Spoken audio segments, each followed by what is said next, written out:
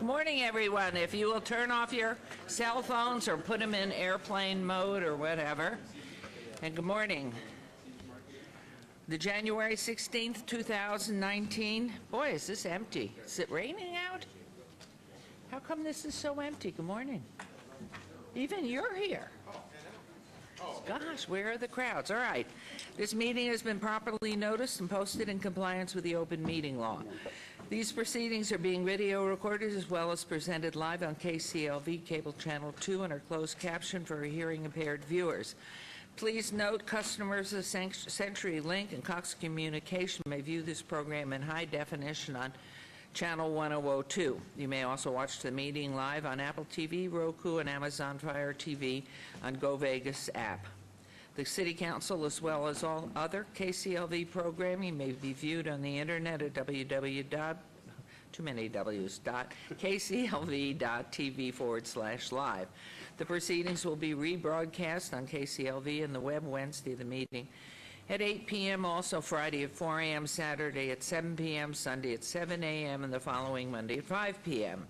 This building is protected by state-of-the-art fire detection and suppression sprinkler systems. If alarms should activate during today's meeting, please evacuate using exit the back of the chambers, going out to the mezzanine, proceed out the double doors to the terrace, go down the back staircase.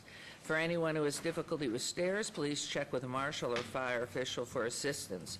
Once outside, assemble on the northeast corner across the street from City Hall at Lewis and First Street. Employees wearing safety vests or city marshals will inform you when it's safe to re-enter the building. For public comment related items on the agenda, citizen participation and public hearing items, we have available a speaker card which you may complete and submit to our city clerk up front. Cards are available online in the clerk's office or at the rear of these chambers. If you do not submit a card, it does not prevent you from speaking under public comment, citizen participation, or specified public hearing items.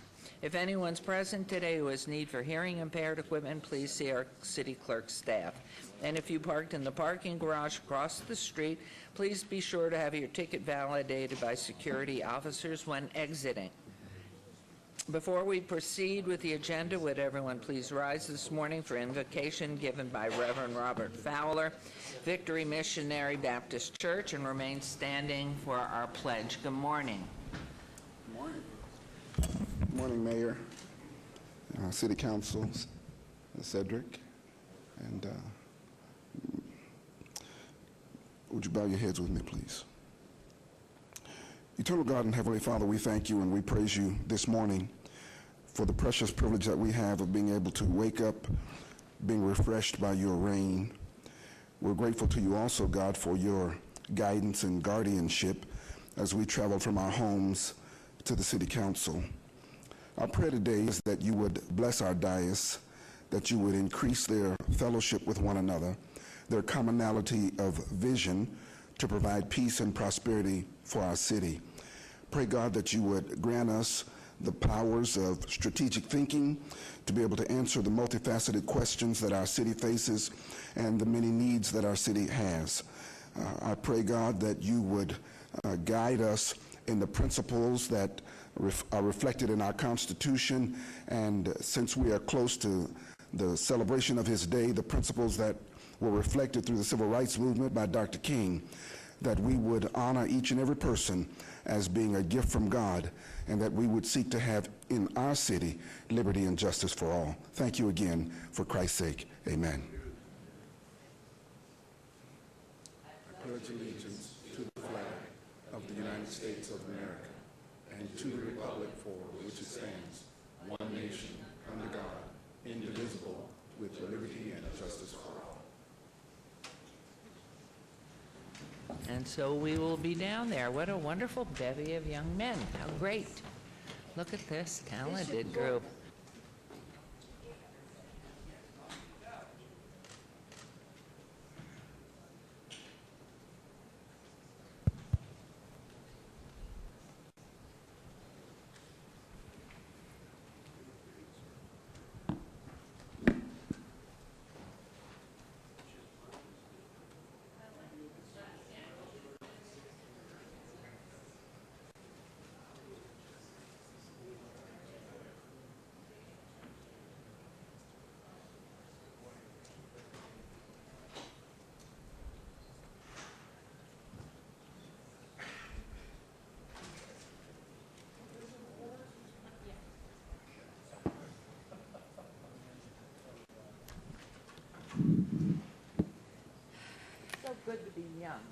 And here he is, former Air Force, and I beat him down the stairs. I love him.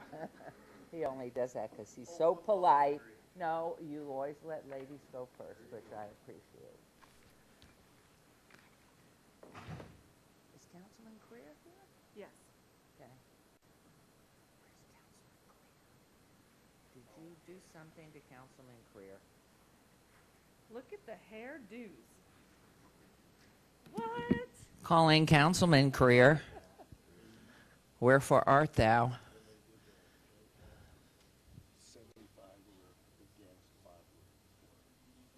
Well, we're going to start anyway. All we need is always 4. Oh, here he comes. Had you forgotten something? Look at how he's dressed. Do we know what those colors mean? Oh, my gosh. Oh, excuse me, aren't you a Gorman grad also? How come you're not in proper attire? Those colors are perfect for you. What class is he? He couldn't possibly be. 87. That was hard to pull back. What year are you? No. What year were you?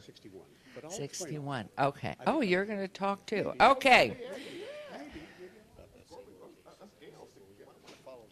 All right. We're going to start with, goodness gracious, it's the new year, I think. Are you ready, Mayor Pro Tem?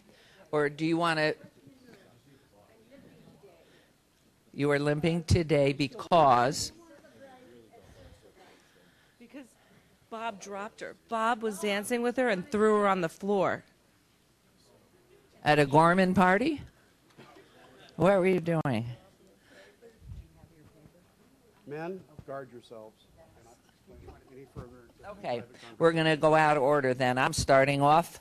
For our first ceremonial item, I want to invite our wonderful Director of Human Resources, Dan Tarwater, to join us at the podium. Go, Dan.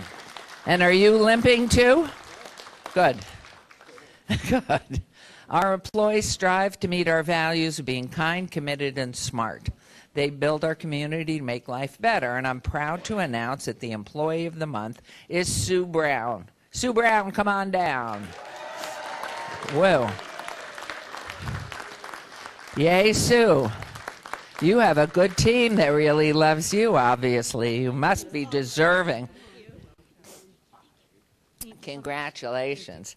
Sue is an administrative officer with HR and has been with the city since 2005. You don't look that old. No. Sue is a resident expert in budgeting and staffing management for the entire city. Her division is responsible for creating, maintaining all job descriptions at the city, and assigning pay grades to those positions. Do you do that retroactively too? Can we tell you we do more things and get more pay? No, I don't think you'll allow that. Sue is also an integral part of the city's labor relation team, where she performs cost estimates for all union proposals and wage and salary recommendations. Her expertise in compensation has saved the city taxpayers countless dollars as she brings a background in research and analysis while maintaining a fair and competitive compensation program. All of this ensures the city can hire top-flight employees at a competitive but balanced wage in this area. They could use you at the federal government right now, I think. Sue, thank you for your dedication and work ethic, and I'm proud to name you our January 2019. Could I have her plaque, please, Mayor Pro Tem? And we want to now, as we give this to you, there we go. And this says Employee of the Month, Sue Brown, January 2019. And we give this to you and congratulate you. And we want to hear from Dan first. And then we'll have a standing ovation from your team. Thank you, Mayor and Council and City Manager's Office, too, for having the program. It's always nice to be able to recognize our key employees.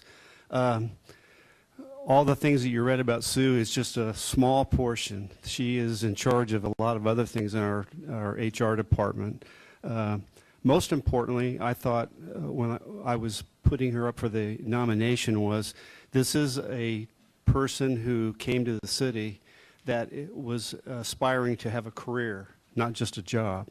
And so she's been here over 13 years, been promoted several times, and each one of those promotions, she has learned some of the core areas in our HR department to make her basically a subject matter expert. That has allowed her to go out into the department heads and departments and be able to work with them to actually get things done, not just be a resource in the department, but be a resource in those departments. And there's not a day that doesn't go by I don't hear from a department head or a key manager that says, Sue Brown's the one who helped me do this. Sue Brown's the one who helped us get this. And so she typifies the person, in my view, to come to a city like ours to have a career, and she will be one of your next key leaders. Okay, Sue, now tell us, were you born here in Las Vegas? I was born in Hong Kong. Hong Kong. Well, we are delighted your family moved here. So how about some words from you? And how about team, everybody from HR, please. How about go Sue Brown? Thank you all for what you do. Okay, Sue, you got the standing ovation here. Now you got to pay back. Oh my goodness. I'll keep it very short and sweet, as I learned in the SEAL Academy. If I ever get a chance to speak in front of council, keep it short and sweet so nobody can rebut you. Most people think HR is kind of, straightforward and boring and chilled, but as you can see, my team is amazing. They're subject matter experts in their fields, and they help me every single day in what I do. So I'll keep it short and say thank you to all of you for helping me every single day and supporting me. Thank you to Mayor Council and the City Manager's Office for this awesome award, totally unexpected, and I don't even know what to say. Thank you, Dan, my boss, and Vince, for all your support and all your help. And lastly, thank you, Chris, my husband, for coming down today. Love you. Where's Chris? Stand up, Chris. Yay. Thank you for taking care of her. How many years are you married? Oh my gosh, 13? She can't remember that. You've got a very impressive marriage here, let me tell you. He's my partner in life in everything that we do. We do everything together. He's awesome. Thank you. Thank you. Congratulations. And watch the sign on the corner. You've worked here long enough. You'll be up there. So go back and forth and back and forth. So anyway, congratulations. We're really grateful to you and to the entire team. Awesome. Awesome. Awesome. Vince, thank you. Thanks, Dan. Picture? Come back. Sue. Not a minute. Oh. Right here. Councilwoman? Yes.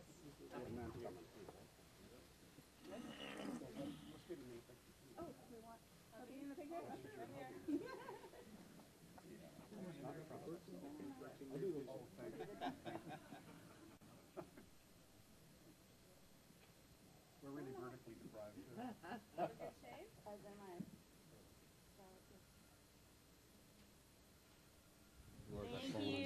Now, thank you. I thought you'd get a Charlie horse from that bending. So now we're going to back up. We're going to our first item of the morning. And our wonderful Mayor Pro Tem, Lois Tarkanian, is going to recognize our Citizen of the Month. So please, Mayor. I think each of us in our lives knows someone who's our go-to person. You know, you have a problem and you try this way and that way. You have meetings and you discuss. You can't come up with a solution. You can't find a place where to meet. You don't know how to handle this certain type of problem. And then somebody will say, well, I know, let's ask. And we know that will work because it's our go-to person. And in Ward 1, our go-to person has been Kyle Stevens. Kyle, would you come up, please?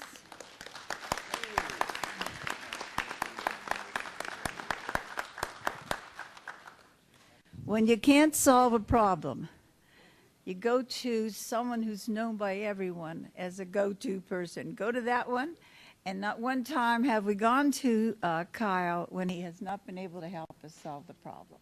So today, this is one of the highest awards we give in the city. It's given to people who are particularly important in what we do. It's our Citizen of the Month award, and each one of us gets to give 1 or 2 a year, and that's all. And so we want to tell you how important you are. And I want to give a little bit of background on Kyle.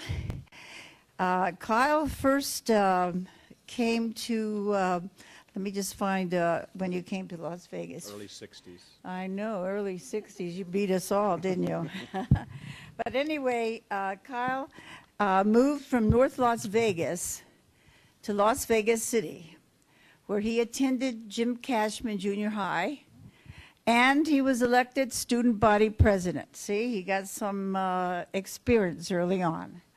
He graduated in 1974 from Edward W. Clark High School, where he was elected senior class president. In 1980, he served a U.S. Senate internship in Washington, D.C. for Senator Paul Laxalt.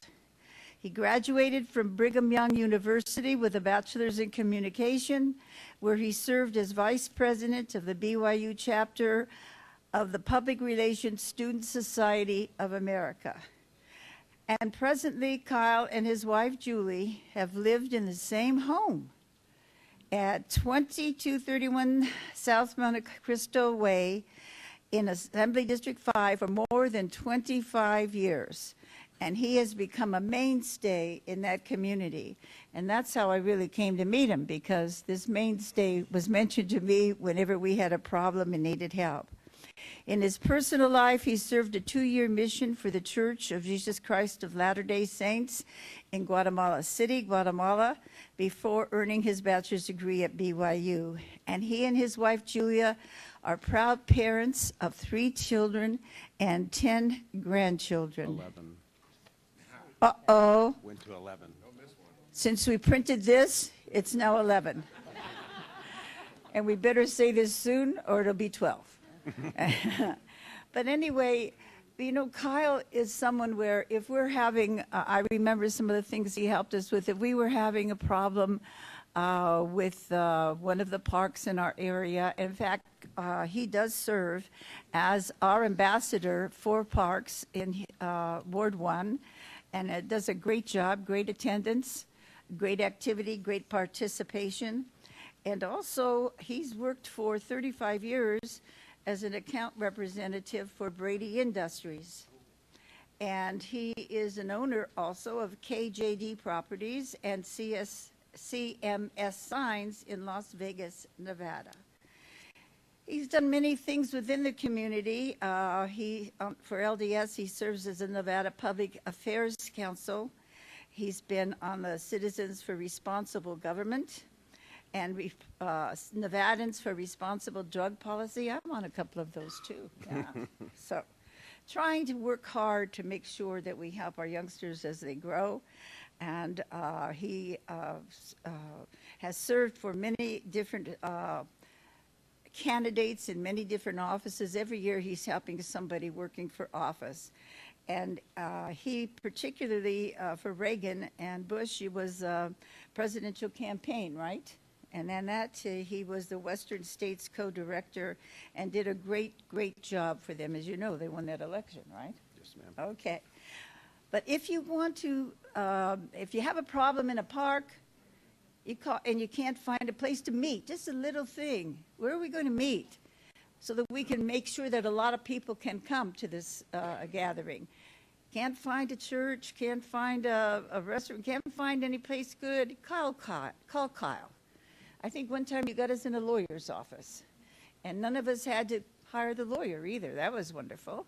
You know, they let us just meet there. And anyway, he's also helped us with several different parks. You helped him with Baskin, and you're working now. Rainbow. And Rainbow, well, he's been a main fixture in Rainbow Park. He's been a main fixture there for years. And I just want to say that Kyle's one of these people that never says no to you. And that's why people go to him. He never says no. It doesn't matter if it's, remember we had the tree planting, the mayor was there, planted her tree, we planted our tree. I think they took those trees away though. In the garden. In the garden. So, I mean, it's something where you're digging dirt and planting trees, or it's something where you're doing a high-level meeting and you have to meet with people and get them together, and Kyle's there to help. And these types of people are not easy to find. You can always have an excuse, oh, I can't do that or I can't do this. It doesn't matter how busy he is. It doesn't matter how many other things he's done or is doing. Kyle will be there and say, yes, I'll try and I'll help. And oh, don't worry, I'll take care of that. That's what his primary signature is to me on the telephone. Don't worry, I'll take care of that. So Kyle, I wonder if you might say a few words about some of what you do within our community.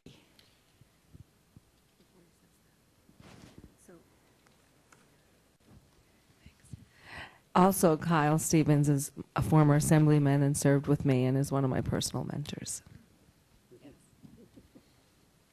I'll be very brief because I looked at the agenda today and there's like 400 or 500 things you need to do here.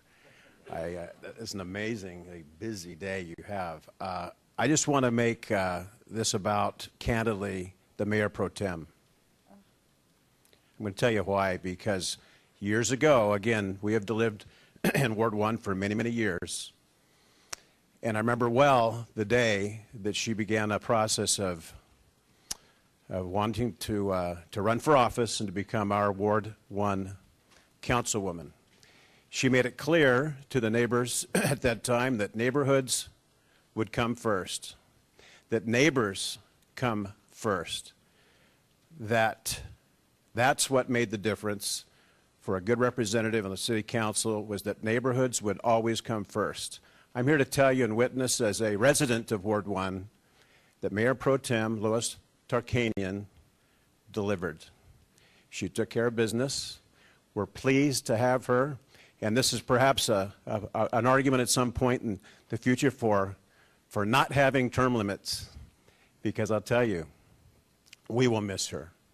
She's been a fine representative, and we're so pleased, and we wish her the very, very best in her future. You know, that's why you need a go-to guy. He's right. It's a busy day today. It's been hard for us to pull everything together, and you're feeling, oh my gosh, am I ever going to get this done? And then someone says something so nice. Thank you, Kyle. But I've been able to do it because of people, and I tell neighborhoods, don't depend on the city. Don't depend on the police. It's all of us together. All of us together. You're not going to make it. You're not going to clean up your neighborhood just with a family or just with a representative or just with the police. You've got to work together. And the times are going to get harder. And you're going to have to work harder because somebody's always after us trying to take away what should belong to the citizens of Las Vegas, take it away by some big conglomerate that's representing Canada, for example, and some other places. So I just want to say thank you so much to Kyle, to his kindness, to how much he has helped, to the Boy Scouts, with all the other entities with which he works, and he works with so many. And just say thank you for being our go-to guy. Thank you. Okay, thank you very much. Appreciate it. And wait a minute, we get an award here. And we get a... Yeah, you get something. I gave him the plaque, yes. Okay. I'm going to have a picture for you. I've watched those things. Okay, photo, if you'll look, it's Shane back there. Thank you. If Natasha is on the side.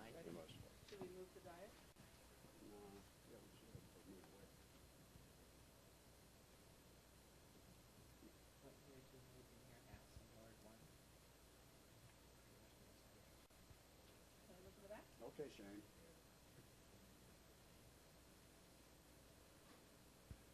Okay. Man's still using film up there. And what year? How does that appear? Cuts you off. Usually Jason, Mr. Jason's usually. I just want to tell you a funny joke while we're waiting here and they're talking over there. The funny joke is, watch out if this man's dancing. I went to the Circa, celebrate the biggest, finest hotel that's going to be built now here in Las Vegas. It's going to be fantastic. What is it, 3 swimming rooms on the roof of the building, 4,000 people for a party and everything like that.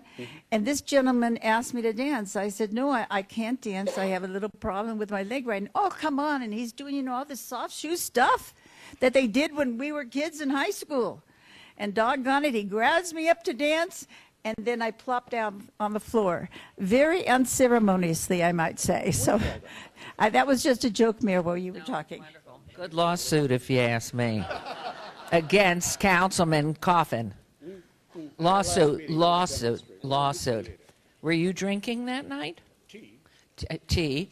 And the councilwoman never drinks. So, okay, Coca-Cola. But you revived yourself. Oh, it's time for the blue and gold. Councilman. Blue and orange. How could you tell? Thank you, Mayor. Good morning, everybody. This is a pretty cool day. I want to take this time to recognize the Bishop Gorman High School football team for winning their 10th consecutive state football championship. It's a pretty big deal. Yeah, it goes for a round of applause. Bishop Gorman is my alma mater. I graduated in 1987. My brother graduated in 1986. My daughter Hagen graduated in 2017. Then I have a daughter who's a freshman there. I guess she'll graduate in 2022. And so we also have another Gorman alumnus here. Councilman Coffin graduated in 1961.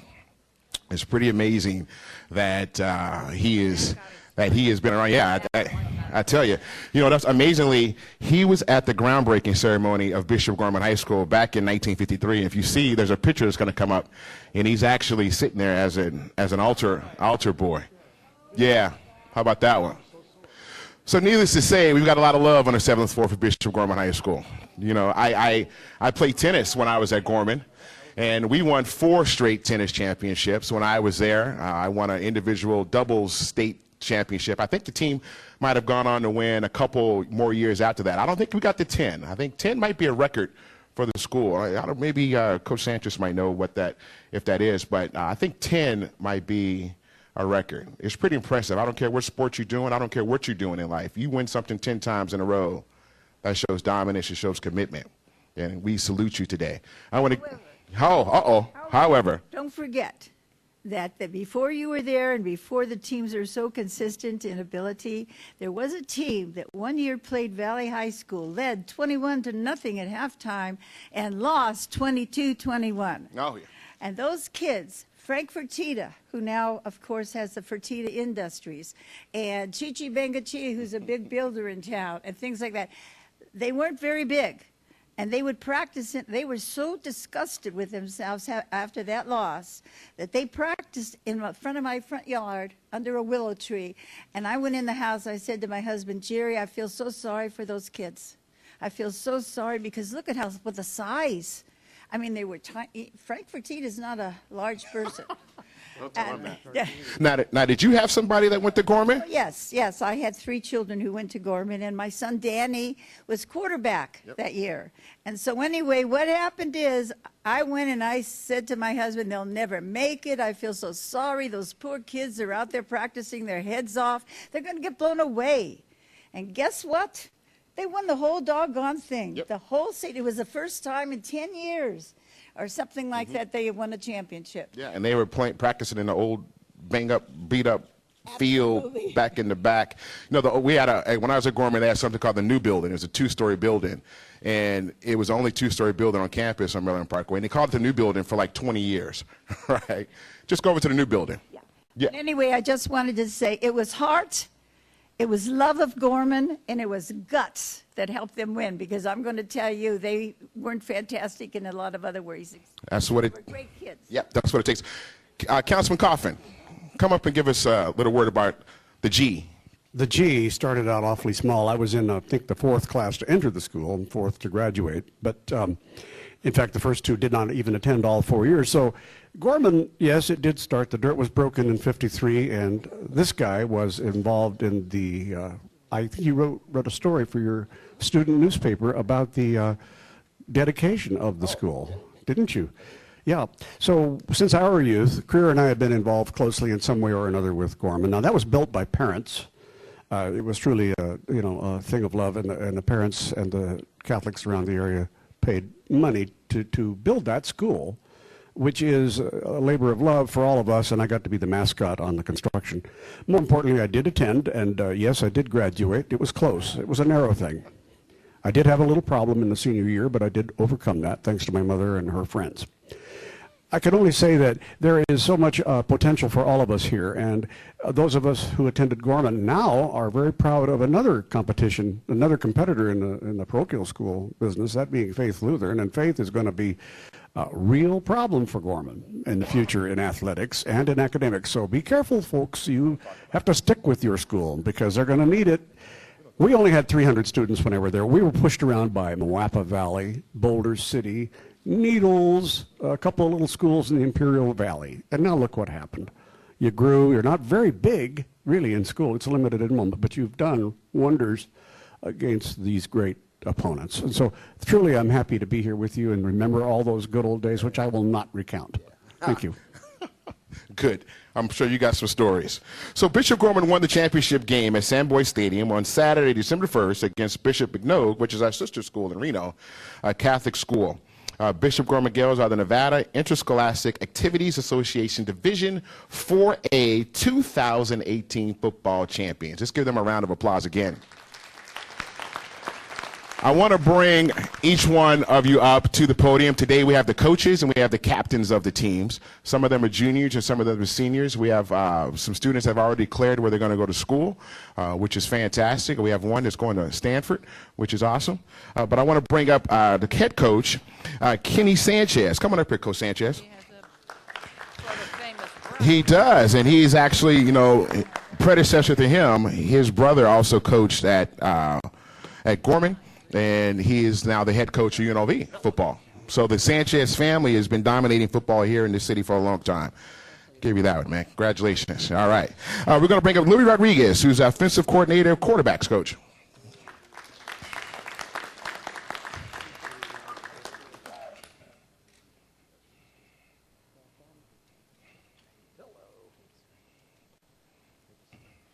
There you go. Congratulations. Yeah. And then we have Jordan Aguilar, who's the director of football operations. Yeah, it's not a bad title. Jordan also played for Gorman? Here you go, Jordan. Congratulations, man. All right, then we're going to bring up the players, and Jacqueline's going to give you guys. So the first one is number 1, Micah Bowens, who is the quarterback. Put down. Shake hands with. Yes. Come on down. Number 4, Rome Odunzi, who's a wide receiver.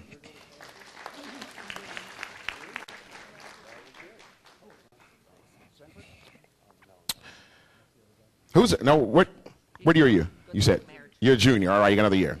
What year are you? Junior. All right, we got the juniors. Got the young bucks. Congratulations. And then number 7, Donovan Smith, who's also quarterback.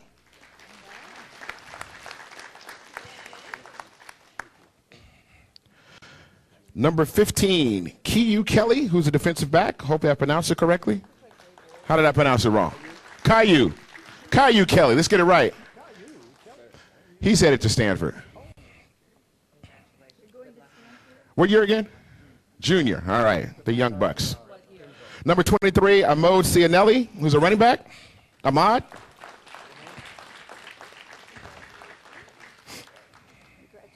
Congratulations, man. Number 73, Cade Briggs, who's an offensive lineman. Ahmad, what year? Senior. And did you declare where you want to go to school yet? Okay. You're going to let us know when you decide where you're going. Number 75, Hayden Engel, offensive lineman.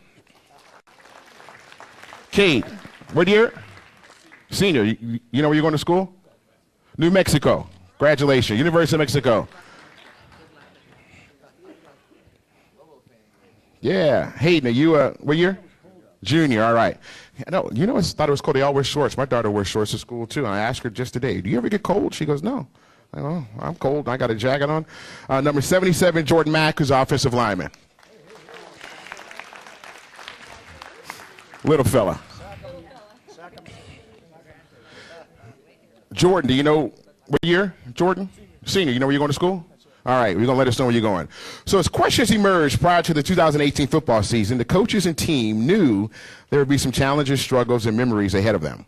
The season started off as usual with faith, discipline, and hard work. And after starting the season 0-2 with losses against Mater Dei from California, who's the 2018 California State Champions, and Centennial from Arizona, who's the 2018 Arizona State Champions, the Gales bounced back with a huge win over Orem from Utah, which is the 2018 Utah State Champions. Week 4 came around, and the girls traveled to California to take on De La Salle, a big powerhouse school, and lost in a close game as time ran out. And with a 1-3 record, there were a number of questions surrounding the team and how they would respond the rest of the season. And those questions were quickly answered. As the pressure rose each week in 2018, the football team found a way to work through the adversity as a team and help place Bishop Gorman High School in the history books with a record-setting 10th straight Nevada football championships. Bishop Gorman High School has now won 17 Nevada state championships, 11 of them in the last 12 years, with 3 national championships in 2014, 2015, and 2016.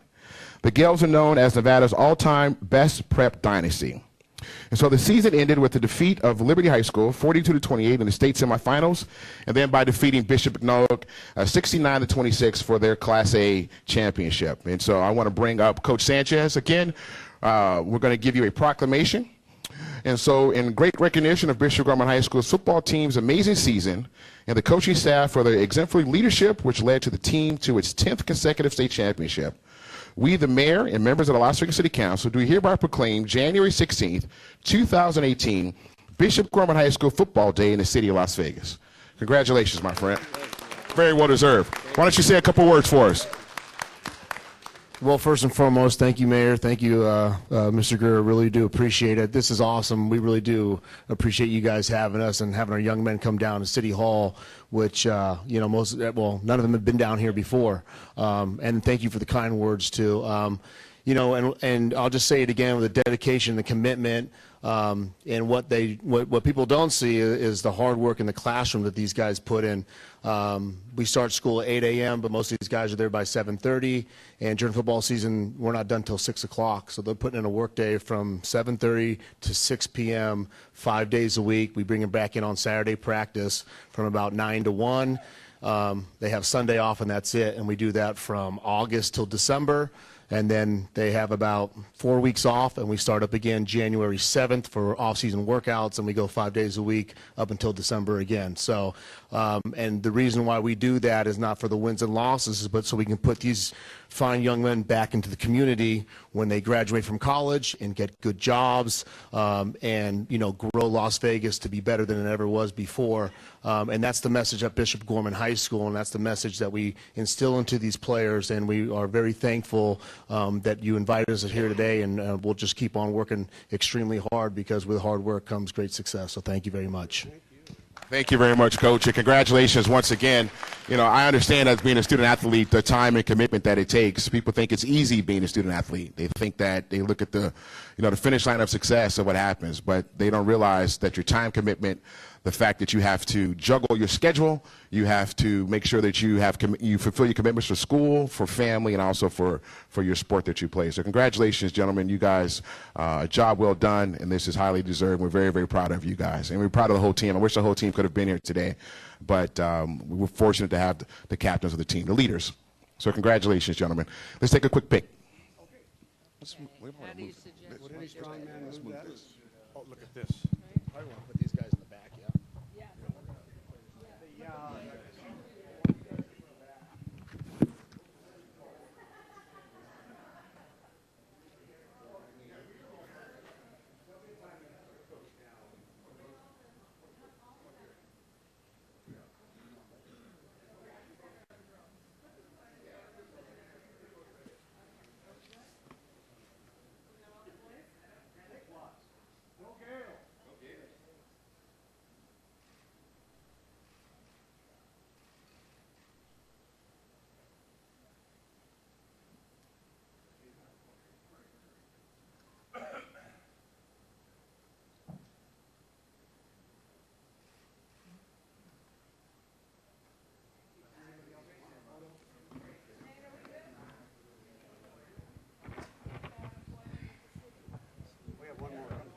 One more photo?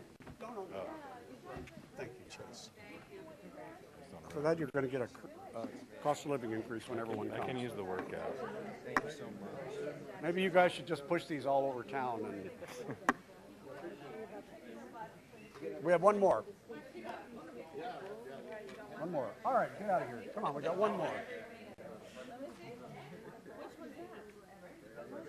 I have so many stories I could tell you about the grade school. Trouble is, I don't talk anytime. We get these guys back to school now. Yeah. Catholic Bill always got us caught.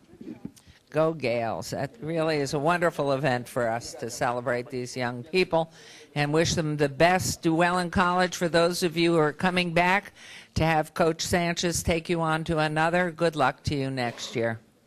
Okay, Councilman Coffin, Gorman 61. Come on up. It's yours. I thought you said 51. No, 61. We need to have, Felipe, I need that box. Thank you. Well, he has something for me. Somebody who, in our community, has been, not just in Ward 3, but through the community all over the place, and the state too, has given a lifetime of service to all of us, locally and, frankly, through the state. The Mountain West, the Rogers family, has made an impact for many, many years, at least 2 generations here, because of their selflessness, their giving, the amount of money that they gave, because they earned it here, they gave it here, and they still do give it here. Jim Rogers has passed, but the person who was the steel in the spine, and I know those of you who knew Jim Rogers knew that you thought he was tough, but you never met Beverly Rogers. You never knew who really made things happen, and in fact kept him going, and that's Beverly Rogers, who is going to be the recipient of the Ward 3 Leadership Award for 2019. Beverly, please come up here with us. Just Beverly.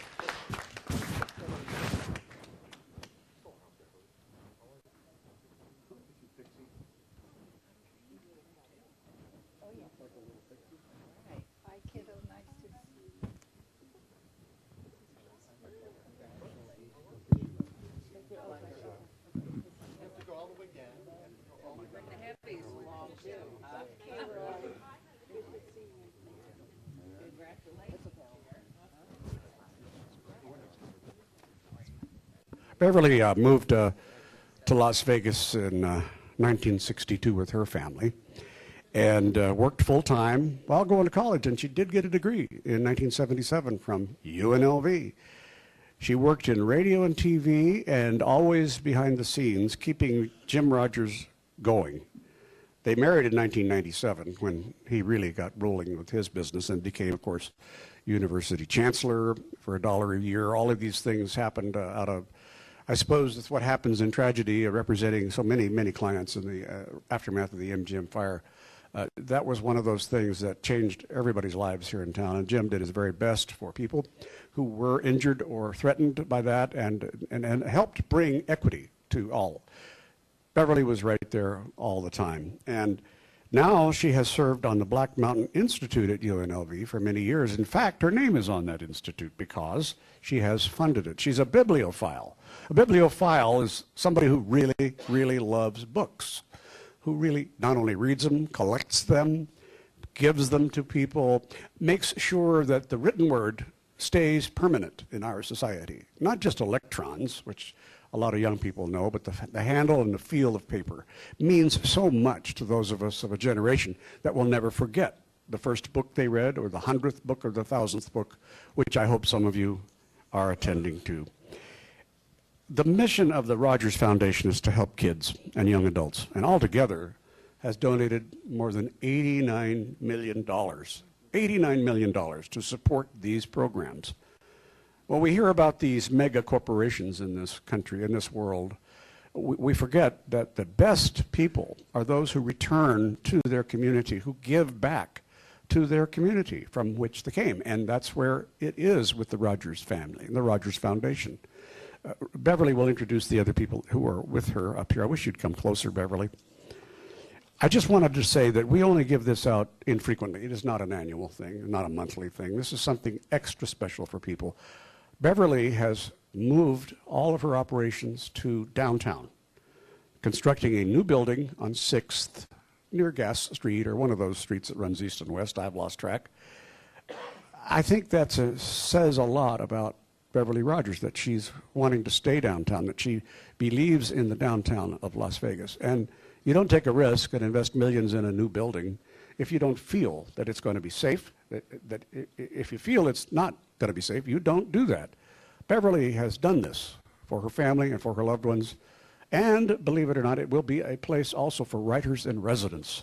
So there is something happening in downtown Las Vegas, and it is not all neon and slot machines. So welcome, Beverly. And Beverly, I want to give you something. If you can hold this, I'll try to hold it for you. It's pretty heavy. It is our Leadership Award for 2019 to you. Nice little crystal there. You can bounce something off of it, and my head if you choose. Thank you for doing all of the things that are inscribed there, which I think I really covered orally. You are a gem, a one of a kind. Could you please address us and talk to the crowd out here? Just introduce Of course, please. Also, please. Rory Reed, president of the Rogers Foundation. Maritza White, our office manager. Michelle Sanders, our finance and administrative guru, among way more other things. I would just like to say a few words about our new endeavor, which is at 6th and Bonneville. It's a building called the Lucy.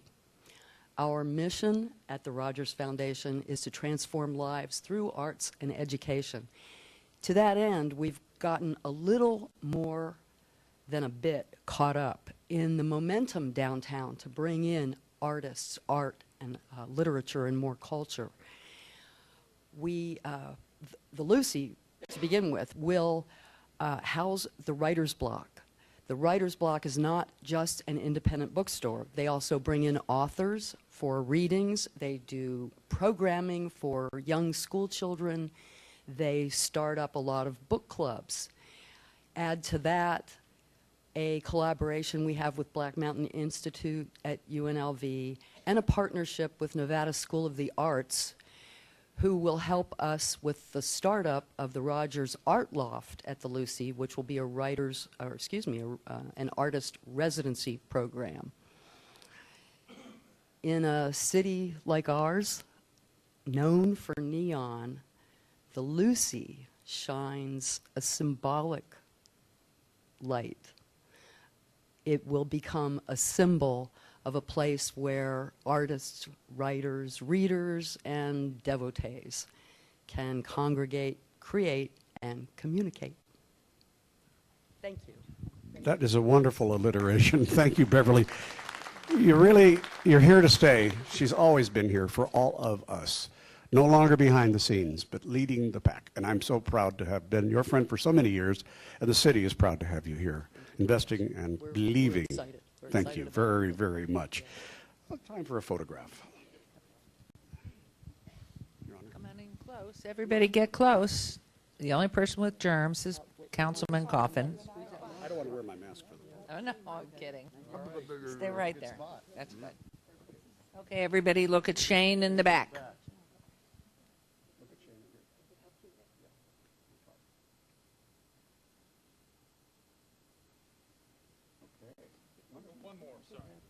I'll tell you what, we need to move the podium. Yeah, can I slide it? Sure.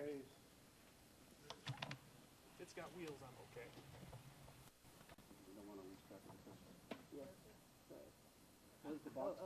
I've got the box. Okay, great.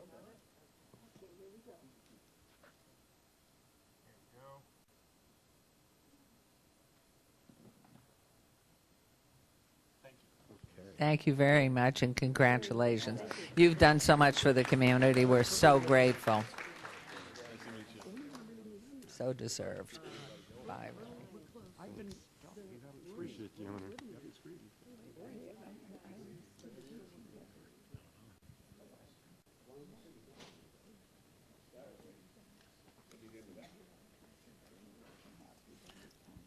Okay, for our final item, Councilwoman Fiore, you're up and on. Thank you. Thank you. Thank you so much.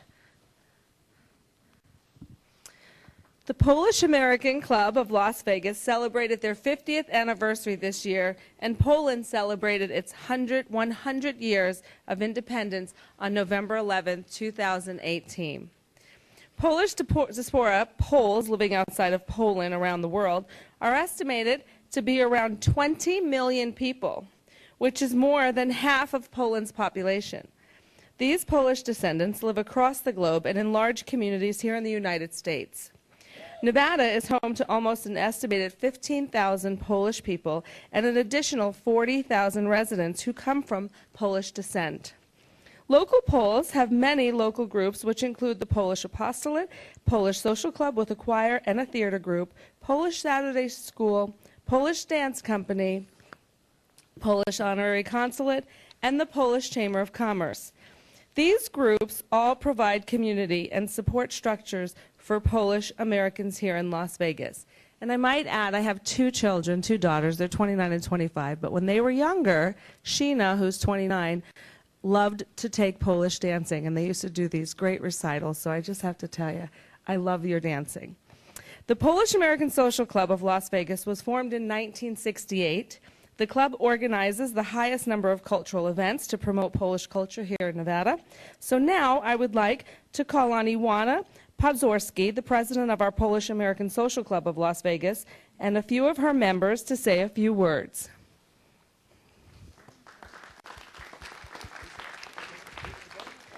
So before you say a few words, we are going to give you, the City of Las Vegas, a certificate of recognition for the Polish American Social Club of Las Vegas. This is yours, yep. And then I'm going to have... Okay, great, thanks.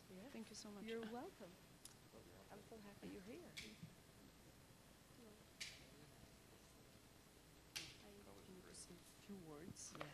Because everywhere I go, I promote Poland and our Polish community, so hopefully I won't take too much along.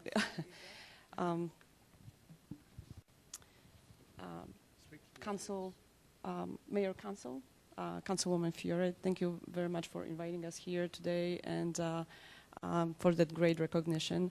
It is my pleasure and privilege to be here and represent Poland and Polish community.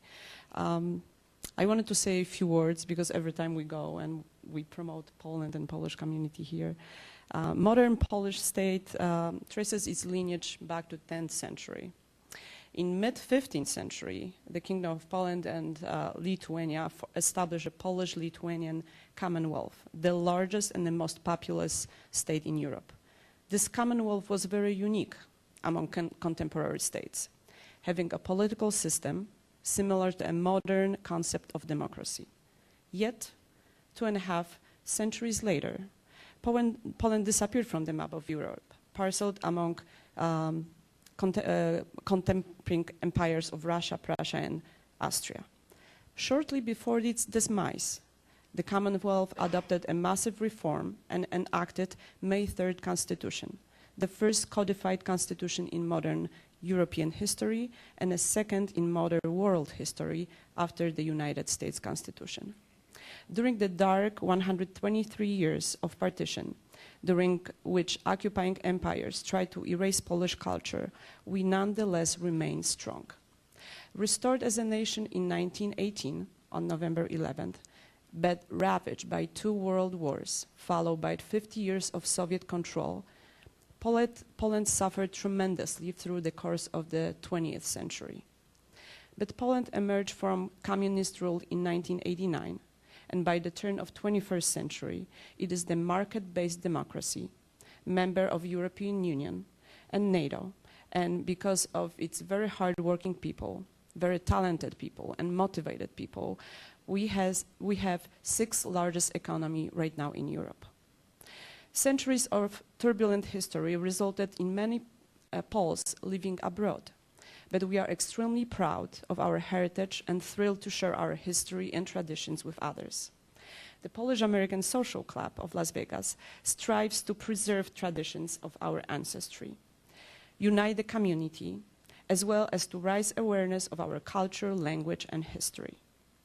We accomplish our goals by organizing cultural events, providing social opportunities for our members and friends. We also engage in fundraisers and donate money to charitable organizations both in Poland and the United States. Our most recent event was the concert, The Road to Independence, celebrating 100 years of regaining independence that we had at the Windmill Library. Our club also organizes concerts and theater plays with our members as performers, but we also invite artists from Poland. These events they are not only a great way to promote Polish culture and Poland in our community, but also a wonderful opportunity to create unity between members, taking part in rehearsal and production process. To promote good fellowship, we help better our community, and we are involved in multiple fundraisers for private people and charitable organizations like St. Jude Hospital, Make-A-Wish Foundation. Like 5 years in a row, we participate. We created Polish team, and we raised some money for Make-A-Wish Foundation. As also as a Polish foundation, Mam Marzenie, very similar to Make-A-Wish Foundation. Just recently, 10 days ago, our theater group went to Yorba Linda and we performed a play during the charitable event for the member of community who is fighting cancer. We are a very good and enthusiastic group of people and who are very proud of our heritage, but we strongly feel a part of Las Vegas community as well. We believe in overcoming barriers by building bridges, celebrating together, learning together, and simply having fun together. We have many ideas and plans which will help us fulfill our mission and bring us even closer to other members of Las Vegas community. We'd love to have our own location, which would help us offer even more events and opportunities for members of local community. We have multiple events planned for this year, so anyone interested, please visit our website and Facebook page. And we will be thrilled to see more people coming to our events. Members of our choir and the theater group, Grażynka Mierzwiński and Antoni Cebrzyński, will perform traditional Polish song, W Zielonym Gaju, and after that, we have, for all the councils, we have a treat. Hopefully we'll enjoy doing the lunch. We brought with us traditional Polish dish, pierogi, and for dessert, pączki. So hopefully you'll like it.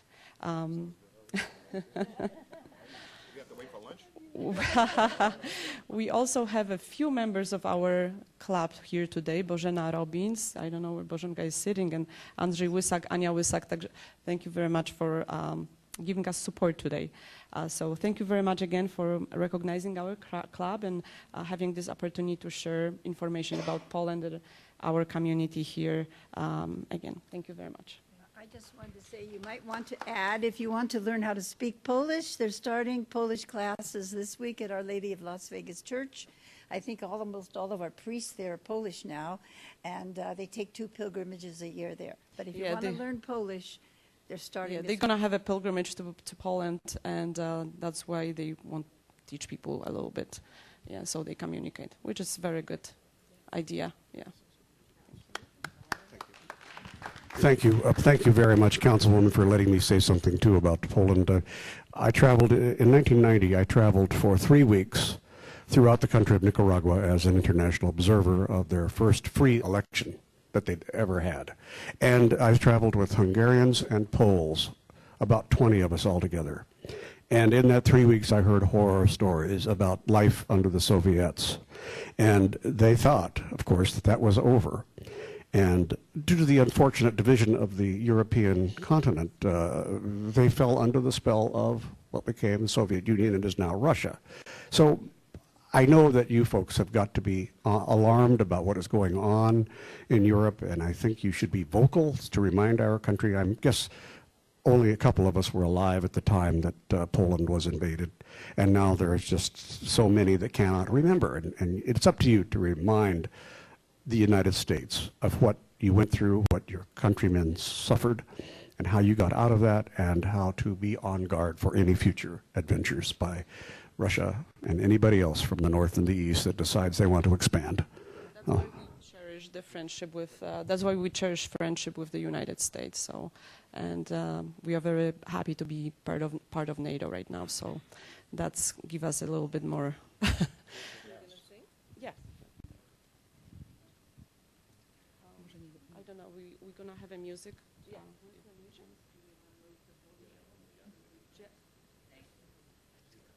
We're gonna start the music.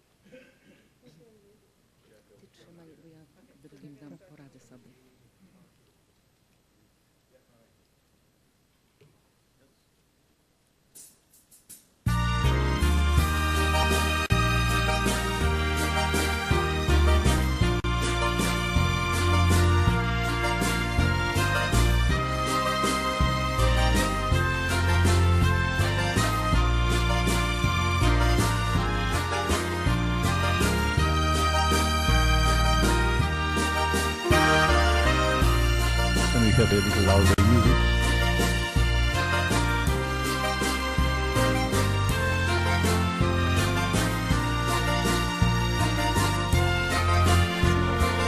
Zaszło, czyli zagasło i gwiazdki świecą już nad dworem.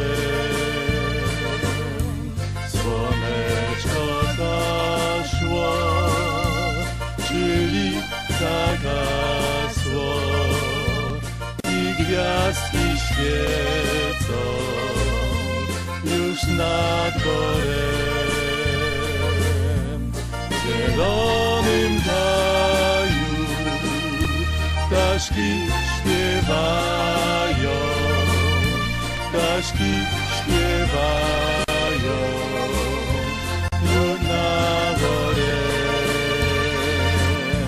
W zielonym gaju ptaszki śpiewają, ptaszki śpiewają już nad dworem.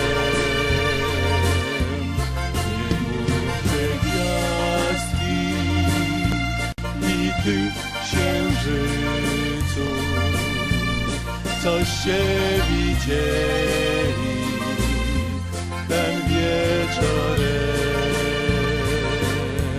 Nie mówcie gwiazdki i ty księżycu, coście widzieli tym wieczorem. W zielonym gaju ptaszki śpiewają, ptaszki śpiewają pod jaworem.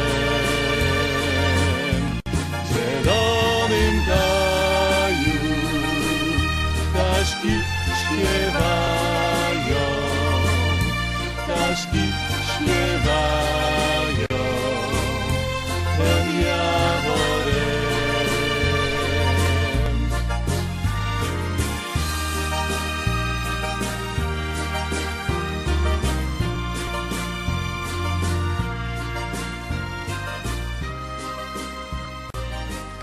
Thank you. Thank you so much. Let's come together and take a nice photo.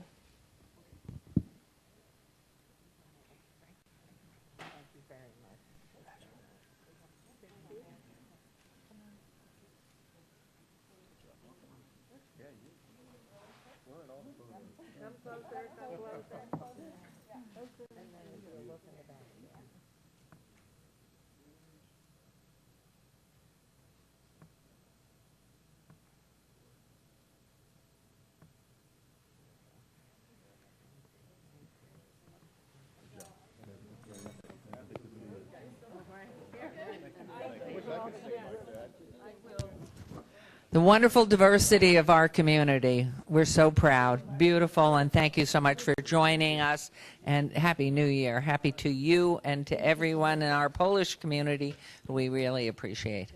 Thank you. Thank you. Thank you for coming down, and thank you for participating. Because of the hour, we're going to go right on into council meeting. So if I can ask at least 3 others of my council to take their seats, because we ran a little late this morning.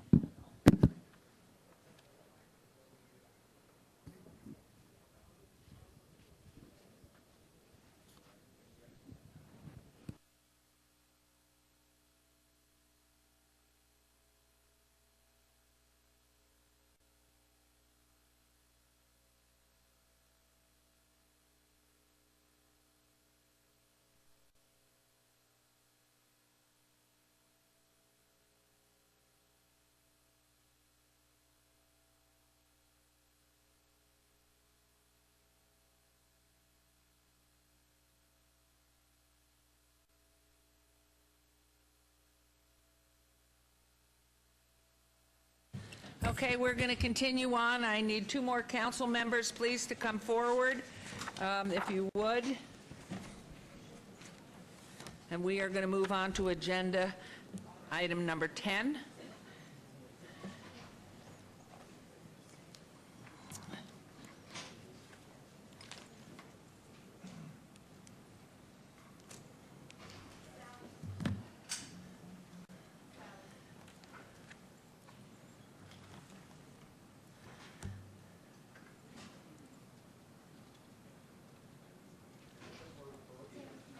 Jeff, can I count? Can you count them? Oh, there we are. They're in the room. Can I get going? Oh. Thank you. Here comes Councilman Anthony and Councilwoman Fiore's there. This is public comment. This is agenda item number 10. Public comment during this portion of the agenda must be limited to matters on the agenda for action. The amount of time any single speaker is allowed may be limited. All comments made will be cross-referenced to those specific items. If anyone submitted a speaker card who wishes to speak under this portion of the agenda, please come to the podium and state your name for the record. This is your opportunity to address the council, but the council is not going to be responding or engaging in dialogue. We'll set the time at 1 minute. Okay, hearing and seeing no one, we will move on to agenda item 11. Business items. For possible action, any items from the 9 a.m. session that the council staff or applicant wish to be stricken, tabled, withdrawn, or held in abeyance to a future meeting may be brought forward and acted upon at this time. Mayor Pro Tem, do you have anything for Mayor, us? there is nothing for us today. Okay.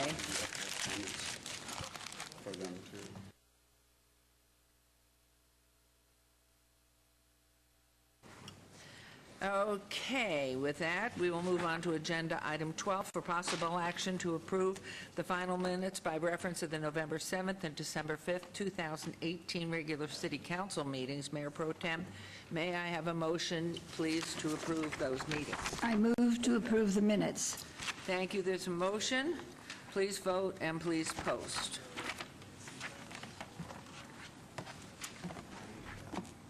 That motion carries. And we will, once I get a pencil here, we will move on to agenda items 13 through 50. And there are no exceptions at this moment. On the consent agenda are considered to be routine or recommended for approval by the departments and may be enacted in one motion. Note, a correction for the record needs to be made on agenda item 16, as it should reflect Ward 5, Councilman Creer, in addition to Ward 3 with Councilman Coffin. Note that the record should also reflect my abstentions on items number 26 through 35 because they pertain to medical marijuana issues and businesses, and one of my sons is involved in that industry. I'll be voting on all other items. Are there any other items that the council wishes to bring forward? No? Well, you're asking Yeah, everybody. is there anybody? Councilman Creer, anything you want brought forward out of, No, thank you, Madam Mayor. you're okay? All right. And I'm going to ask you, Mayor Pro Tem, to make the motion on this, please. I move that we approve items 13 through 50 on the consent agenda, noting the abstaining of the mayor. Thank you very much. Would everyone please vote and please post.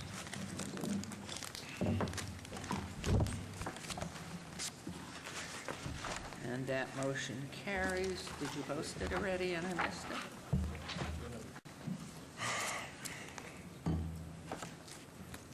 Did I miss this? There we are. Motion carries. Motions carry. Thank you very much. Agenda item 51, report regarding early vote and vote center locations for the 2019 municipal elections. This is in reference to all wards. And our wonderful city clerk, who will announce herself according to protocol. Good morning. Good morning. Luann Holmes, City Clerk for the record. In 2018, the cities of Las Vegas, Henderson, North Las Vegas, and Boulder City entered into a memorandum of understanding with the Clark County Election Department to utilize the new voting equipment that was deployed in the 2018 federal and state elections, along with the vote center concept that we deployed successfully in 2017, to allow voters the convenience and flexibility of voting at any vote center across the valley in any of the 4 cities in the upcoming 2019 municipal elections.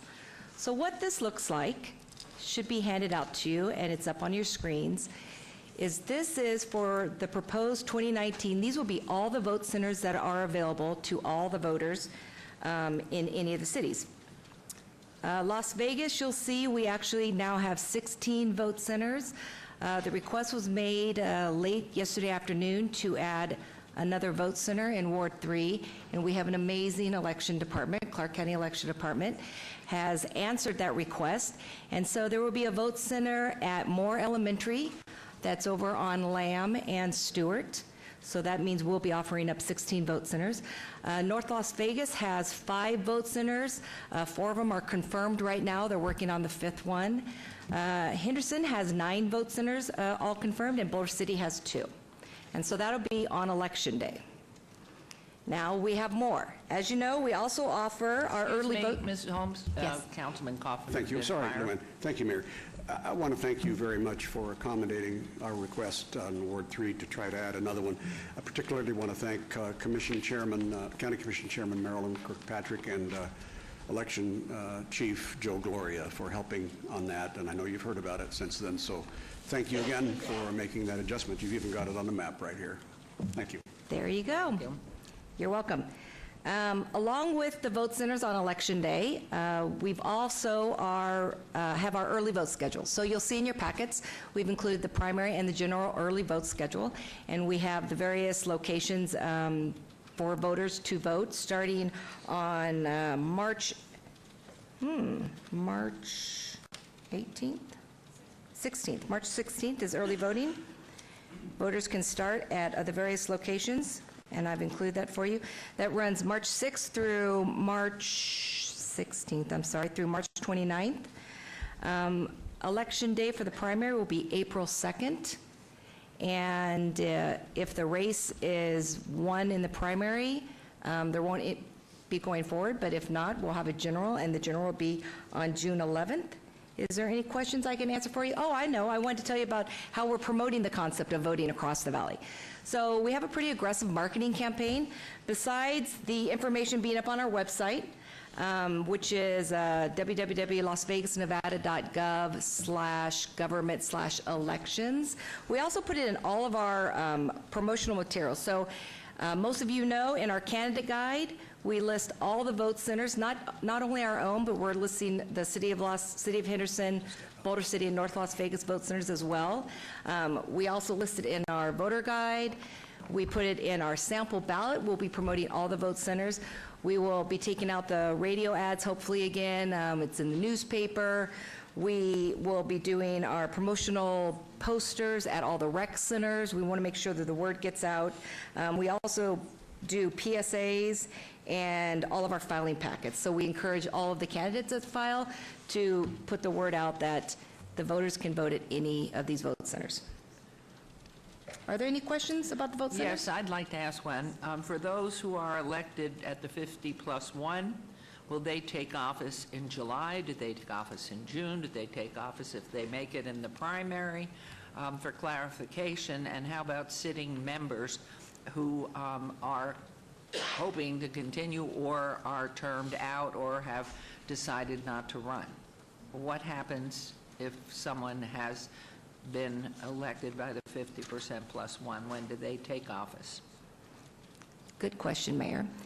So our charter, in our charter, if you win by 50%+1 in the primary, you take your seat. We will have a special election on April 10th to canvass the votes, which is required by our charter, and then they'll actually take their seats on April 17th. Special meeting. What did I say? Special meeting on April 10th to canvass, and on April 17th, they'll actually seat.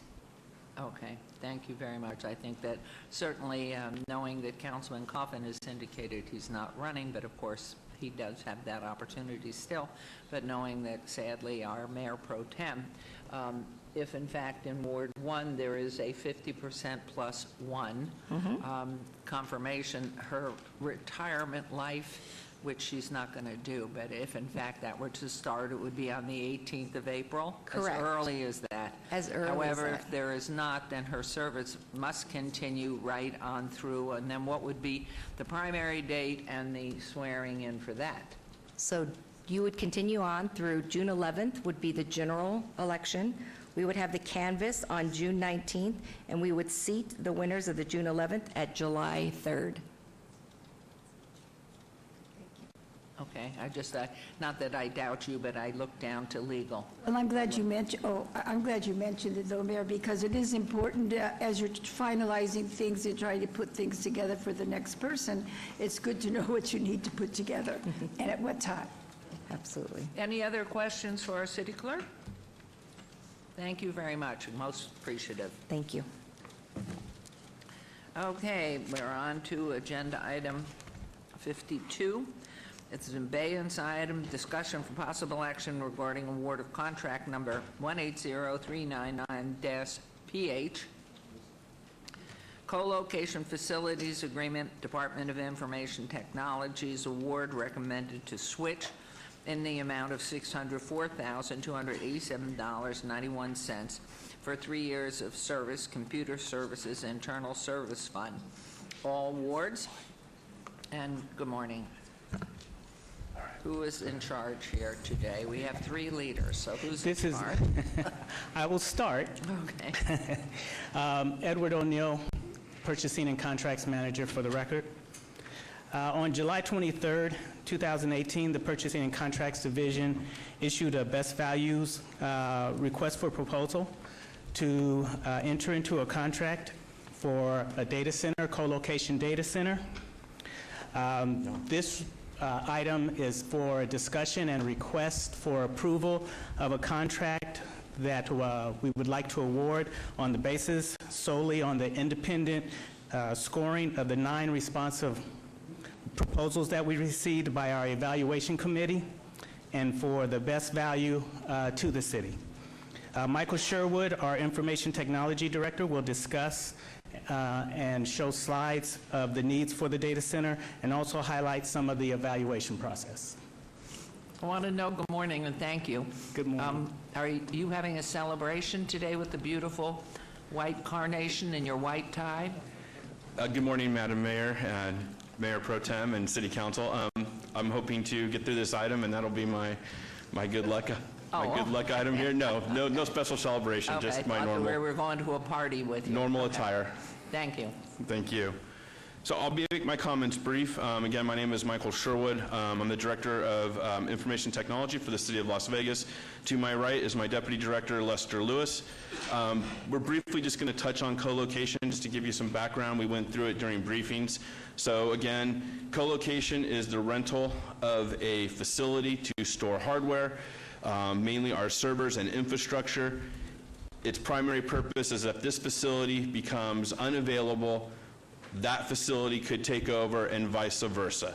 So no matter what happens to one facility, the other facility would still be actively protecting the city's most vital data assets within the community. Beyond that, you've heard from Ed as far as the contract and how it was awarded. Staff recommends approval and would be more than happy to answer any questions specifically you may have regarding this co-location agreement. Thank you. And Mr. Lewis, did you want to add anything?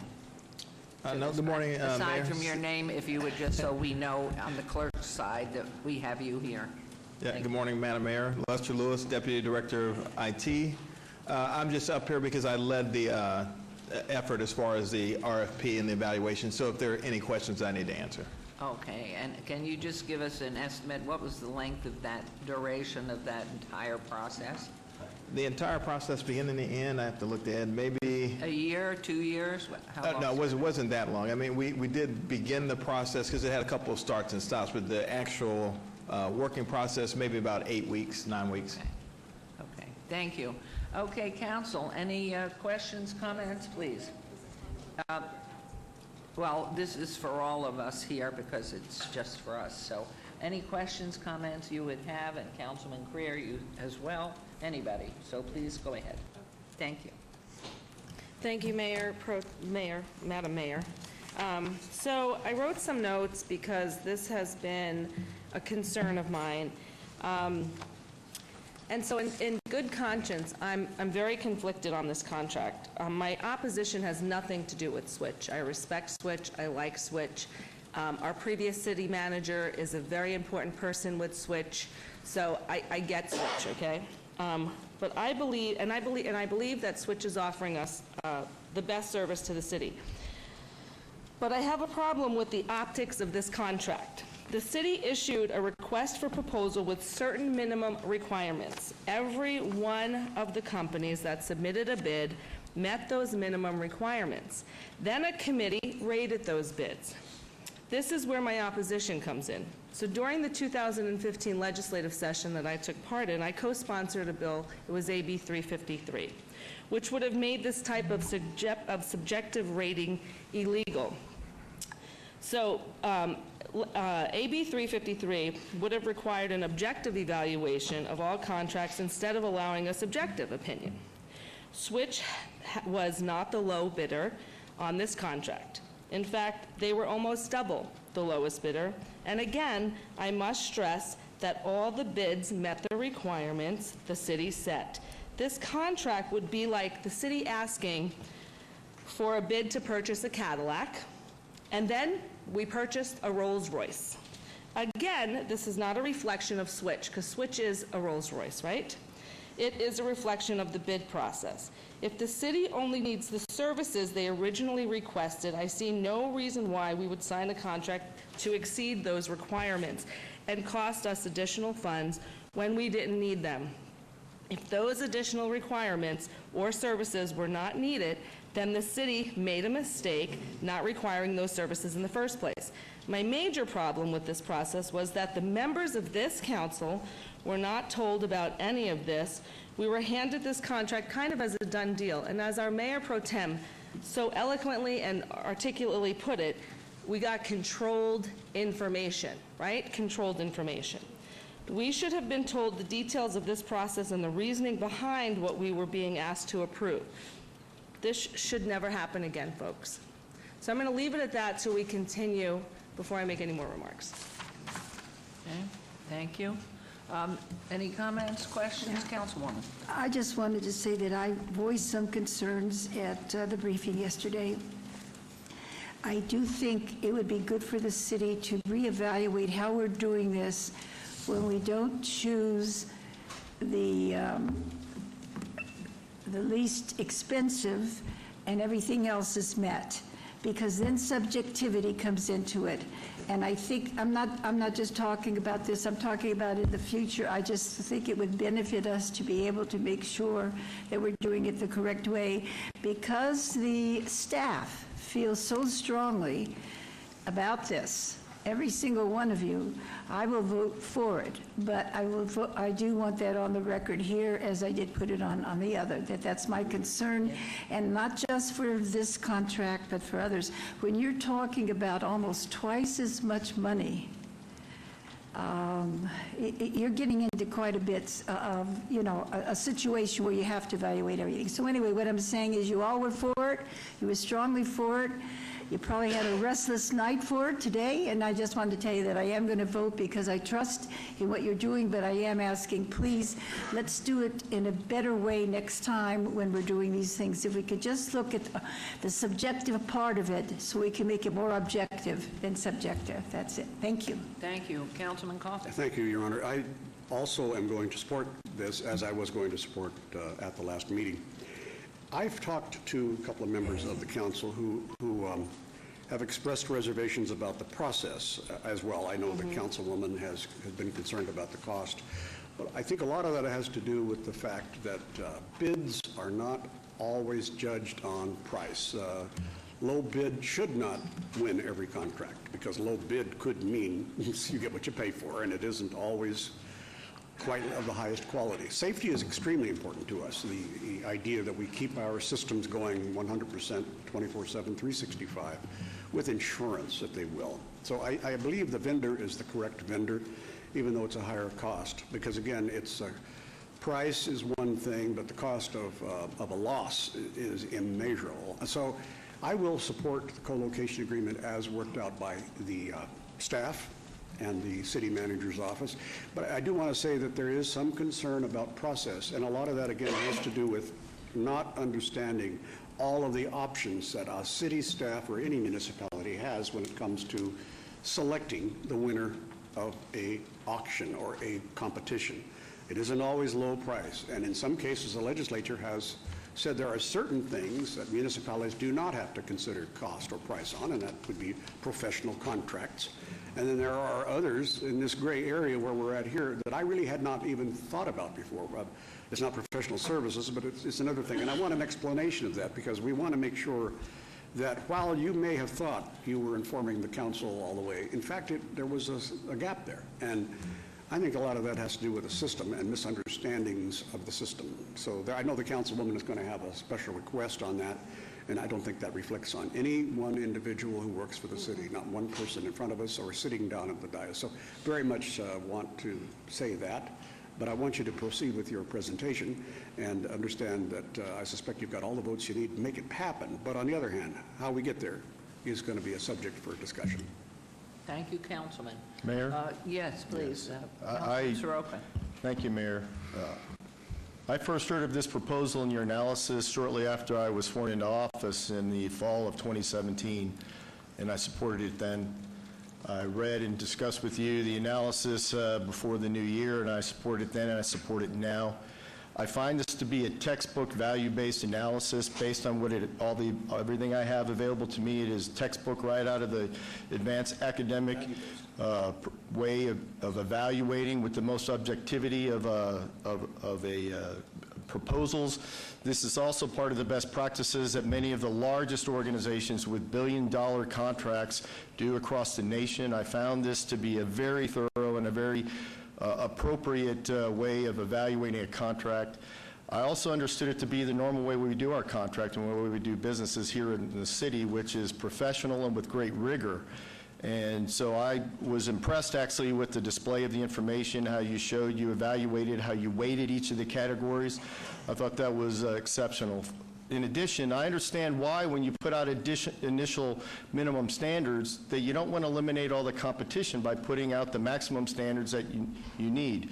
You have to put out standards that are minimum that you'll accept so that you get the most bidders in, so you have the most opportunity to get the most value for your dollar. And you don't expect somebody to come in minning out on every category. You expect them to come up, have values up and down across the categories so that you can evaluate, you can give the community an opportunity to compete. And I think we would be better criticized, we would be criticized if we put our minimum standards so high that only one company would have qualified. So you don't do that. You put it out so everybody has a chance to have their piece. We have it on public record, the evaluation criteria we used, so everybody can feel they got a fair shake. So I think your process has been exceptional, at least from all that I have available to me and what you've shared in meetings. It's been going on for a year and a half, and I think when you're doing the right thing, you can stand firm with optics. Further, CES was in town recently, so I took the opportunity to talk to the leading international organizations on data co-location and data storage and cybersecurity. I spoke with Panasonic, I spoke with Bosch, and I spoke with Intel, specifically their senior leaders. I got a backroom discussion with them, and I asked them about this process and actually Switch and our other Las Vegas entities that they were very familiar with. And what they shared was exactly what you came up with. I did not tell them what we were doing or what our results were, but they were very resilient. There was great resolve that Switch was the foremost data storage and safest data storage and most cost-efficient data storage facility we could go with. If you use other things, other backgrounds, other sources, when you have a catastrophe, you have to be careful about losing power. You have to be careful about losing physical security. And when you consider the international threats, probably our greatest threat is the takedown of our electrical power grid. A Chinese PhD student was almost put on the U.S. terror list for doing an open source paper on how to take down the American power grid. It's very easy. But Switch has a 100% guaranteed uptime rate. If nothing else, that is extremely valuable to the city's data and access to data. And we also can have a dedicated line between them and us. So I find the work you've done and the people that we're working with are to be an exceptional value, and I appreciate the good work and rigor that you've done. Thank you. Councilman Creer or Councilman Anthony? Madam Mayor, no, I don't really have pretty much a comment. I think if there is a process, if there is comments regarding the process that needs to be addressed, obviously this item has sparked something, but hopefully we won't hold up this process because of the fact that everybody who did apply went through the same process and a vendor was selected. Personally, I don't know. I wasn't there. I didn't review all of the applicants, but I am very familiar with Switch. I think I know for a fact that they are the foremost co-location data warehousing center in one in the world.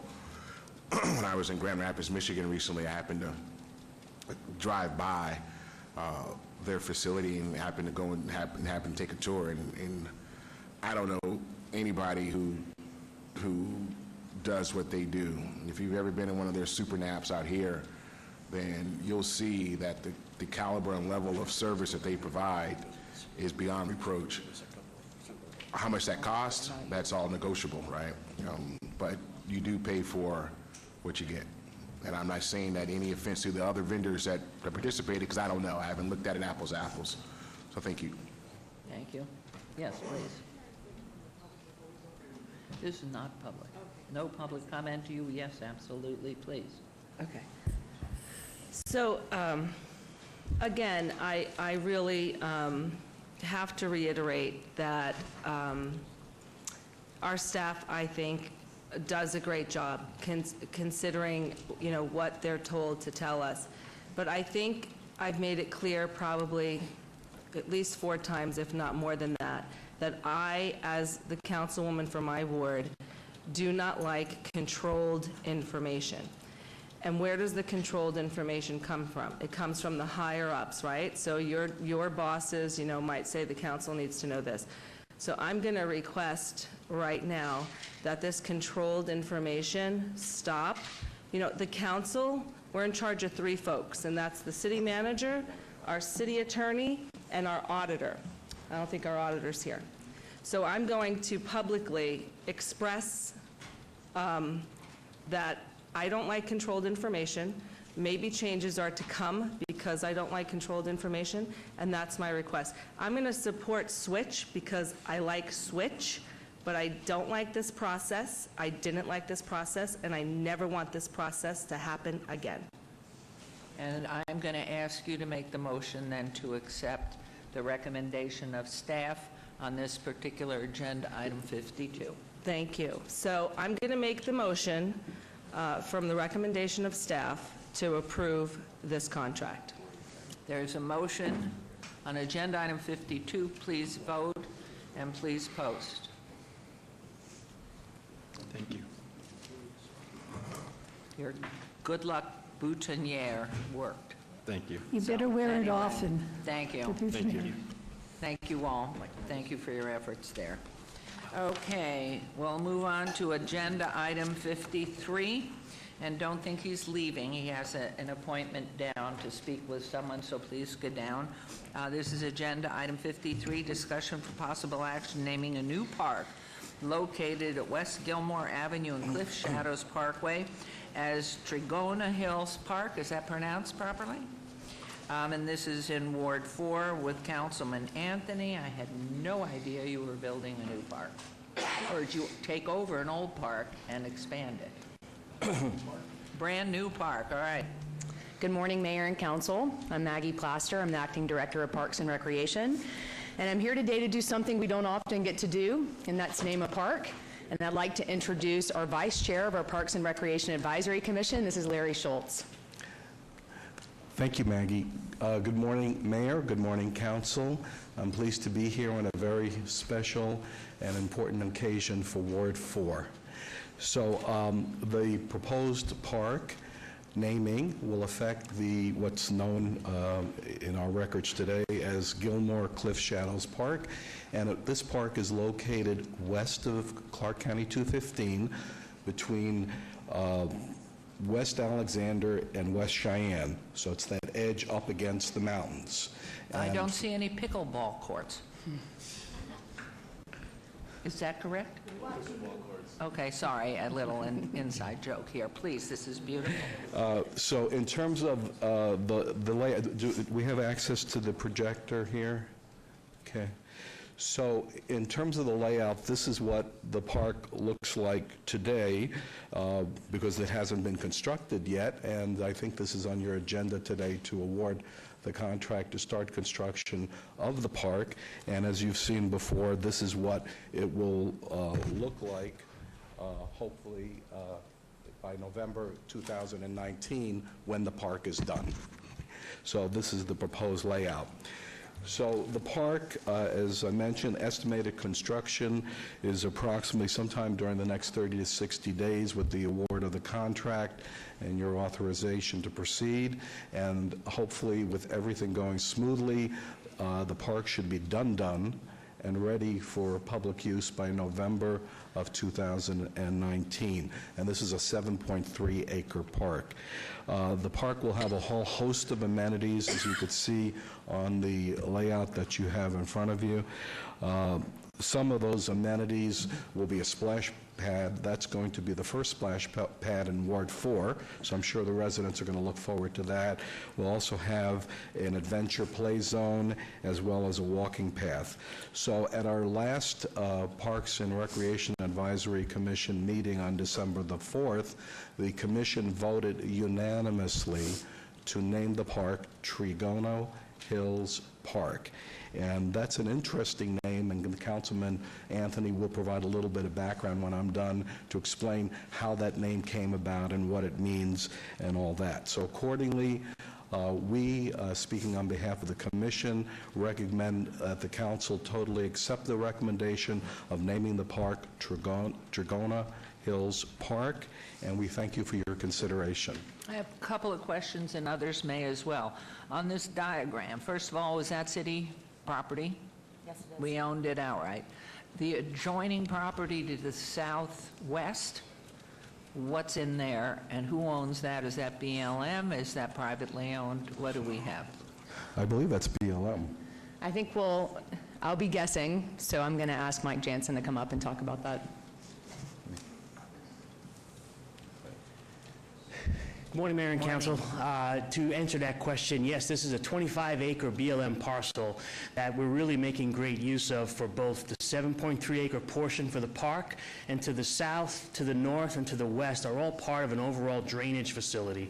A lot of drainage comes out of the mountains in this area, and we have multiple collection systems, but this is just a great example of how we were able to secure a 25-acre parcel and connect it to the community with this park, as well as a trail system that connects up to an existing trailhead that's just a little bit to the north. When you said, and that was one of my questions, this is 7.3 acres, I believe. That's right. And this, you just said 25 acres? Yes, the overall site. Okay, so for expansion, should that day come on the park, is that property, the rest of the 25, ours, or again, BLM? It's currently under a reservation for the city to use for the multi-purposes of drainage, the park, and I think over time, we'll certainly be able to sit down and see if there's more acreage that we might be able to reclaim. But right now, the 7.3 acres is what was available.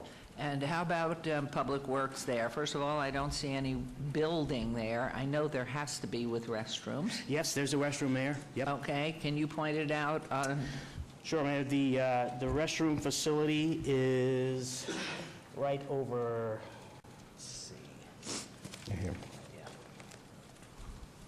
And how about use of the parks? Mrs. Plaster, is that going to be use that's the same as all the rest of our parks, same hours?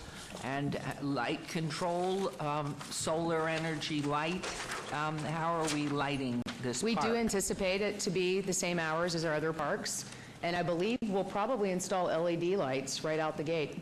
Yes, Mayor, this it's going to have pathway lighting with LED lighting throughout the park, and also to answer your question, I'm going to kind of point right to the center of the park. Okay. That's going to be our standard restroom that we use at our parks, and also a little area for maintenance for the maintenance workers that'll be out there, and it's right in that spot. With the projector Okay. over here. And are those, if I may continue the questions, are those natural turf or are they artificial turf? These are going to be natural turf, open play area. And have you done an investigation on that for cost efficiency and water conservation, that it might be better not to have natural turf? We've been trying to balance those needs, Mayor. Great question. Some of our really large parks, we've been using some of the artificial turf to recognize, of course, the water conservation efforts that we're making citywide, valley-wide. But in working with the neighborhood on the park design elements, those areas we have this one set up, Mayor. I'll show you. Right here and here, these are going to be set up for movies in the park. Things of that nature, and the comfort level of having these two spaces be open turf play areas was much more desirable by the residents. And because it's a smaller park, it seemed like it was a good balance of water conservation and elements that really resonated best with the community. So, I mean, that really was thoroughly looked into, because I know everything from water keeps talking about don't put down more turf, and having artificial turf on our own property. The water conservation's been unbelievable for us, as well as the use of the property. It's always pretty, you're not receding, you're not going through those extra expenses. So not to interfere with this, I think the park looks fabulous. But just in light of that, and knowing, I would imagine, for the water purposes, we'll have drip system on all the plantings around, but I see an awful lot of turf even around there. So not to interfere in Public Works and what you're doing. The last question I have is how many in personnel, and from what hours are there somebody out there? Do we have anybody, or it's just our parks maintenance crew that will come on particular So days? it'll be a passive park, and we will have park maintenance folks out there. We are starting a program called Mobile Rec, so we probably will program it with part-time staff every weekend or so, but it will not have full-time staff at the park from Parks and Rec. And one last question, is this relatively level, or because you're up by the mountains, is it a tilted park?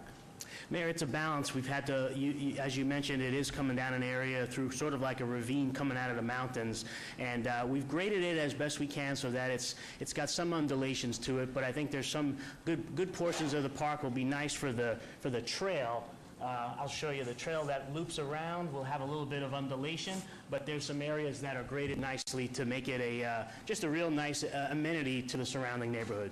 And I lied. I have one more question. Is this entire property gated, or is it open? Just going to be totally open? As a passive park, this one's going to be open. I think recognizing the potential for some additions in the future, as opposed to putting up walls now, there's room for potential to do more in the future. What does passive mean? Passive means it's open open to the community for coming and going. As opposed to? Being sealed off. Okay, thank you. Any other questions from anyone?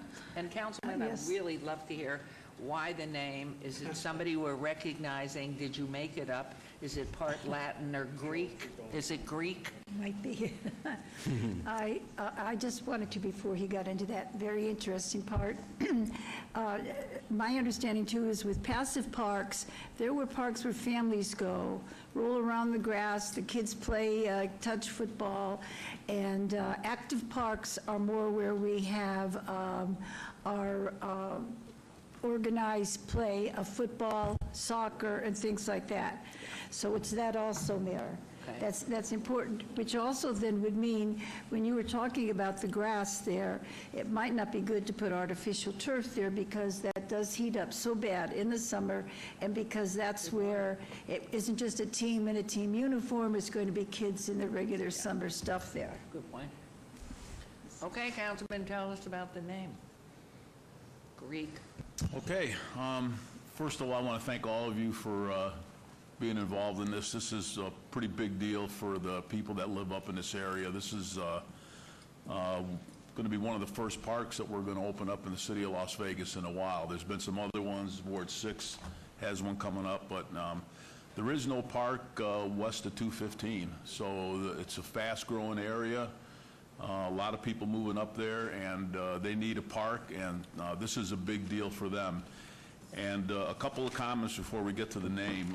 The park was actually designed by the folks that live up there. We had a town hall meeting at Durango Hills. They came out there, and they're the ones who made the suggestions on we want this and we want that, and we incorporated everything in there because they're the ones that are going to be using it. So I just want to thank the folks that live up in that area for being actively involved in putting this park together. Larry, I want to thank you and your Parks Commission for volunteering your time to not only work on this park, but really all the parks in the city of Las Vegas. So the reason why we're here today is to name the park. So what we did was we sent out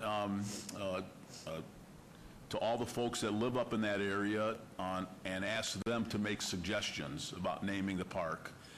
And I knew we were going to get the usual suspects, Cliff Shadows Park, Gilmore Park, we had La Madre Park, Hillside Park, Alexander Park. Nothing really kind of stuck out. And then we had one person who made a pretty unique suggestion, and the first thing they noticed, and I never even noticed it, was the park is a triangle, and you've already seen a picture of it. It's an actual triangle, and I never even noticed that until they pointed it out. It's up against the hill, as was mentioned. To the south and to the west is all BLM land, so there's really nothing going to be built there. To the north, there's houses, so it's right up against the hill. And the person that made the suggestion knew my background was Greek. Also knew that most of our words in the English language have a Greek root or a Latin root. So she took the name Triangle. She actually Googled what it was in Greek, and it's Trigono, which is how you say it. So she made the suggestion, Trigono Hills Park. And I just thought that was pretty cool. I mean, it's something different. Both my staff members thought it was great. So I went to the Parks Commission, and as Larry said, I went before the Parks Commission. I said, here's a kind of a list of some of the ones that were recommended, but the one that I think is pretty cool is Trigono Hills Park, and I'd like your suggestion. That's my recommendation, but obviously you're the Parks Commission. I'd like to hear from you, and they unanimously voted to name it Trigona Hills Park. So it's going to be, it'll be something that will stick out. People will remember that name. They'll remember what it means, and I think it's just a unique name instead of just Cliff Shadows Park. I mean, there's just, there's nothing neat about that. So with that, I'm going to make a motion to name the park up at Gilmore and Cliff Shadows area Trigona Hills Park. Well, we're going to vote on that, but I had that subtle inkling there had to be something Greek. So hopefully every time there'll be some baklava up there or something. So what a great way. You're 10 years into this, and so what a wonderful involvement. I knew it. I just am psychic about you. Well, when we have the grand opening, we'll have baklava and gyros and all that good stuff there. Right. So there is a motion. Please vote and please post. And thank you for your service. Thank you, Mrs. Plaster. Thank you, of course, Mr. Jansen. And Councilwoman Fiore, would you vote? There we are. Trigona Park done. Congratulations. And thank the lady who suggested that. Yes. Is she Greek? No. Okay. See, that's even better. Okay, agenda item 54. Okay, the Councilwoman. Discussion for possible action regarding the approval of a temporary massage establishment license for Yan Tang Hong Fang Wu Liu DBA Sam's Spa at 6340 West Charleston, Suite 130, Ward 1, Councilwoman Tarkanian. And good morning, everybody. Good morning. Good morning. Good morning. For the record, Mary McElhone, Deputy Planning Director. Good morning, Mayor and City Council members. Sam's Spa is undergoing a change of ownership, and the new owners are requesting a temporary massage establishment license while the Las Vegas Metropolitan Police Department completes the suitability background check on these new applicants. This application is for a privileged license, and per Las Vegas Municipal Code 6.06.010, a privileged license has been found by City Council to require a high degree of supervision and to more seriously affect the economic, social, and moral well-being of the city and its residents.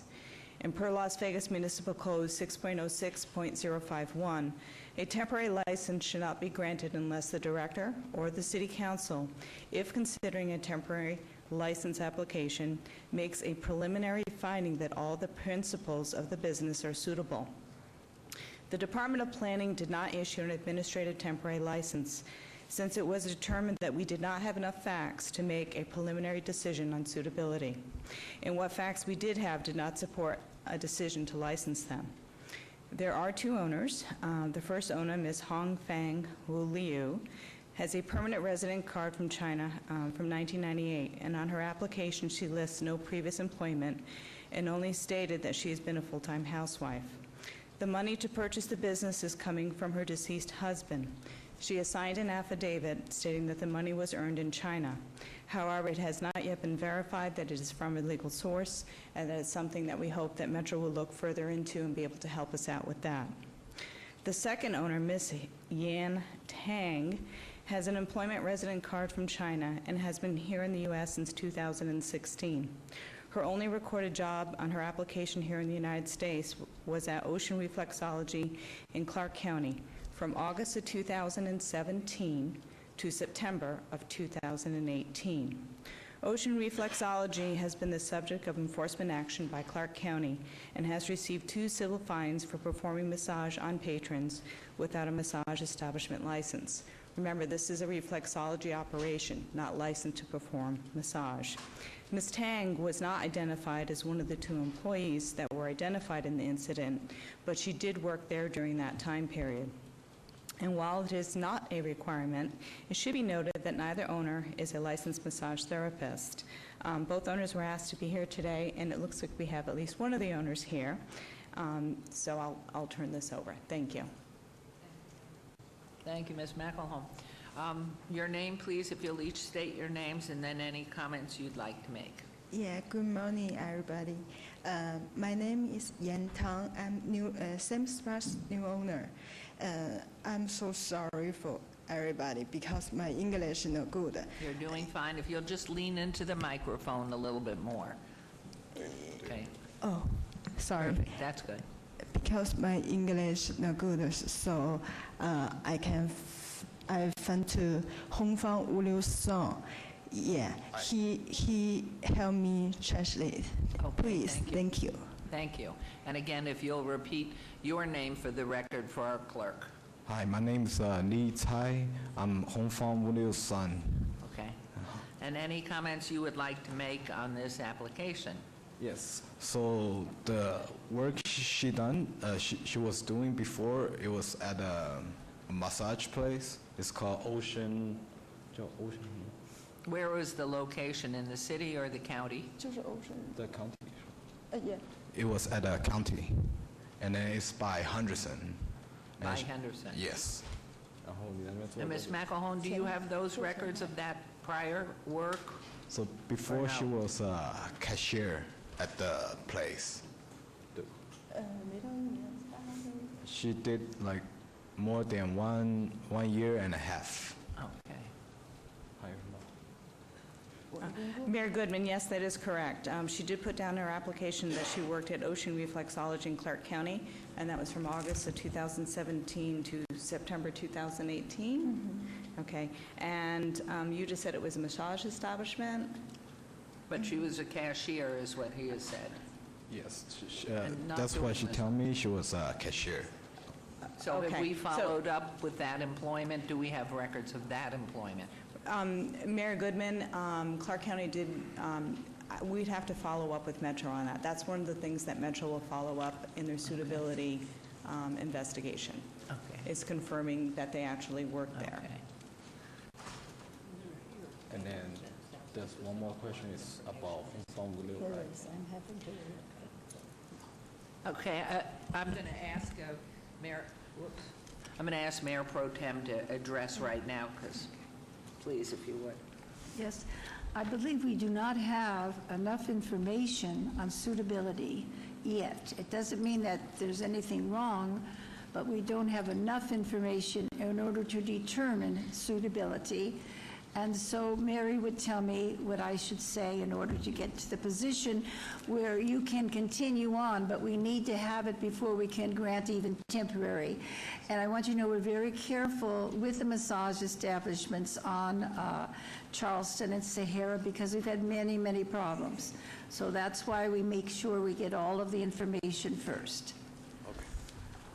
So therefore, you can So therefore, Mary, would you just give me the wording correctly, and I will then follow through, because she and I have discussed this.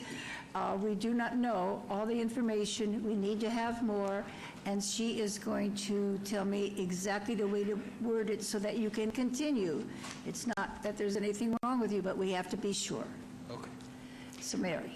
Sure. Mayor Goodman, through you to Mayor Pro Tem Tarkanian, the recommendation is that we deny the temporary license at this time pending the Metro full suitability report being received, and we will bring them back to City Council at that time. We would have to deny the temporary at this time until the full investigation by Metro is given to us, and then we will call you back again to consider when we have the full information. And my motion thus is to deny the temporary today and continue having Metro finish the investigation. That's my motion. And does she understand that?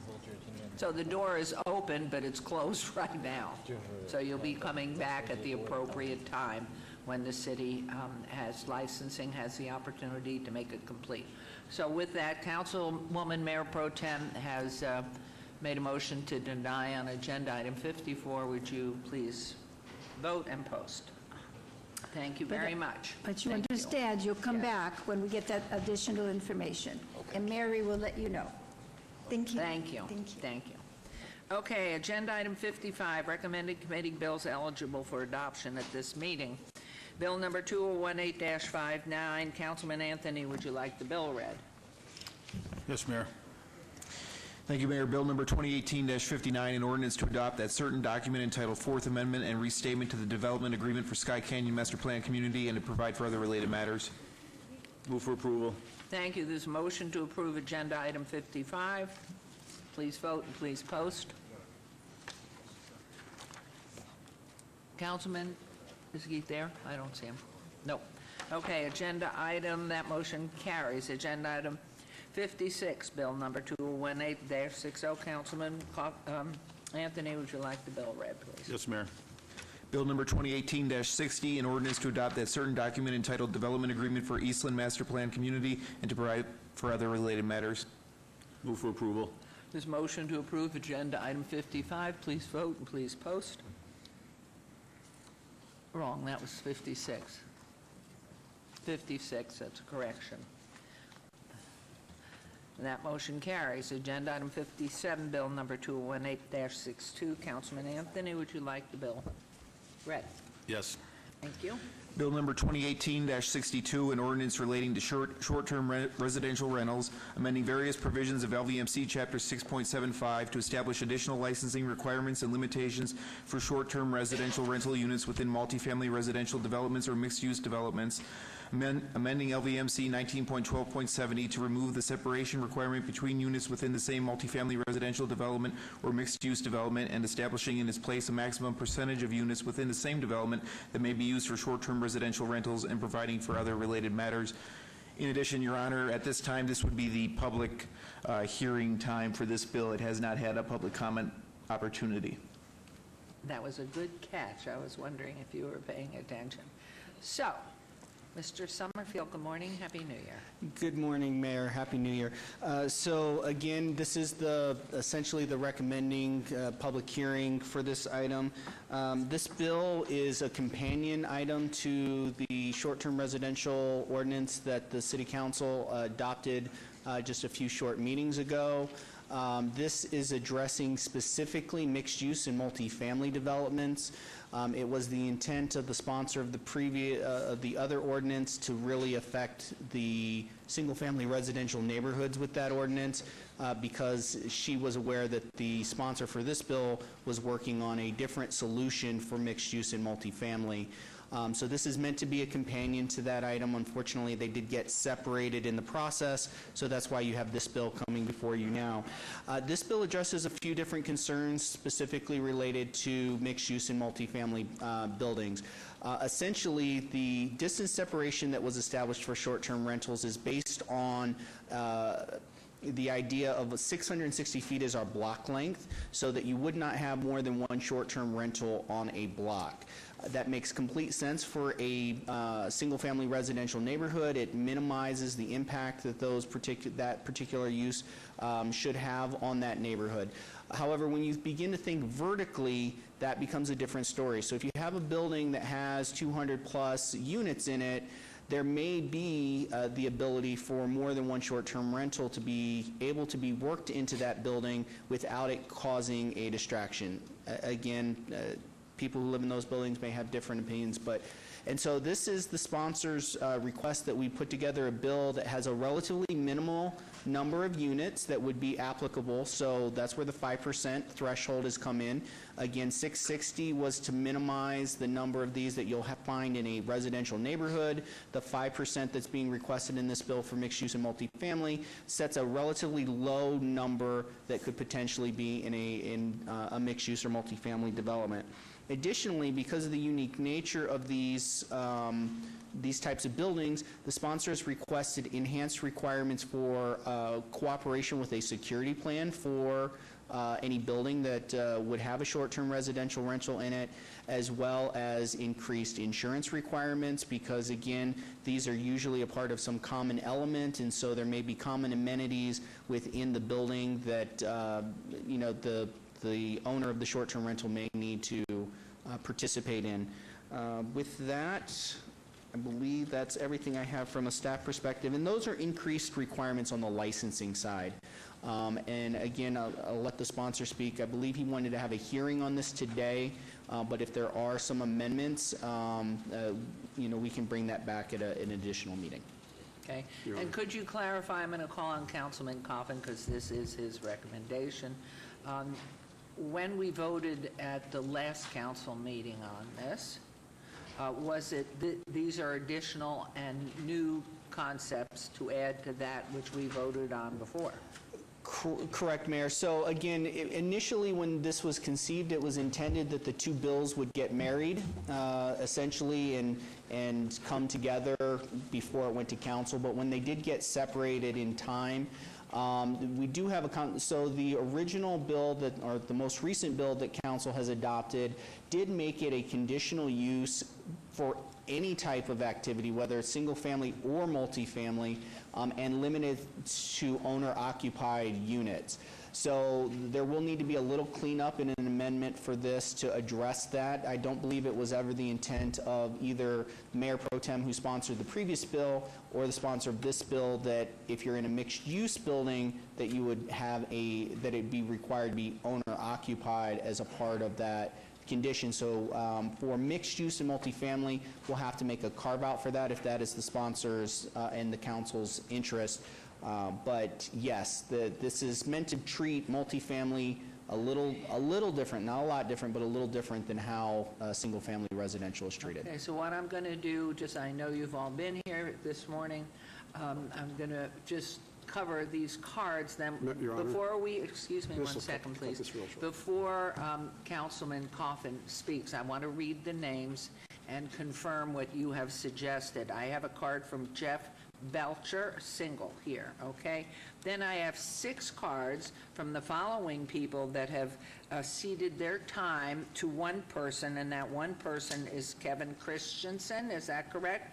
And the names of these other cards are Carrie Gerst and Christopher Gerst. Strange that you're sitting together. And Susan Westhoff.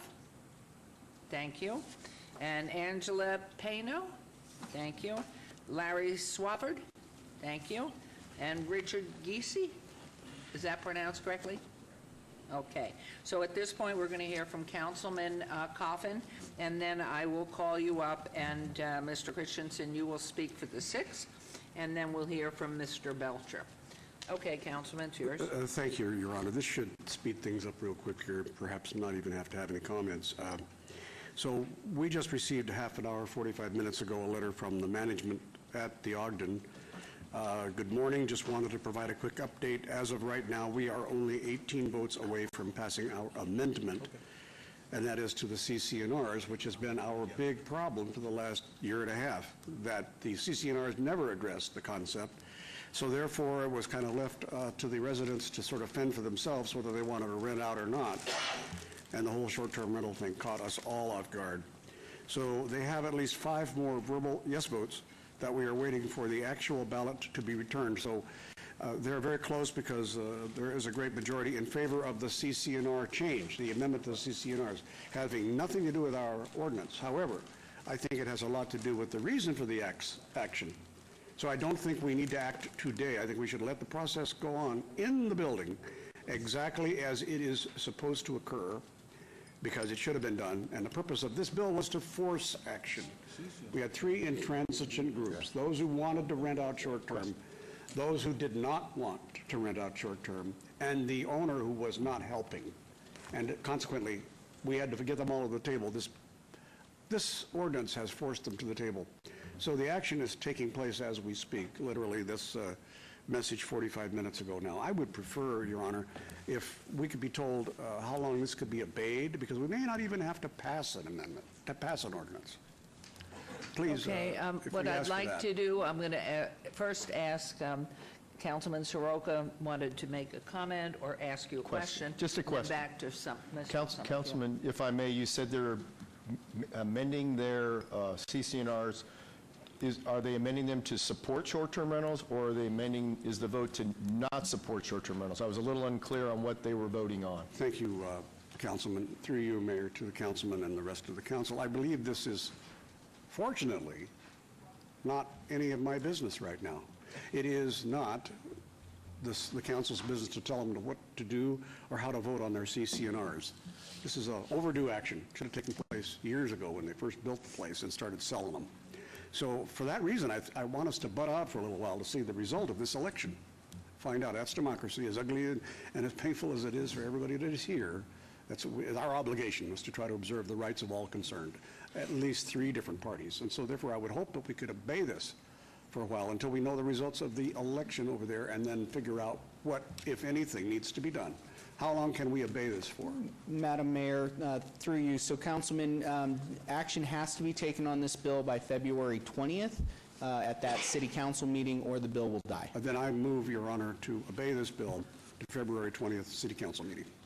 Mr. Counsel, I'd like to just ask a protocol question here. We have public comment that I wanted to hear, and before there's a motion, what do we do with his motion?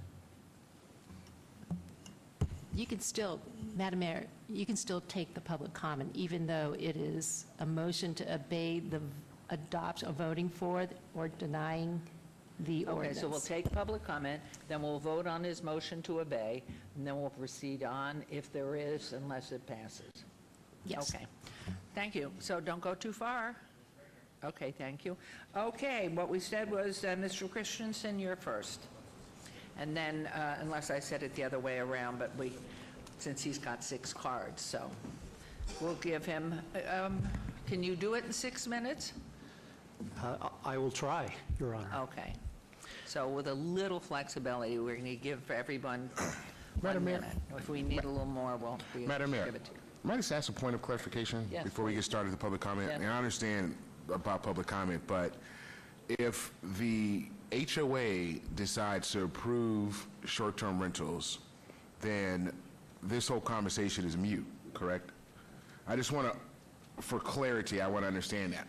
And now, if they decide to not allow short-term rentals, then this process is mute as well, because we don't have any authority to what well, I guess they would still have to, or which one would supersede? Maybe this is a legal question. Because if they do approve it and we have no authority, then there's no sense us really continuing the conversation. If they don't approve it, the HOAs, then is there any need for us to continue the conversation? I'm asking, not you, I'm asking our legal Okay, this is team. a legal question. You're an attorney, but we're going to defer to our attorney, please. Well, I'm just wondering. So the ordinance that was previously passed a couple meetings ago applies to the Ogden as of now. The CCNRs, as suggested, may make the proposed bill not needed in some people's views. Nevertheless, the ordinance that is already on the books in the city applies to the Ogden, therefore they cannot have short-term rentals within 660 feet of one another. So I hope that answers your question. I think there's some idea, some suggestion at least, that a certain way the CCNRs are amended by the Ogden may reduce the need for this current proposed bill. So, no, it didn't answer my question. And maybe I don't understand it. Maybe you did answer it, I'm not sure I understand it. And just simple. Not, roundabout, legal, just real simple. If the CCNRs are approved to allow short-term rentals. They are in violation of what we already passed that they aren't allowed. Well, even if they're in violation They now, can't. but the whole comment over the past couple of years has been, even though the CCRs don't allow it, and Newport Lofts and other ones state in their CCNRs that no short-term rentals are allowed, or rentals less than 30 days are allowed in our buildings. And the Ogden is one of the only ones that does not have it. And so I'm saying if they do put it in there one way or the other. They're violating our ordinance, but I'm going to ask Ms. McElhone, please. Mayor Goodman, through you to Councilman Correa, I think I understand your question. So if they vote internally on their CCNRs to allow short-term rentals, based upon what we previously passed back on December 19th, they still cannot operate a short-term rental unless it's it has to be more than 660 feet. The way the building is structured, that's not possible. We already have one in there. Okay, so I get you. So they would still be not in compliance, yet but the council has the discretion to approve those within 660 feet. So they could come or no? just period now, if it's within our 660 feet, then they can't even come to council to solicit a waiver for that. Is that correct? Correct. Through you, Madam Mayor, with the ordinance that you adopted in December, you removed your discretion to approve a waiver. There's no longer a waivable distance separation. You must meet 660, and you must be owner-occupied as the code is written today. Gotcha. For all dwelling units, whether it's single-family or multifamily.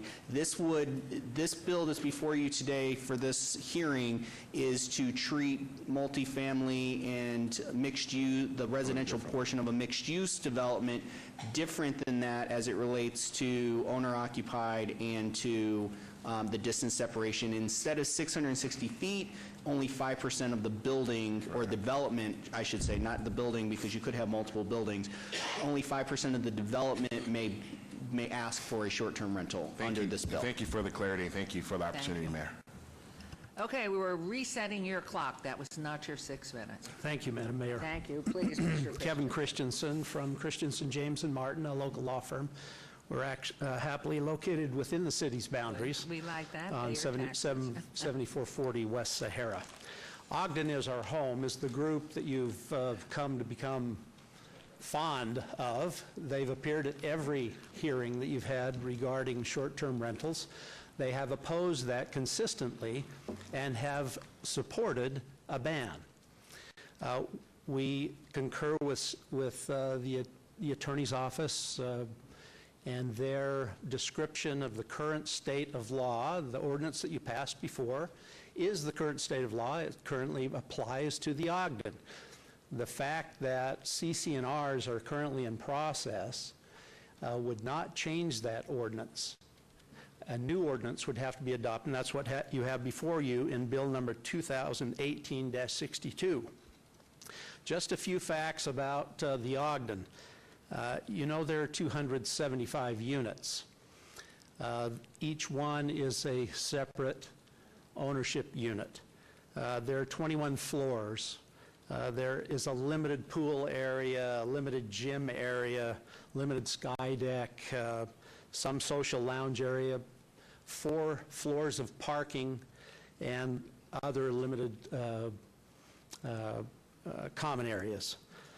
What you probably don't know are that there are 4 floors missing, and so all of the residential development is concentrated into 15 floors, not the 21 floors.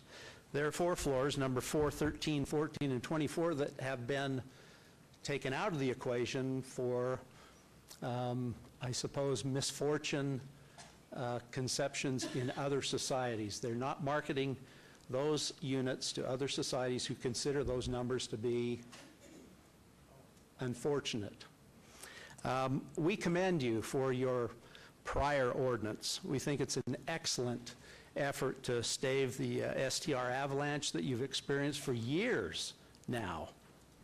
And we've submitted comments on October 31st of this year in response to all 3 of the prior proposed ordinances. The ban we supported wholeheartedly.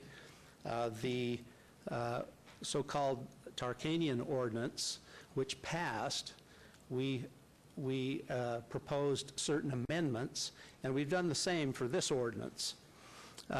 What you probably need to bear in mind, though, is what the City Council is obligated by law to protect is the quiet use and enjoyment of each one of those 275 unit owners.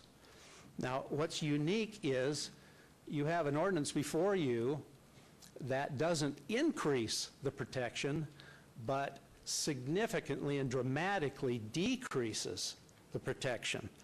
When you're talking about quiet use and enjoyment, you have to consider there are 275 units, some of which are located in the middle of a floor.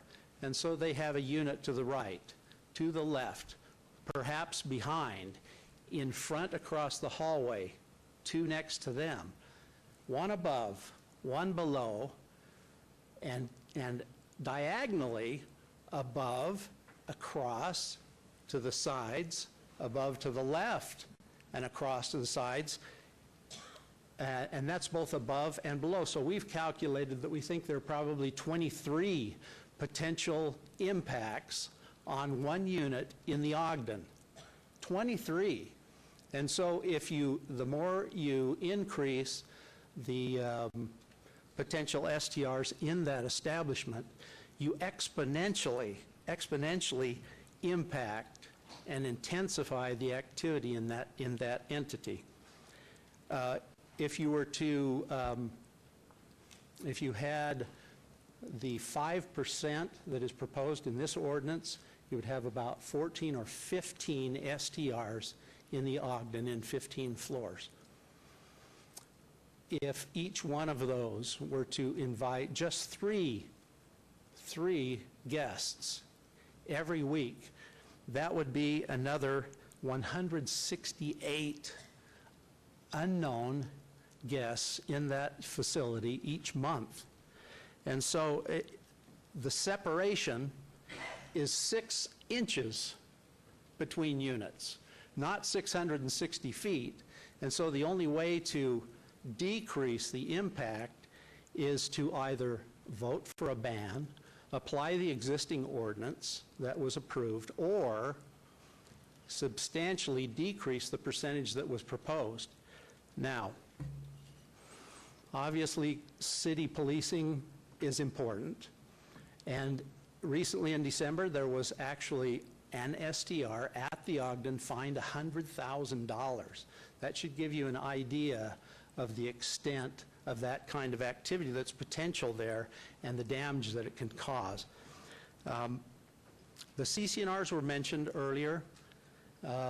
There's a misconception that perhaps has been communicated to this group, and that is Ogden Is Our Home group has specifically requested inclusion in those discussions, in those drafts.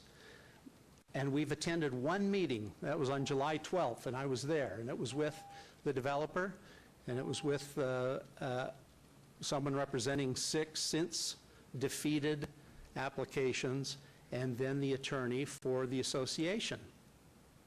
We have never been involved in the drafting of the CC&Rs, and so they have been crafted to follow this ordinance, this 5% density ordinance. So, what we would prefer is that the application, or that the ordinance be denied, and if in the unusual circumstance you decide to go forward, we would suggest the following, and these are in our comments that we submitted on October 31st. The insurance coverage element is insufficient at $2 million. This is a $100 million development. We suggest at least a $10 million coverage requirement. We also suggest that the association and these owner members who appear before you time and time again be added to the ordinance as additional insureds, not just the city, but the actual people that would be impacted by damage from an STR. And so we also ask that you add a private right of action to enforce any claims for damages. Right now, there is a civil enforcement section in the draft ordinance, but it should include the owners and the association that is likely to be directly impacted. Now, we'd also like for you to confirm that the owner occupancy limitation in the existing ordinance that was passed just a few days ago is also intended to be applicable to this ordinance. That would bring a significant amount of security and comfort to this group. Now, we've been blocked from any meaningful participation in the CC&R process. The developer, at the time you started your ordinances, had in excess of 80 units. And that block of voting will defeat anything in this circumstance. Even though there are 275 potential units, a block of that size will stock the board with pro votes, and has. That number has since been reduced, and we think that we're down to about 47. But make no mistake, the developer has control of that board and those CC&Rs, and those CC&Rs reflect what is in this ordinance before you. And so, for those reasons, remembering that the Nevada Supreme Court ensures quiet use and enjoyment, we ask that you deny both the request to obey this matter, that you deny the ordinance, and if you do adopt it, that you include the changes that we've requested. Thank you. Thank you. Thank you, Mr. Christensen. Okay, Mr. Belcher, please, if you'll come forward. Good morning, Mayor and City Councilors. Thank you very much for the opportunity to still speak. My name is Jeff Belcher, and I live at 150 Las Vegas Boulevard North, Unit 1713. I'm here today wearing two different hats. I am here as an HOA board member at the Ogden, and I am also here as an owner resident and a member of the Ogden is Home group. In both capacities, I strongly oppose this bill to increase short-term rentals in multifamily condo developments. Last October, I was elected to the HOA board. I became the first owner and full-time resident to do so. I openly ran on a platform as an active member of the Ogden is Home group and that I personally oppose short-term rentals in the building. It would be disingenuous for me to not be here today supporting the residents who helped elect me. Now, some of you know, or we've already discussed, sorry, I have to make about 20 different edits to this through this conversation, but as you know, there is a CC&R vote in progress. The amendment change has my support and the support of many of our members, almost exclusively for the fact that it gives the board the power to finally enforce both the legal and the illegal activity within the building. So even though there may be a number associated with it, the main selling point for this CC&R change is based on the fact that it gives control to the board. As an owner resident, my husband and I are strongly opposed to this bill. We bought a luxury condominium. We did not buy into a hotel. We want 0 short-term rentals in our building. Because of the current ordinance, we are accepting the one legal short-term rental that is there, and we adamantly oppose more. I'm going to keep it brief because you guys have heard these issues over and over and over, probably the last 2 years, but we have considerable safety and security issues, renter behavior issues, illegal short-term operator issues, and PR issues related to Stephen Paddock. I simply don't understand why this bill is needed. It is basically being written specifically for our building. My husband, the majority of my neighbors, and I do not want any more than the one legal STR in our building. When the City Council just wisely tightened up the existing ordinance to require a primary residence model and still maintain the 660-foot separation, why in the world would we be treated any differently? This bill is why is this bill trying to legitimize the activity of out-of-state investors who have been blatantly and sometimes covertly operating unlicensed STRs? We ask for the same rules for our condo owners as any other homeowner in Las Vegas. I love living at the Ogden. Please deny this bill and keep it desirable for downtown residents to have a safe and secure environment. Thank you. Okay, so I think we've heard from everyone. I have requested that Councilman Creer and Councilwoman Mayor Pro Tem be back here for this vote, because if you are not present, you can't vote. I want the full board here together on whatever motion. Now, what we're dealing with right now is Councilman Coffin's motion to obey this item. That's the only thing that's in front of us at this point, correct? Up or down to obey this particular item. Did you want to make a motion, please? Oh, fine. Comment? Go ahead. Yeah, I want to make a comment on the motion. So I find this kind of interesting. We just recently passed an ordinance that basically said short-term rentals are pretty much banned in the city of Las Vegas unless they're owner-occupied. Yeah, but they have to be owner-occupied. So, which is fine. That's what the city council passed, and that's what we have in place now. That ordinance didn't say that that affected just Summerlin. It didn't say it just affected Coyote Springs. It didn't say it just affected this neighborhood or that neighborhood. It said it affected the entire city of Las Vegas, which is the way the rule is today. So we have this ordinance today, and it's completely different from the one we just passed. And I know it says in the ordinance that it's directed towards multifamily residential development and mixed-use development. That's what the ordinance says. But if you listen to the debate, you listen to the discussion,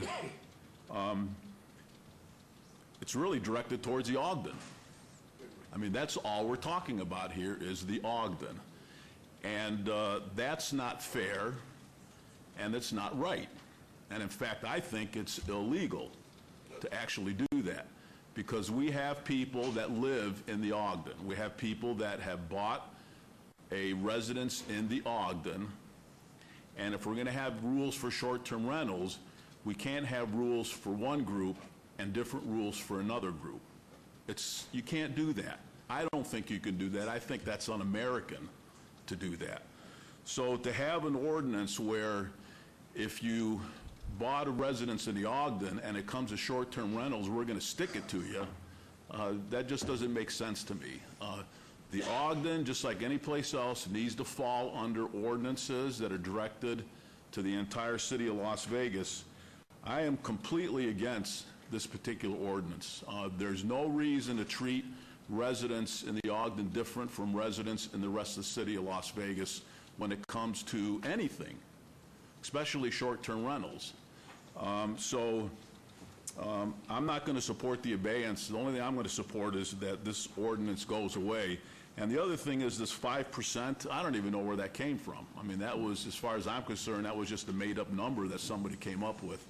So, Councilman, if I may, yeah. we first have to address the motion on the floor, which is to approve or deny the Okay. motion to obey. well, So those are with my that- comments, and okay. I'm Appreciate not going to support the abeyance. First, yes, you may speak to your motion. Thanks, Your Honor.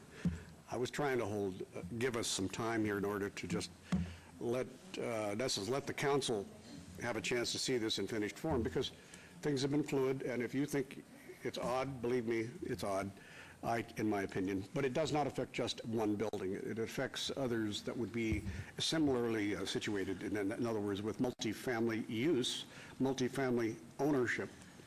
So it is not just for one building, but the main thing is it may need to be amended again, or it may need to be killed. We don't know, but we do know that they have 182 units have voted on this. 182 out of, I don't know, 230 or 40, whatever, are occupied, you know. So a majority have voted, but we don't know the answer, and nor do we know what's in it. It looks pretty restrictive, so I'm just saying, let's get us a few weeks to decide and read it and figure out what they put in the CCNRs. That's the reason for the motion. Okay. Madam Mayor. There is a motion, if you would vote to accept the motion to obey, you either vote yes or you do not. And Mayor, this is an abeyance till February 20th, I believe? Is that? Correct. 20th. Okay. Thank you for that correction. So please vote and then please post.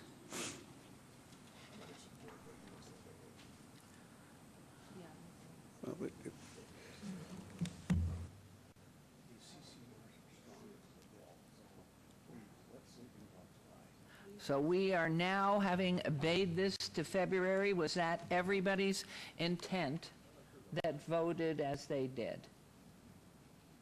You voted to obey this and bring people back on the 20th of February. Okay. Madam Mayor. So that motion then carries for an abeyance, yes? Yes, I mind if I make a comment before we leave off of this item real quick? I supported the abeyance to support the councilman. He has a valid point about the whatever's happening in the homeowners association. I do not support the 5%.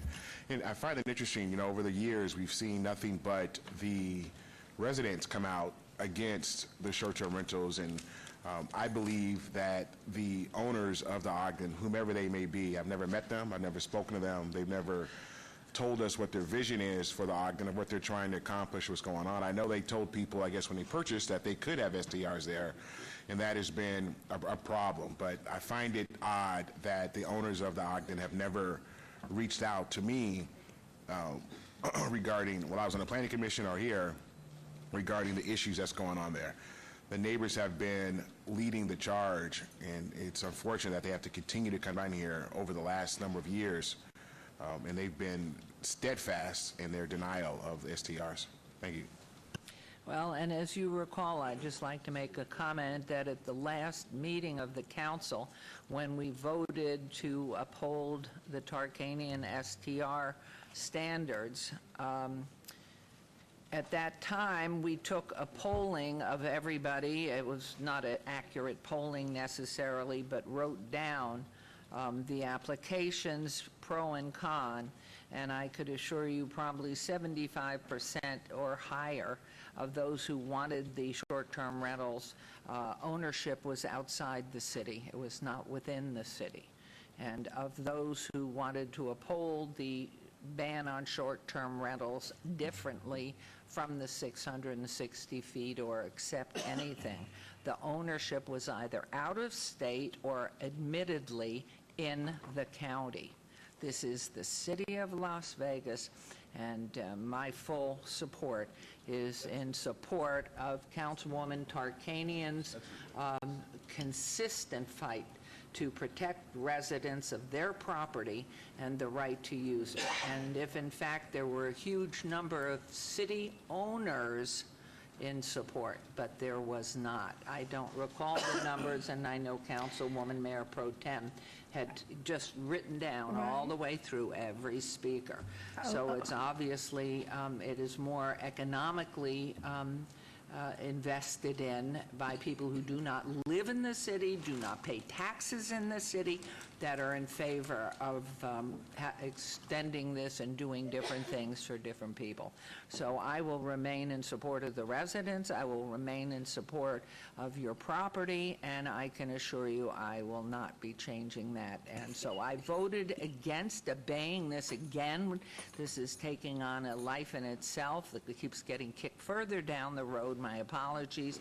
Just myself alone as a longtime resident of this city. And people who own property here should be paying taxes. If they live elsewhere, they should also be paying the taxes. And the reason the county is investing different owners in the county is they're not allowed short-term rentals.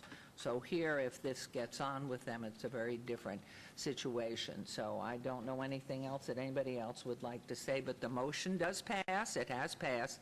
And so you will be invited back, if you choose, on the February 20th with all of this information. And I really am sorry this has been kicked down the road for such a long time. All of you have lives to live and jobs to attend to that is causing this. So the fact that Councilman Creer, you haven't had the opportunity to have the residents come in and speak to you individually, I'm sure they would be more than happy to fill up your calendar with meetings and tell you what it is like to own a piece of property when you have somebody pounding on your head in a short-term rental or beside you or underneath you, whatever. So, Councilwoman. But Mayor, just a point of clarification. It's not the residents, it's the owners of the Ogden, whomever they be. I have not That don't live here and live in the county or live out of state. Yeah. That's who we are placating at this point. Mayor Pro Tem. You know, we had hundreds of people here for that STR vote, and only 15 of them had any residence in the city, and that residence, basically, they were wanting to change it to STR. So what I'm trying to just say is that the numbers that you see when you see protesters or you get letters, just as the mayor said, it's such a small number. And believe me, it's organized by a highly finance group that's trying to get more and more here. I thought that we had told these people from the Ogden who have been here time after time after time, gosh, you guys have been gutty. And I thought we told you that we weren't going to keep having you come here. We did. We did, and I just feel it's time to move on for you. Thank you. So that's an explanation of her vote. And again, Yes. our apologies, but it is what it is, and the rules and laws of our city and our charter, majority rules. So we will see you back on the 20th of February. Okay, move on to 58, please. Bill number 2018-66. Councilman Anthony, would you like the bill read? Yes, Mayor. Thank you, Your Honor. Bill number 2018-66, an ordinance to amend the interim downtown Las Vegas development standards set forth in Appendix F of the Unified Development Code, Title 19, to reflect the recent adoption of Las Vegas Municipal Code, Chapter 19.09, pertaining to form-based codes, as well as other recent related actions taken by the City Council regarding the master plan and the Las Vegas Medical District, and to provide for other related matters. Move for approval. Thank you. There's a motion to approve on agenda item 58. Please vote and please post. And that motion carries. 59, bill number 218-67. Councilman Anthony, I'm sure you'd like the bill read. Yes. Bill number 2018-67, First Amendment, an ordinance to update the description of certain city ward boundaries, wards 4 and 6, to reflect the addition of precinct numbers by the Clark County Election Department as a result of annexations or otherwise, and to provide for other related matters. There was a First Amendment that was handed out to the City Council. You will have that as part of your backup, and this First Amendment was approved at recommending committee. Move for approval with First Amendment. There's a motion on agenda item 59, First Amendment. Please vote and please post. Motion carries. Agenda item 60, bill number 218-68. Councilman Anthony, would you like the bill read? Yes. Bill number 2018-68, an ordinance providing for the issuance by the City of Las Vegas of its general obligation limited tax medium-term bonds, Series 2019B, in the maximum aggregate principal amount of $7 million for the purpose of financing the cost of a building project, including Strong Start Academy, providing details concerning the bonds, the project, and general tax proceeds, and providing other matters relating thereto. Move for approval. Thank you. A motion to approve on agenda item 60. Please vote, please post.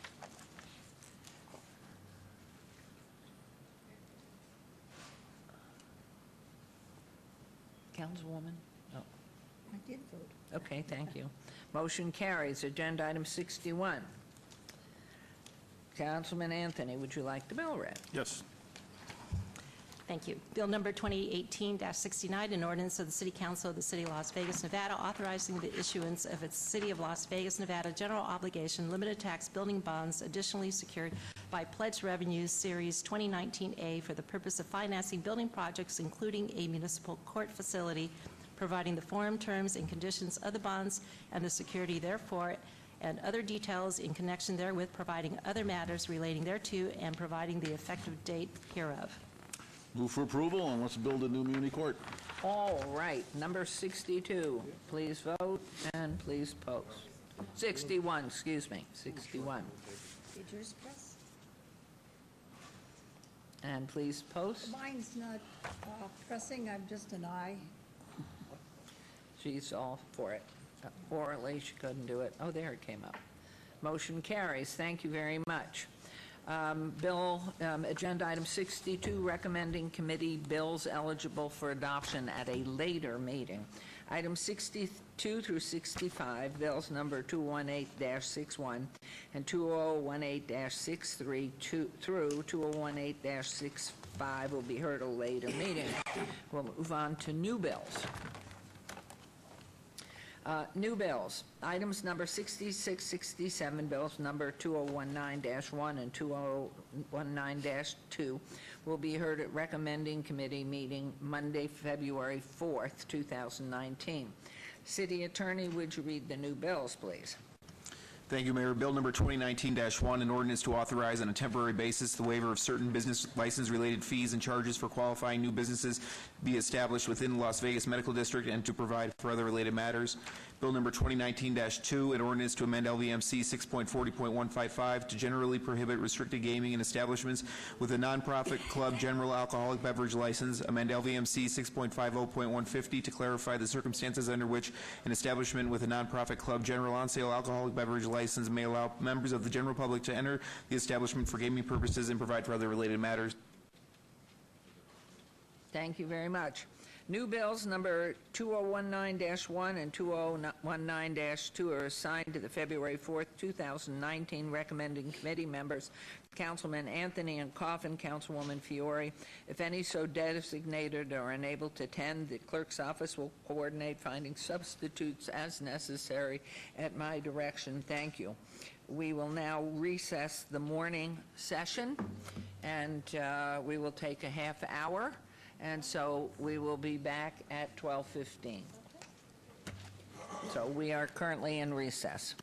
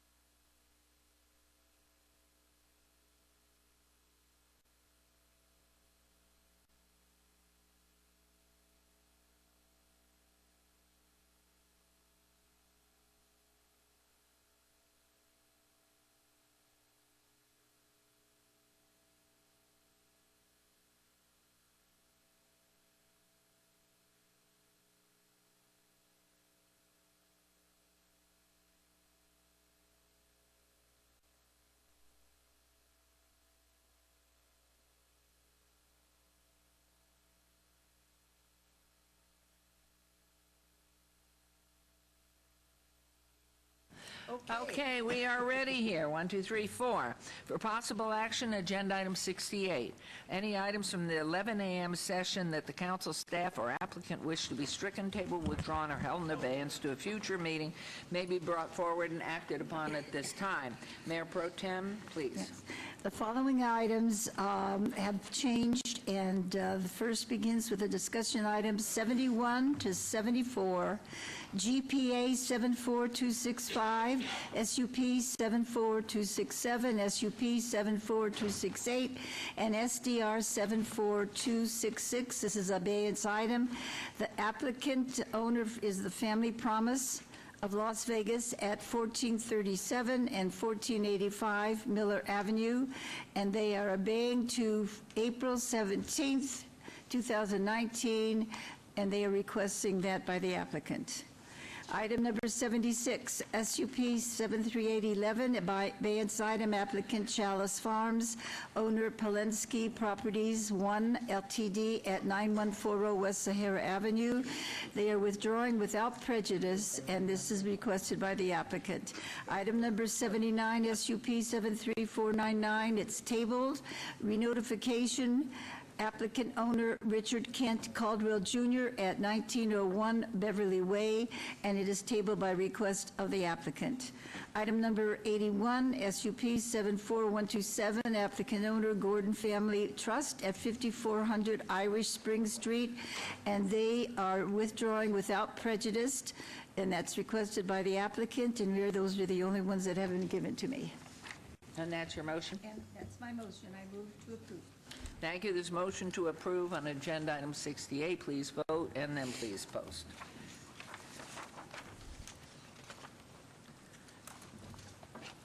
Motion carries. We'll move on to agenda item number 70. Item number 70 on the consent agenda is considered to be... I missed 69? I'm having such... Oh, well, of course, there are two. There it is. And I thought she was moving to the blues right there. Abeyance item 69, public hearing, discussion for possible action regarding a request for a waiver and/or a reduction of fees totaling $4,839.75 in out-of-pocket costs, $19,500 in civil penalties for a total of $24,339.75 recorded against the property located at 860 North 29th Street, property owner Briskowski Rose B, Ward 3, Councilman Coffin. This is a public hearing. I declare it open, and let's go forward. Hi. Good afternoon, Madam Mayor, City Council, Code Enforcement Section Manager Vicky Ozuna. The item before you today is a public hearing for a request of waiver of fees and penalties at the request of the current property owner, the estate of Rose Rakowski, more specifically Thomas Moore, her representative. This item was last heard on October 17, 2018. Mr. Moore was advised at that time to clean up the property, and the item was then rescheduled for today. This property has not been rehabbed at this time, although it appears that some of the debris has been removed from the front of the property. Total outstanding for hard costs is $4,839.75, and outstanding daily civil penalties of $19,500 for a total of $24,339.75. The current value on Zillow.com is $198,000, and staff requests that you deny this request of waiver. Thank you very much. And your name, please, and are you representing the estate or your relationship? Good afternoon, Madam Mayor, as well as Council. My name is Matt Dayton, and I am here on behalf of Ditech Financial, who is the senior lien holder for the property. My client has been in contact with Mr. Moore, who did make indicated he would be requesting an abatement or a waiver, a reduction of fees, and submitted a short sale offer on the property. That has been reviewed by Ditech and denied. However, since this last hearing, it is my understanding that Ditech has secured the property and is aware of a lot of these the nuisance and issues with it, and is looking into taking steps forward in the foreclosure process, as well as maintaining that property as of November 20th is the date in which they've secured the property and moving forward on that. So if, on behalf of DITEC, I would perhaps at least echo or want to repeat a request for perhaps a reduction. We certainly understand that there was maintenance notice that was provided, but would like to have that reduction take place because we are we've secured, looking to maintain as well as move this property or this asset off our books and for resale. Thank you very much. This is a public hearing on agenda item 69. Anyone from the public who wishes to make comment on this item? Don't Hearing leave. and seeing no one, I will close this. Any comments? No. Councilman Coffin. Your Honor, thank you. Matt, please come forward again, because there might be questions from the council of you. First of all, you're asking for a waiver, and you haven't specified how much. I suspect it's a lot. Now, it doesn't look too bad. I mean, I've seen a lot worse in occupied homes, but the key is getting them occupied. Matt, we have a practice downtown of trying to waive as much as possible. If it would allow a sale to occur and an occupant to come in there, where is your occupant? Where is your purchaser? Where are they? Thank you for the question. We are right now prior to going to foreclosures, through the foreclosure sale, the property's in foreclosure. There's a senior deed of trust that needs to be extinguished, so we are in judicial proceedings right now seeking a declaration from the judge, extinguishing the senior deed of trust, and then we will be setting the sale. I would estimate that time frame to be within the next 4 to 5 months. Well, Matt, the boarding up was done by the city of Las Vegas or by you?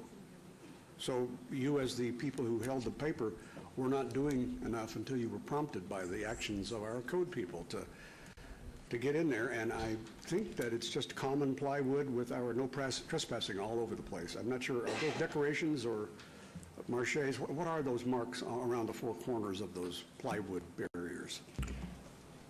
And I do not have the answer to that question. I've not inspected. Let me ask Vicki, what are those decorations? Are those decorations on those plywood boards? No, there's no decorations on the plywood boards. At the time when the city did perform the abatement, we had the plywood painted the same color as the house, so it's less conspicuous, and the writing on there is no trespass. So it Metro is can very take notice. conspicuous. Yeah. Consequently, it stands out like a sore thumb. We had a policy where we were going to, but it's been forgotten, of decorating those boards. So, and the cost, of course, would be paid by the owners who were not there to take care of their property. But we don't do the neighborhood any favor by just boarding them up. And even painting them the same color is partial, but it's not at all consonant with what the neighbors would like. But I'm disturbed by the fact that you can't present to me, Matt, an occupant, an owner of some kind that would come in and take it. You know, you're just speculating that we're going to reduce it so that it would sell better. But I feel like at auction, I don't see, people are going to have to assume the risk. You're going to have to assume the risk of this. I cannot see waiving it. Councilman, through Mayor Pro Tem, I do want to point out that since DITEC has not finished up their foreclosure process, they really don't have any standing with the property at this moment to request a waiver of the penalties. And perhaps once they get through that process, that we could bring the item back. I think you should. Vicki, I think that it would be better at a later date. So that you have, why are you on the agenda? They were going to go to the magistrate, is that it? No, you guys requested that I bring it forward to council, but if you would like me to take it back to the hearing officer, we can do that. Well, I don't need to send it back to the hearing officer so much as bring it when it's riper. You have that problem, Matt. I mean, you just can't come up here and ask for that and then say, well, it's a lot cheaper now, buy it. We've always requested people come in that will fill a place, and then we're generous as heck. I'm not on this one, and I think what would be a proper motion to just bring it back later? I think the item could be withdrawn, or not withdrawn, tabled, or however you strike it. And then when they are ready to bring it back, they can reapply, and we'll put it back on the agenda again. I think that's the policy I would like to see there. But Madam- Councilwoman wants to speak on that, maybe somebody else. Madam Mayor Pro Tem, if I might, just real quick, I do want to emphasize, as Vicki mentioned, it's probably appropriate to strike it because it would be a different applicant requesting the waiver once once the interest has resolved those problems. The reason this is back on your agenda is because it was abated, so it had to come back. But in light of the new information that there's new parties involved that don't quite have control of the property, that is why staff is recommending at this point that because the current speaker doesn't have standing on it in terms of asking for the waiver, not that they don't have standing and interest in the property, it being a lien holder, but they don't have standing for the waivers because they don't control the property at this point. That would be the recommendation of the planning department, that this item be struck and that once DITEC has control of the property, that they reapply for the waivers, particularly in light of what Councilman Coffin has asked for with regard to a plan for having the property re-tenanted. Thank you. So I have a question. Didn't we hear this and we said if you fix this up in a certain amount of time, isn't this why it got abated? We heard it because Thomas Moore was the representative of the estate for Rose. So he, being her representative, even though she's deceased, he requested to put this on. I don't know why he didn't appear today, but he was at the first hearing. Right, and didn't he say that he was going to clean it up, fix it up, and in this amount of time? Yes, the councilman gave him 60 days to clean up the property and do something with it to start the rehab process. Council? I have a question. Madam Pro Temp, through you. So, I'm confused. Thomas Moore owns the property? Thomas Moore is the attorney, a representative for the estate for Rose, I'm sorry, I'm going to say her name, Rutkowski, and he was representing her property in probate. And what does DITEC do? I'm sorry? What is DITEC? You're with DITEC, correct? Yes, we are the lien holder for the mortgage on the property. Lien holder. Because of Mr. Moore's submission of a short sale offer, we became aware of this, the proceeding and the abatement request that he'd made. So we are up to date, but when the item But it's number not is your correct. property? Not yet, that's correct. Okay, so I'm confused why you're here, asking for an abatement of civil penalties when it's not your property. And when you say not yet, I'm confused of why you're here today, right? And maybe I'm asking Vicky, whomever. They're in the foreclosure process. They are one of the lien holders of the property. At the time when we did the abatement, we do make every effort to notify all the lien holders and anybody who may have a financial interest so that if they have a servicer that can take care of the issue, they clean up their own property. So the city is not their property maintenance person. So there's multiple lien holders? Yes, So he's one of multiple lien holders? correct. Okay, and so, but he can't make any promises on what's going to happen with the property as a lien holder? No. Like he can't say, we're going to come in here, and we're going to fix it up, we're going to turn it up, because he's just one lien holder of multiple lien holders? Correct. Okay, so you're just asking for a request of the civil penalties to be waived as one of the lien holders? Yes, and if I just make a slight clarification on that, Councilman Stewart. Being the first, if I say the senior lien holder, there is a stale deed of trust. As a senior lien holder in the foreclosure process, my client will always look to see if there's any superior liens. The city lien would be one of those that would not be necessarily extinguished by a foreclosure sale. So in that, while we're going through that process, we will look to come in and take care of or satisfy any superior liens. Okay. So in this, that is the purpose of making at least providing the council with information. Okay, now, whether this gets pulled or not, I can tell you that I don't believe you made a compelling case of why the city would show you any leniency on these civil penalties. I mean, life is a give and take, right? Usually we abate these civil penalties based off of what someone else is bringing to the table. I'm going to, surrender $10,000 in penalties because this is what I'm going to do. But you haven't seemed to make that case of what you're looking to do. And, the whole IFCOM mentality is not good for me because you could walk out of here, you say, oh, hey, we're going to fix it up, we're going to do this, but there's no guarantees you're going to do it. But then the civil penalties are gone, right? And so you walk out of here, you can do whatever you want to once you walk out. And so I'm going to follow the lead of Councilman Coffin, but I can tell you, I wouldn't be in a position to drop one dime off of this. Okay, Your Honor, if I could, Mayor Pro Tem, if I could help clarify this somehow. I will be moving to strike. Before I do that, I want to clarify cost. We have hard costs, which are actual taxpayer dollars that are paid out to rehab places, maybe to clean them up or put the boards on, or in some way or another make them safe and a little less ugly to a neighborhood. And we do that, and we do not ever forgive those. That is part of the what they call hard cost taxpayer money. And then we sometimes get, because of the admin costs and the $500 a day civil penalties, those are sometimes hard. I mean, they're not hard. They're obviously, we grabbed them there and we put them in, and yet they're made to get people's attentions, but we're not out of pocket if we waive some of those. So, but at this time, it's not ready for a waiver, really. So consequently, I move to strike this, and that's not objected to, and we'll just see how it plays out. Ma'am, I have a motion. That's your motion? Yes, ma'am. We have a motion on the floor to strike the item. All in, please vote. Aye.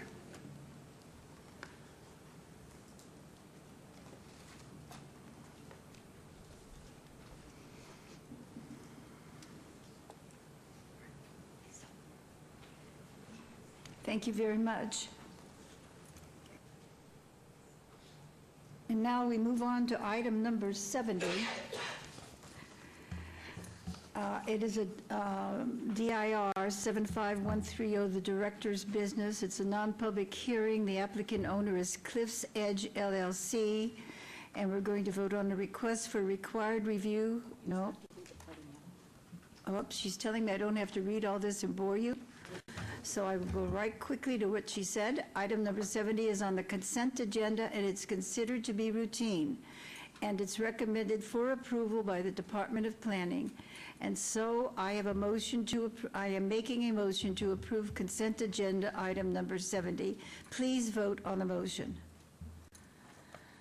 Post. What?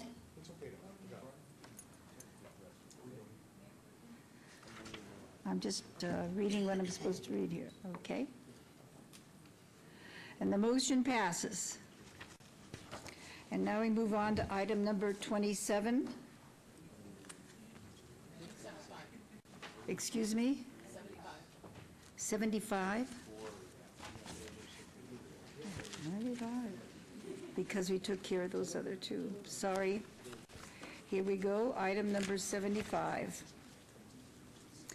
ROC 74590. We're going to have an applicant of Mindy Sa'alha, I believe, who is the owner, and this is our Swan Foundation LLC, for possible action on a request for a review of condition of an approved special use permit SUP 61698 to modify condition number 1, which states the visiting hours shall be limited to 7 a.m. to 9 p.m., and to modify condition 5, which states this special use permit shall be limited to the convalescent care of children under the age of 18 years on 1.82 acres at 2496 West Charleston Boulevard, O Office Zoning, Ward 1, myself as the person in Ward 1, and that's it. So, would you like to explain to us what you're requesting today? Yes, thank you, Mayor Pro Tem, City Council members. My name is Tony Celeste, address 1980 Festival Plaza Drive. Here on behalf of the applicant, Charleston Pediatrics. First, if I can just orient you to the site, you can see it is located on the north side of West Charleston and just west of Rancho here, and then this would be the Smith Shopping Center, and we're immediately adjacent to the Southwest Medical Center, and right here is our parcel right here.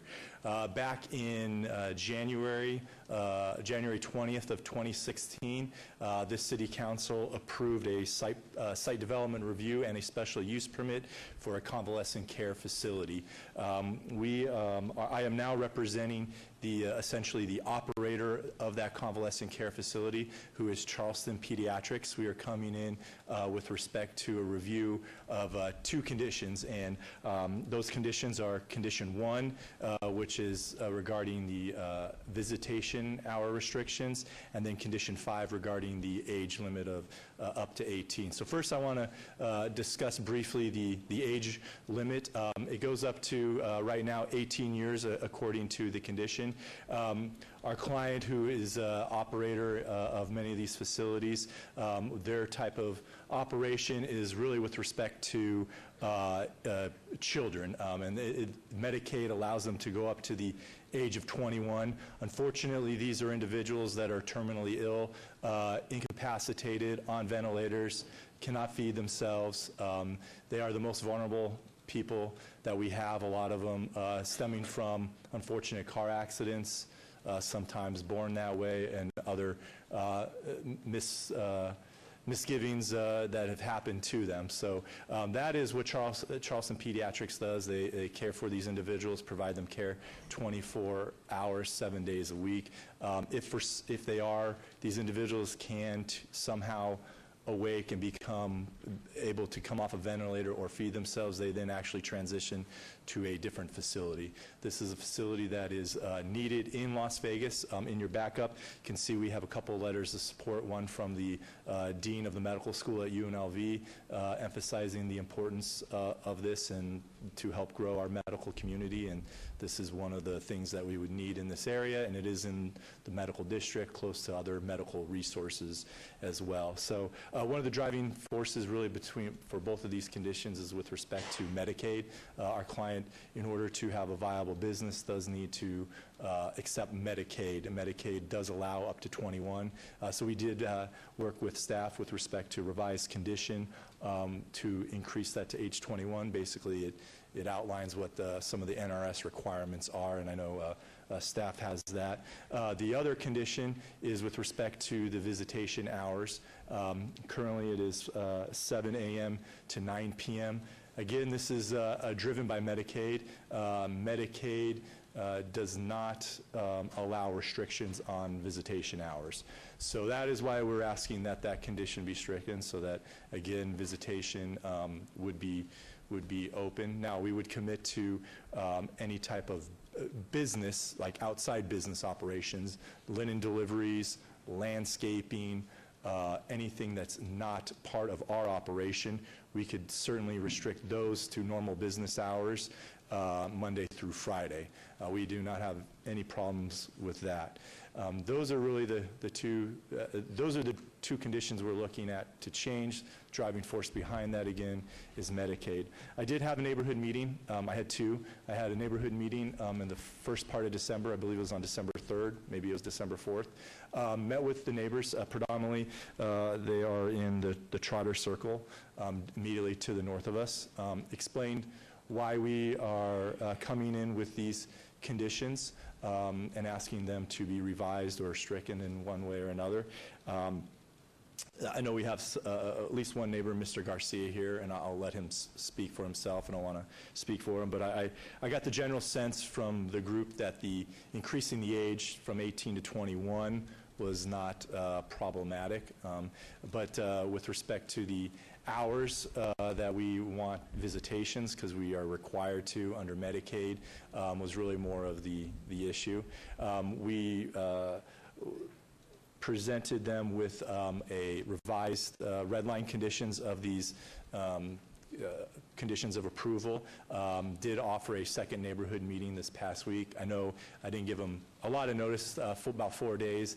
No one did attend. I know it was cold and rainy, but I did circulate that. One of the key things from the first neighborhood meeting that was asked of us was whether we could, instead of asking the city for a review of condition on visitations, could we go to Medicaid and ask them for a waiver or variance of their own conditions with respect to visitation.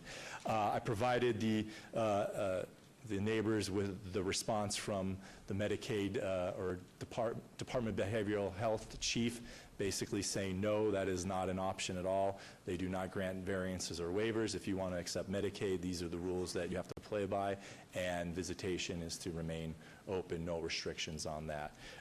Couple other things that the neighbors talked to us about with respect to the site itself. One of the conditions is, you can see carrying forward, is with respect to the roof.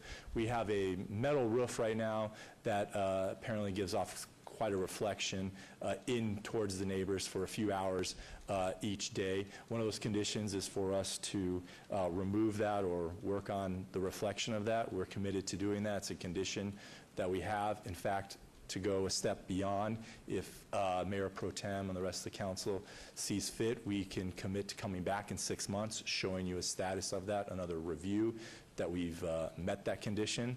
We're more than happy to do that. There's also was some discussion about the generator. I know this was discussed extensively at your January 2016 hearing. Again, all of those discussions carry forward today. In particular, that the generator is going to be tested once every 30 days, essentially once a month. It would be tested during normal business hours, Monday through Friday, for a time period of 15 to 20 minutes, and that decimal level would not exceed 65 decimal levels. So those are certainly things that we are carrying forward. All of those apply. And with that, I'm more than happy to answer any questions this council may have. Just wanted to ask myself, on the, you were saying that you would guarantee that the decibel level would not be over 65? That was, yes, that was represented at the January 20th, 2016 City Council hearing for the original SDR. If we had a review, let's say in 6 months, to make sure the roof is done, to make sure, we had also talked about more extensive plantings. Yes. On the side where the houses are in Trotter Circle, we would also review that at that time. Yes. Because that 65 decibels is just conversational speech. Sure. That's yes, probably it what was. you and I, yeah, so 65 decibels is not very loud. It's just as if you and I were having a conversation there. Would they be able to hear it very far away? And probably not. All right.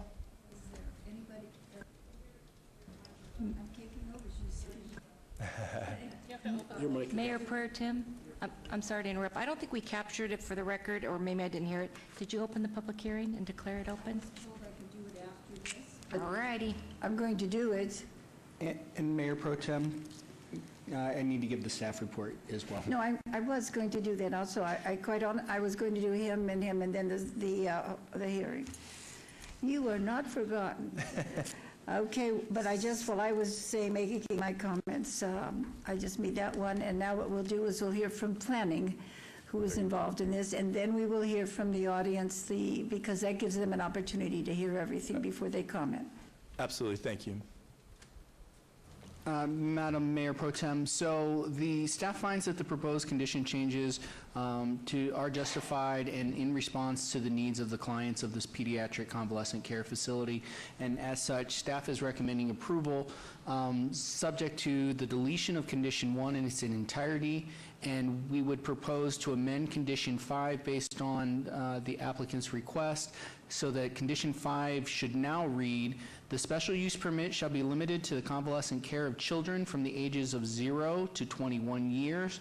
The facility will provide services as defined in NRS 449.0039, Facility for Skilled Nursing, which provides care as prescribed by a physician to a patient in the facility who is not in an acute episode of illness, in whose primary need is the availability of such care on a continuous basis.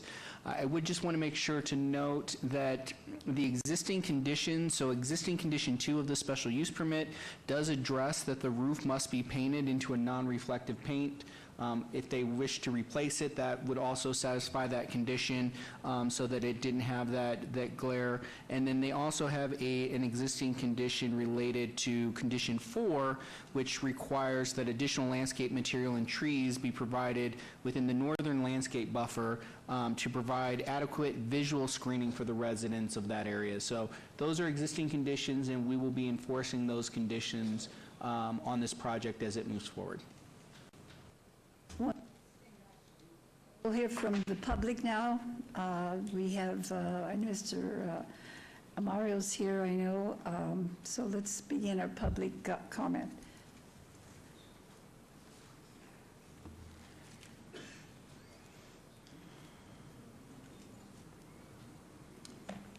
Good afternoon, Mayor Pro Tem, members of the City Council. My name is Mario Garcia.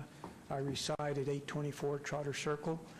That's a single-family residence that's immediately adjoining this property that the applicant is proposing to seek this review of conditions on and change of conditions, really. I'd like to make about 5 distinct points here, if I could, Mayor Pro Tem, and I know that you are intimately familiar with this item. There's a pretty long history on it, beginning probably around 4 years ago, or a little over 4 years ago. The original applicant, and I'm saying this for the benefit, if I could please, for the members of this body that were not perhaps members at the time that this was first initiated. There was an applicant by the name of Positively Kids. It was an organization that originally came in wanting to establish a convalescent care, pediatric convalescent care facility on this property. This property was zoned CD at the time of that request. The request was to change the zoning from CD to C1 because a convalescent care facility under the city's Uniform Development Code required C1 zoning.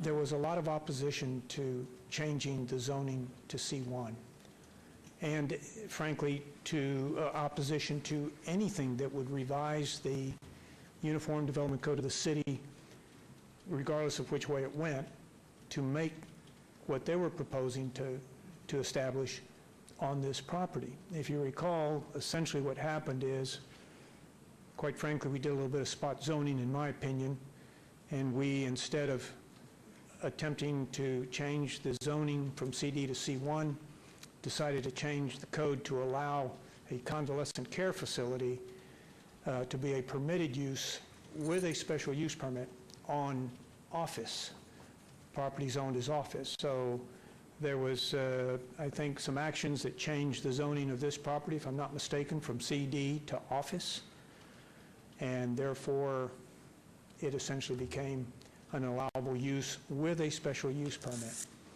on this parcel.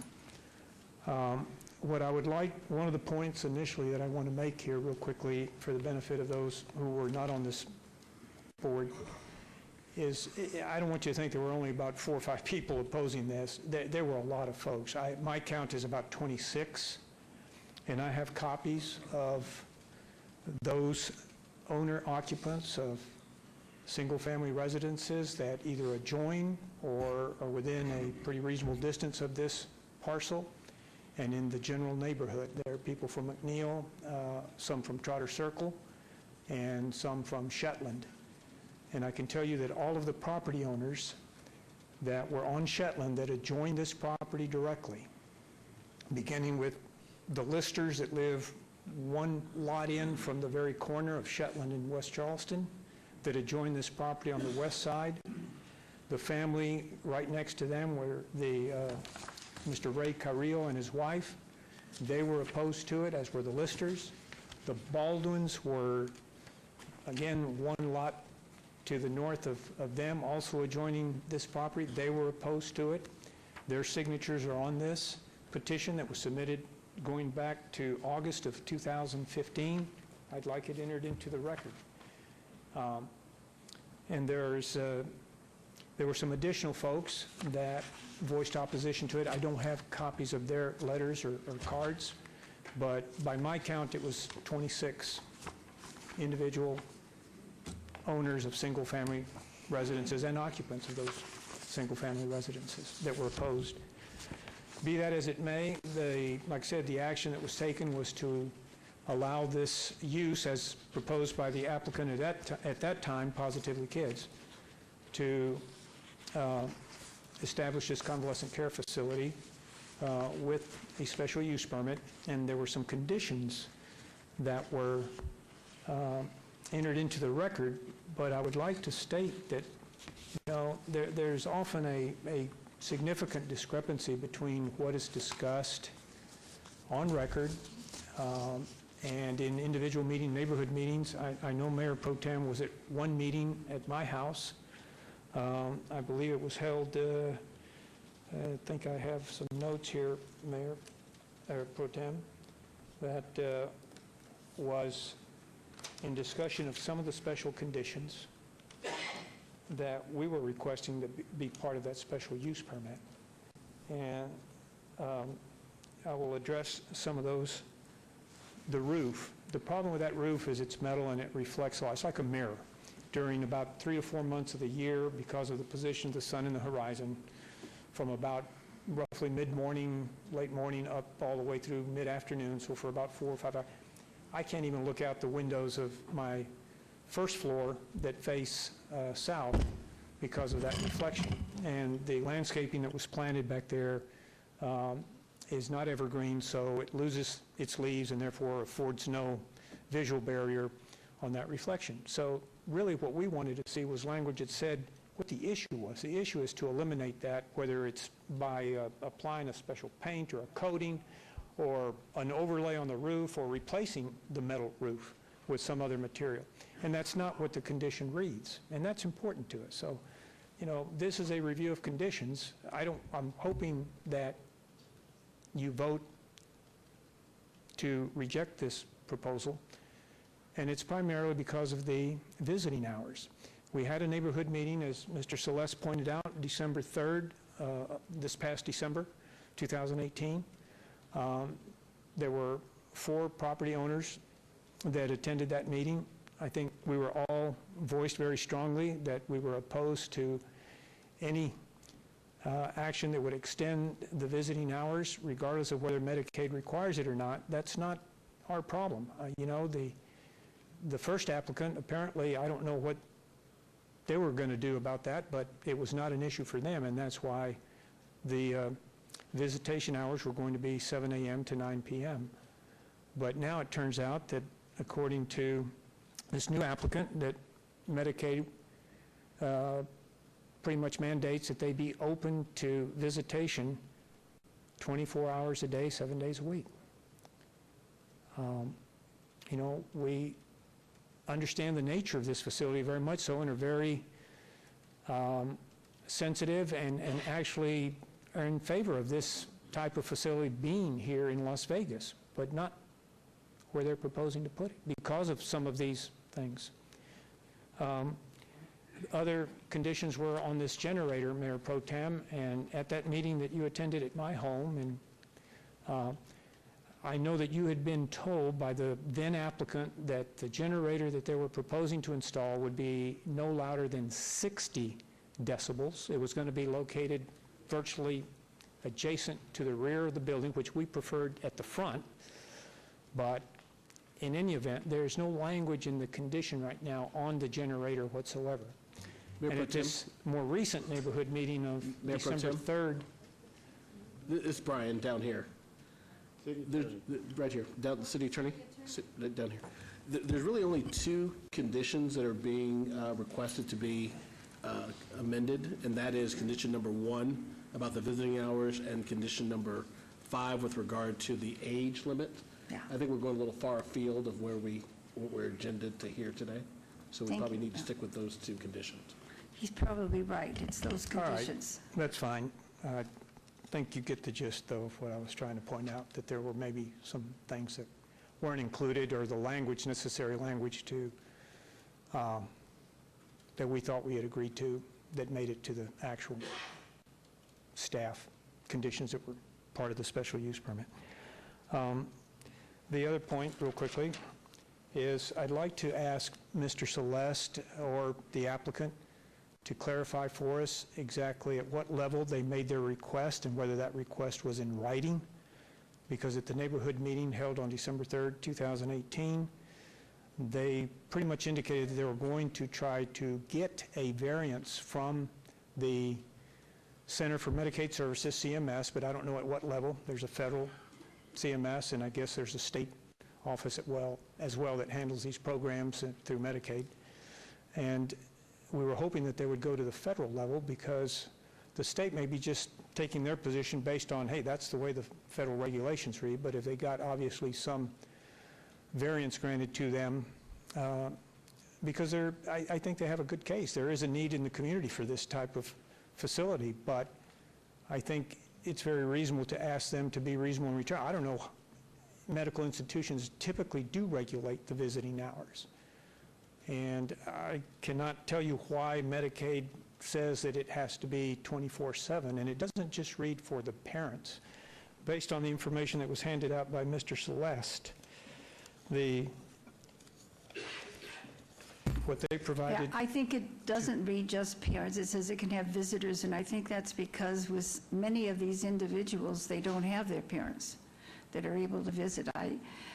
Sometimes parents give up when a child, these are children, as we know and we've discussed, that are in comas, that need to be fed, that cannot talk, some of them, and all of that. So there are other people that have to be in their life to take care of their affairs and things, but many times that it's not the parents. It's somebody who's been established to have the right for the child. As a guardian or similar or Yeah, such. so Yes, that I was understand it. that, Mayor Pro Tem. Thank you. But anyway, the actual reading does say anyone that's essentially can visit with the consent, any individual with the consent of the resident, which I don't, again, like you pointed out, I don't know what consent they could get from these That's right. They have to minors have- that are probably in a condition where they can't really, Well, it might be, for example, that the lawyer that's handling their situation gives the approval. But anyway, that's just an example. Madam Mayor, I have just a point of clarification. This is public comment, correct? Yes. Because this is, I'm not trying to, it's your call, but I'm just wondering if this is, usually we limit public comment to a certain amount of time, but You know what? I think he's representing the several people in that area, Trotter Circle. But you're right, we are taking a lot of time, and I would like to have you stay there and have whoever you want to represent, Swan, come up here so we can clarify a few things. First of all, let's clarify the question as to your contacting Medicare. Yes, so I will provide this email and correspondence for the record, but we reached out to Paul Schubert, who is the Chief Bureau of Healthcare Quality and Compliance of the Nevada Department of Health and Human Services. And in the correspondence, he says that basically the state needs assurances that it would be open for visitation. So I'm more than happy to provide this And why did you do the federal? Doesn't the federal have a lot to do with Medicaid? I'll let go. Madam Mayor Pro Tem? Yes, go ahead. I'm sorry. I just have to verify what these gentlemen are saying. I have had home health care agencies in the past as a few of my businesses, and Councilman Stavros can't go anywhere. And so just to be on the record and crystal clear, Medicaid is non-negotiable. So, I know, yeah. they're non-negotiable, period. I verify that, I deal with them. And so in your particular case, in this particular case, the request, I personally support it. Of course, this is your decision, but I support this. And I did want to say that because I've worked with individuals with special needs, Medicaid is non-negotiable. And if you try to get anything done on the federal level, you're lucky if you can even reach somebody on the federal level. All you get is from people who work in their offices that tell you it's non-negotiable. That's the way it is. So that's the answer there, I think, as far as that is concerned. I understand why the people at Trotter Circle have a concern. I want you to know one reason why the zoning was done, however, we don't even have a CD anymore. So it was all part of moving in a direction of rezoning and everything within the city, so we don't have a CD.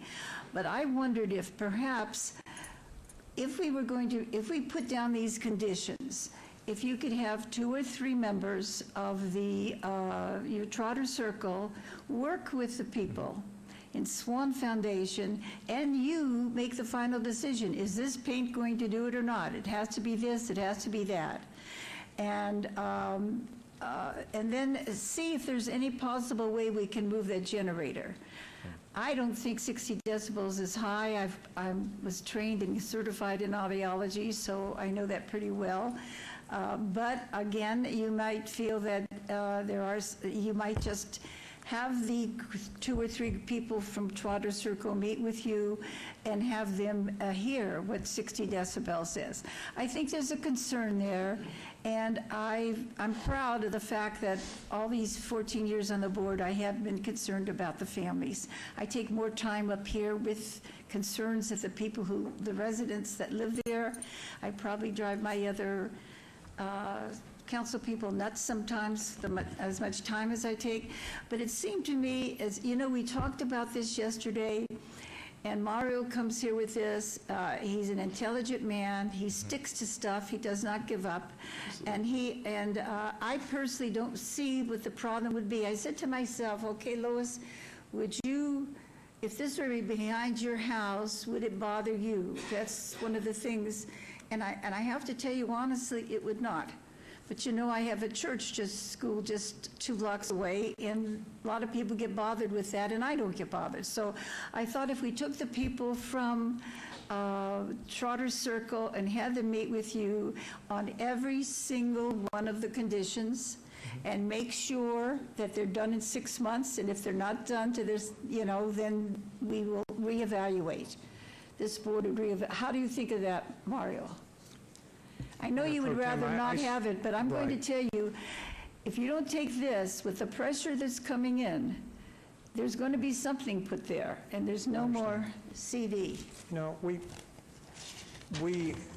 would have no objection to most everything that went into the discussion on this item over the last 4 years.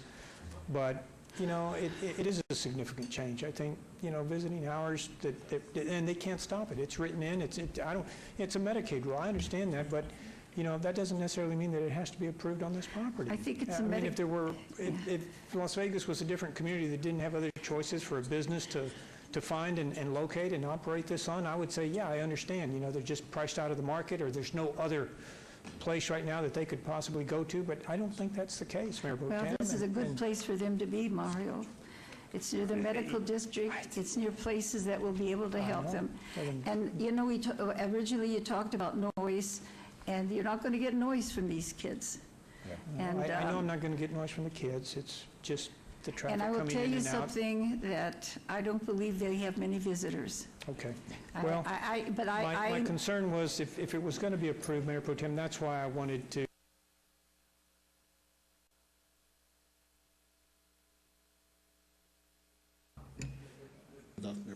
Mike's off. Okay. That those conditions that we felt were going to be put in place were either absent or not worded the way we had expected them to be. Well, and if you approve this, what legally can we hold the applicant to comply with? Well, and this is why I said we could approve this on a temporary basis with a review in 6 months.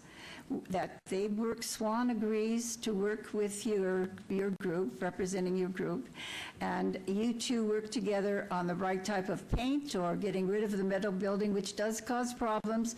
I've talked with the people who live in there, and it would have been done, except the other group did not be able to hold their pattern together for making money. And one reason why was because they didn't work through Medicaid. This group does.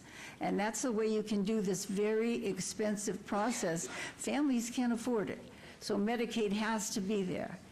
And I could move for accepting the Swan Foundation's plan with these conditions, and that these conditions have to be worked out with the people in Trotter Circle, and that in 6 months we will then see if they're done. All right? What say you, Swan people? Yes, we're more than happy. Yes, we're more than happy to come back, provide an update in 6 months. Certainly, the roof, either repaint it or, as this board knows, potentially replace if the paint doesn't work. I guess the only thing would be the generator's a little bit kind of we're not sure if we can just because we may not come to an agreement Yeah. with Mr. Garcia. But I just don't, what I But don't we're want... definitely going to work. Okay, I just don't want it, because last time when we did this, I said about the roof. Now, the roof was never repainted because that group didn't make it. But I just want to make sure that the roof and everything is done. Maybe what we can do, I'm receiving notices here that we don't usually have the constituents, make the full agreement, because you might purposely not make a full agreement. But what I'm trying to say is, let's work together. Absolutely. And let's see how far we make it. And in 6 months, though, whoever's in my place, whoever's up here, and I'm going to leave it to Ms. Shell to watch this, we'll make sure that they'll have their roof done in the way that, because I've had this happen before. I've had roofs that come up and doggone it, they don't do what they say they're going to do. And you can't tell people who live there, we're going to do this, and we don't do it. Now, I will also tell you that this group, I know these people better than I knew the other ones, and this group has done a lot of really good stuff and has kept their word in the past, and so I have a better feeling there. So let's see. Okay, Mayor Pro Tem, I think we can work on that with this applicant, and certainly, but I do, for the record, want to state that at the December 3rd meeting, 2018, Mr. Nadan, we brought this up about the generator, and he said at that meeting, he's here standing next to me, so he can, correct me if he thinks I'm wrong, but he did indicate that he would be willing to relocate that generator. Under the current site plan, at least, that they showed us at that meeting, that generator was moved further Into the north front. towards the properties, the residential properties, compared to what Positively Kids had originally indicated Okay. to Madam- you and the board. Okay, I have that comment made. Did you have a comment down there, Mr. Creer? Madam Pro Tem, down here. So just a couple things. One, I just want to, we are on the use permit, so we can't really talk about the generator, as the city attorney's office kind of pointed out. If they want to move the generator to accommodate a neighborhood concern, provided it doesn't materially alter the site development plan, we can take care of that administratively. They can bring in a revised site plan, we'll look at that. Okay, but that was agreed upon at the last time, so it should be there to be done. Correct, it's on the site plan. If they alter that site plan, we'll need to review that. With regard to the conversation about the neighborhood being involved in a decision-making process about the paint, so that is going to be, for lack of a better gender-specific word, a gentleman's agreement that they will work with the neighborhood on that. Right. What I would offer is a condition, and if I might just make a recommendation, because if they satisfy the conditions of the special use permit, generally, we wouldn't refer that back to council unless they weren't compliant with the conditions. Yeah, no, we're working on the two conditions right now. Yeah. The other conditions are already there. The painting of the wall was there. He's just trying to make sure that it's still included, and it is. Yes. And Swan agrees to it. The condition of the generator to be moved, I saw the map myself, and he's just trying to make sure that it is moved the way it was. So it has nothing to do with what we're voting on now. Completely. So, but you did want, there was a conversation about a review. So what I'm going to suggest is that we add a new condition as a part of this review, or a part of this action here today, that would require an administrative review shall be conducted 6 months from date of final approval to review that the roof has been painted and an updated landscape plan has been submitted to reflect those conditions that are on the SUP.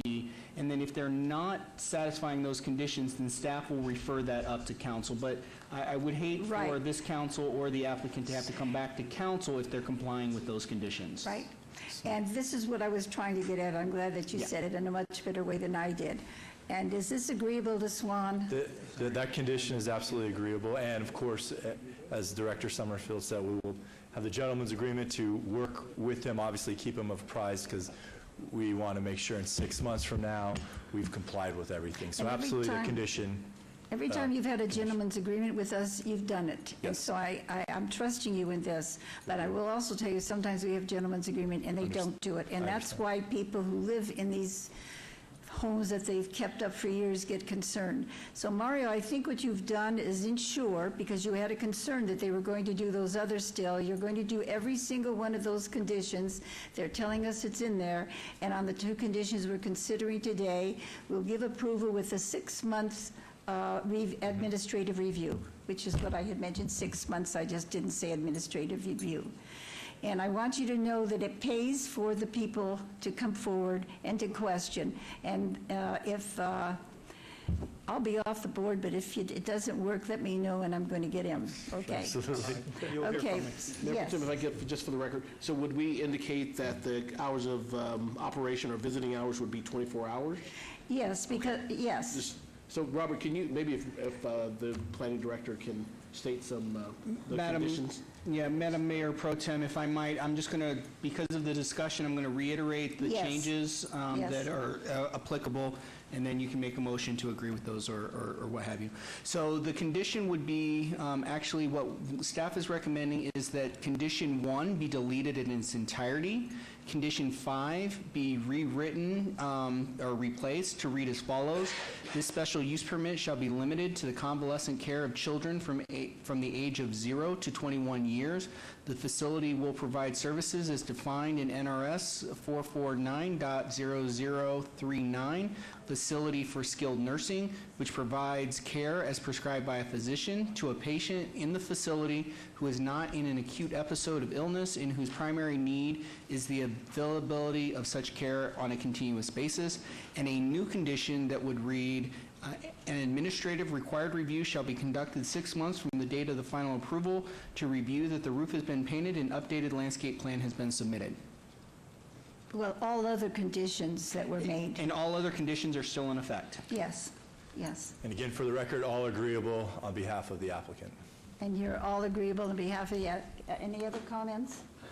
All right, then, I move to approve with the conditions as stated. And I'm going to tell you that I think this is going to turn out good for you. I hope so. I hope so. Not just for me, but for the rest of the residents. Well, by you, I was being a generic you. And I just think that you're going to find that you're not going to have hardly any noise. They're going to be giving you additional, and it would be good to have pine trees there or something there that, and you can't, and that's what I sort of are trying to get at, that you could consult with them. Absolutely. Thank you very much. Thank you, and Mayor. Mario, you feel okay, I hope? Mayor, I feel all right. I think we'll work some things out. It's not the best result, not what we had hoped for, but we're reasonable people as well. And as long as the applicant works with us in an honest and reasonable way, I think these things will be all right. I think they will, and if they don't, then I tell you, I'll join the nagging. I will join it. I will join it. But I think they will. You're a good community, and Mario, particularly, you are a good person to care so much and represent the community, and I think we can do this, and I thank you very much. Thank you again, and thank you, Ms. Garcia, and we'll continue to work on it. Thank you. You better or you won't live. I know. I know.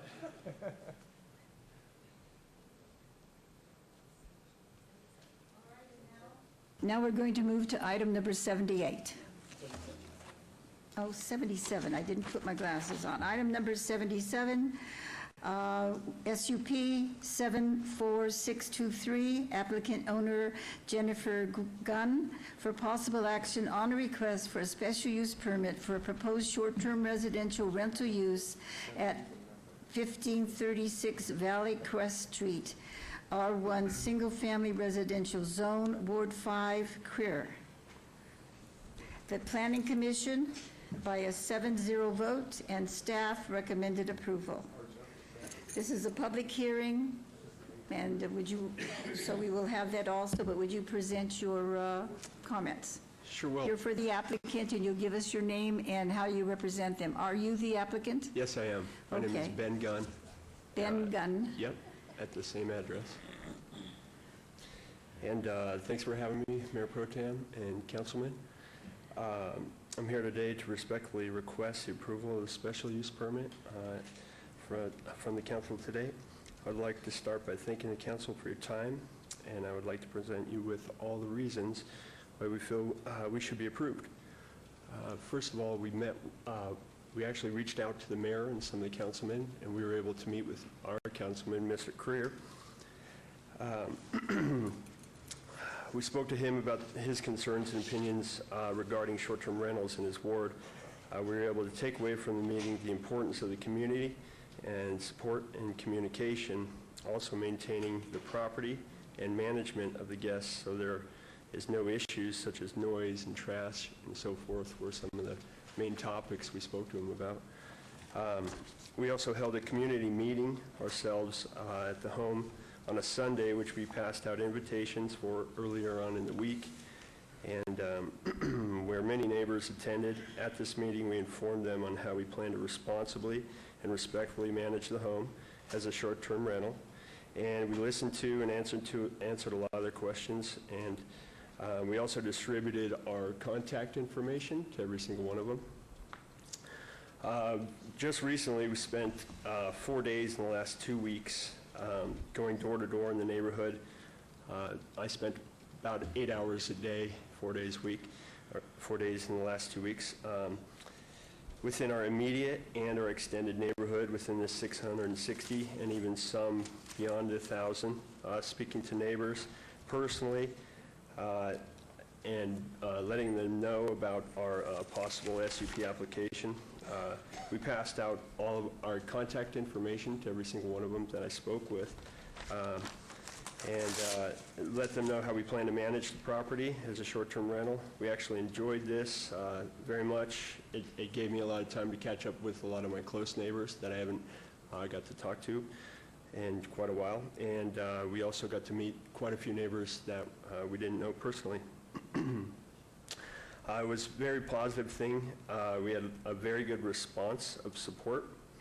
I'd like to show you that throughout this, I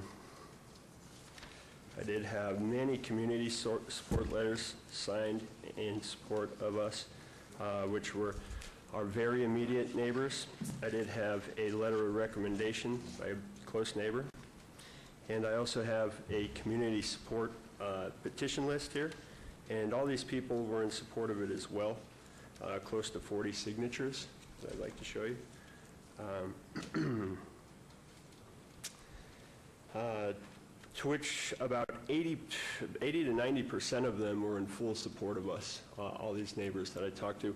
If you can see on this map right here, this is our immediate neighborhood.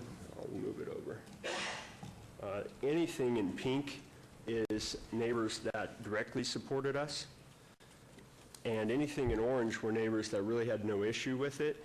And all of these people have our contact information, and we have personal relationships with. On here as well, this is the extended map down some of these roads. During the community meeting, we did pass out these to about over 100 homes. And this is an example of our contact information. We provided all of them.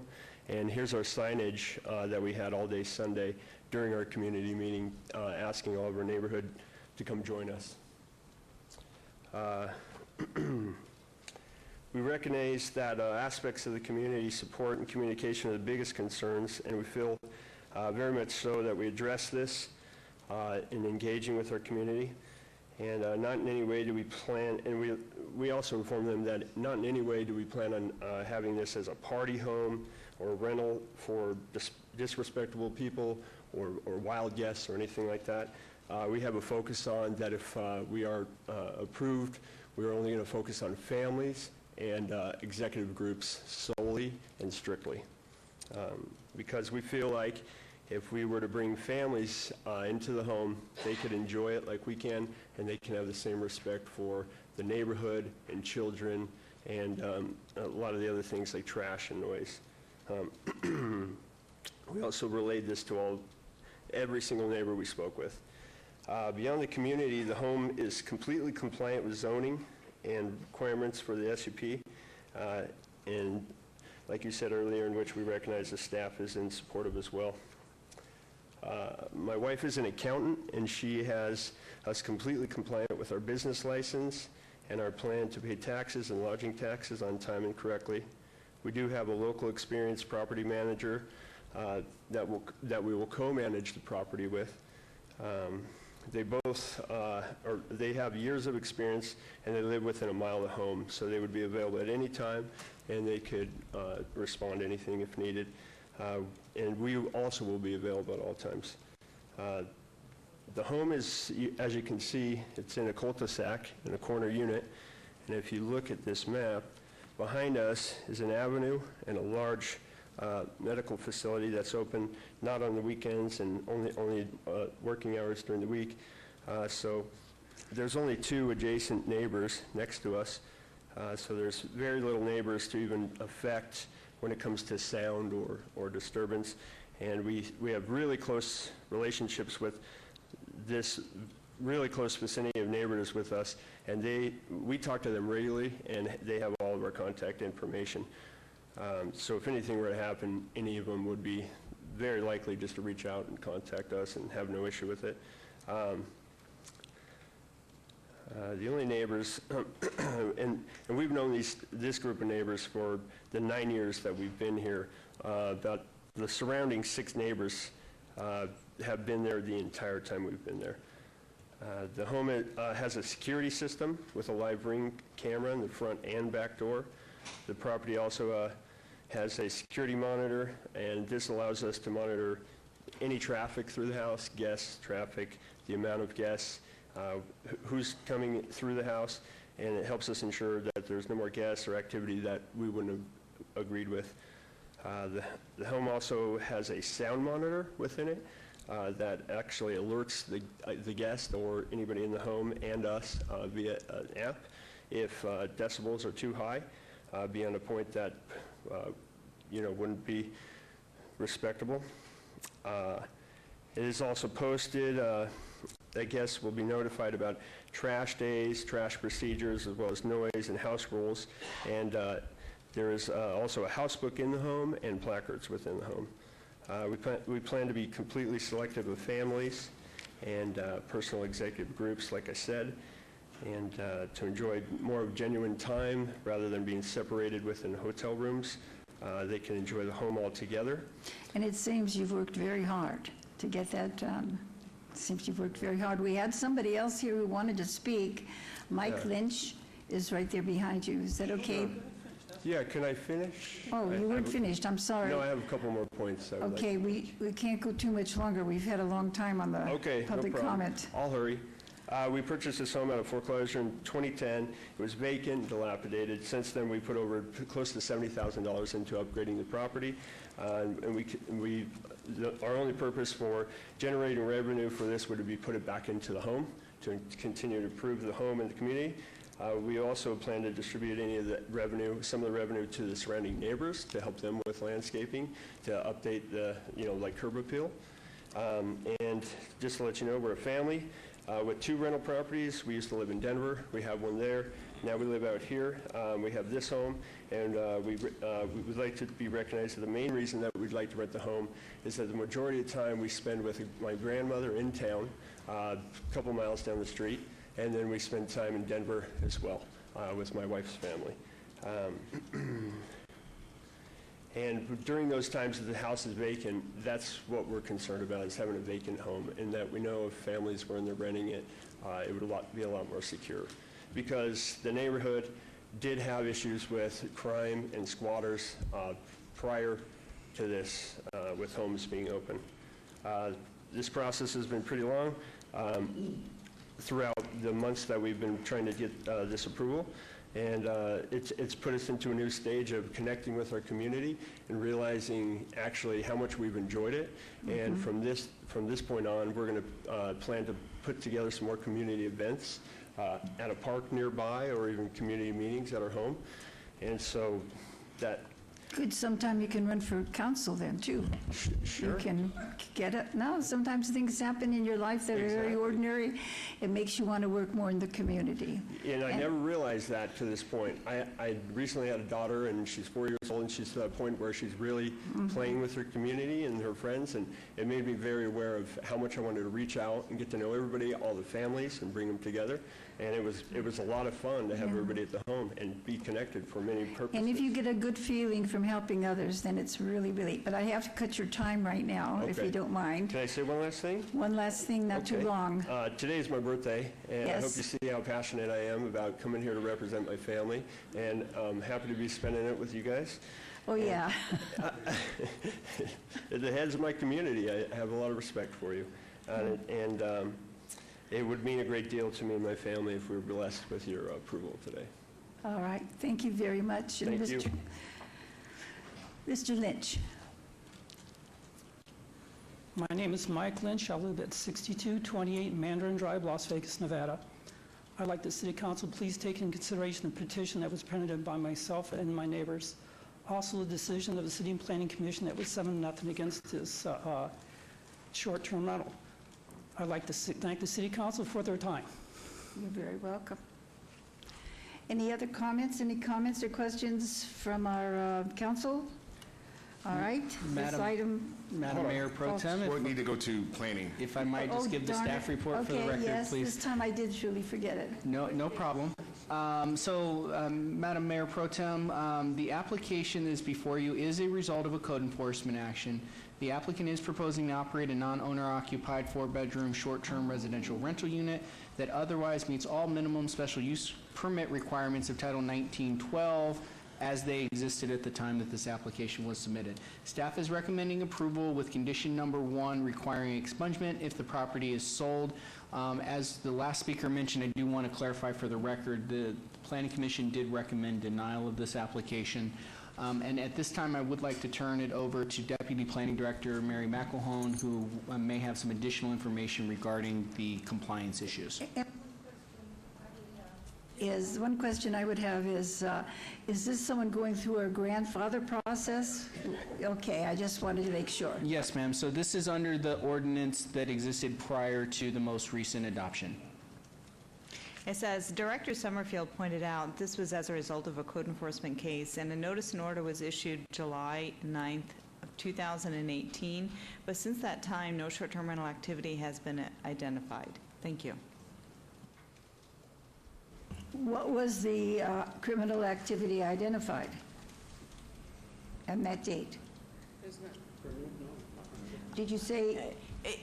For the record, Mary McElhone, it was a code enforcement case for operating a short-term rental illegally. Okay, thank you very much. Now, Mr. Creer, did you want to go on? I do. Thank you, Madam Mayor Pro Tem. I have a question for you. On the map, on the backup material, it says that there's an existing short-term rental right next to the subject property. And the backup material does not say that there is a short-term rental within 660 feet. Somebody verify that for me?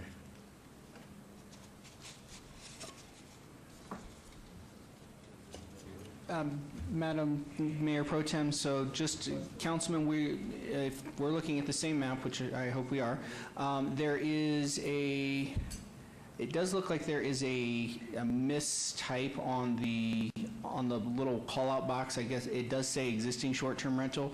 Technically, they had submitted a license application at the same time their SUP was going through.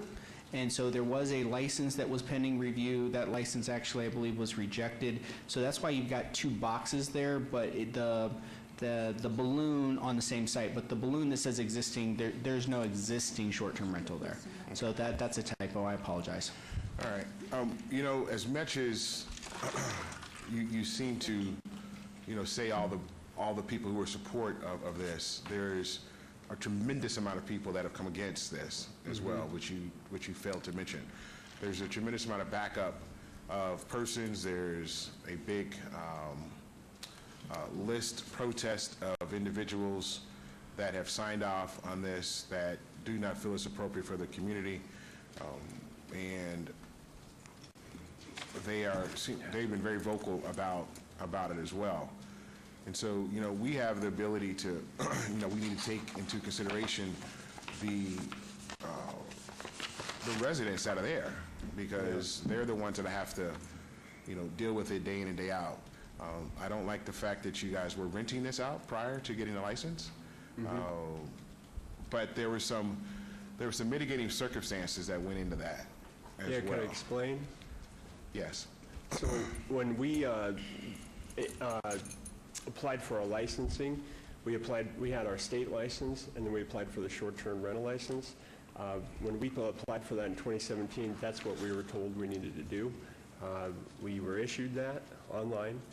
We have shown that, and we didn't know we had to have an SUP until we were notified. So it's a simple mistake because the property that we run in Denver is the same thing. You have to have a state license, then you have to have a rental license. So it was a simple mistake. We thought we were following protocol. And the minute we were told that we needed an SUP, we stopped immediately. We didn't even bother with it anymore.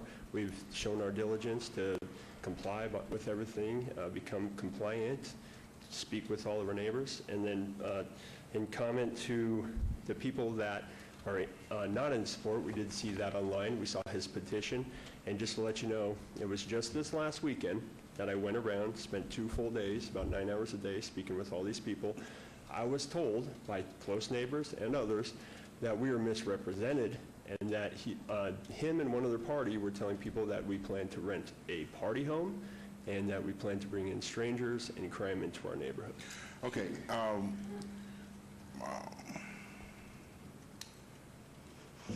And I notated who these people were on this. So my question to staff is that he stated that he wasn't really noticed that he had to get an SUP for this.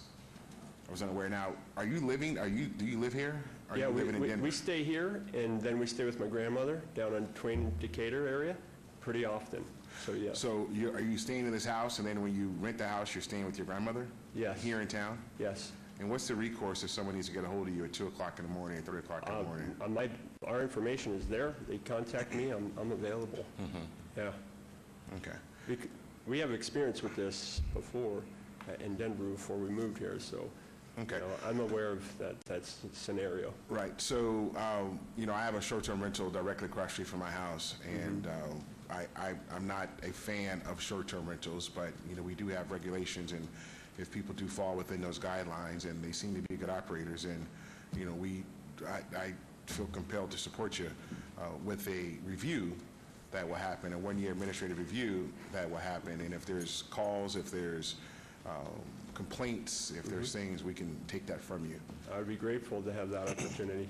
All right.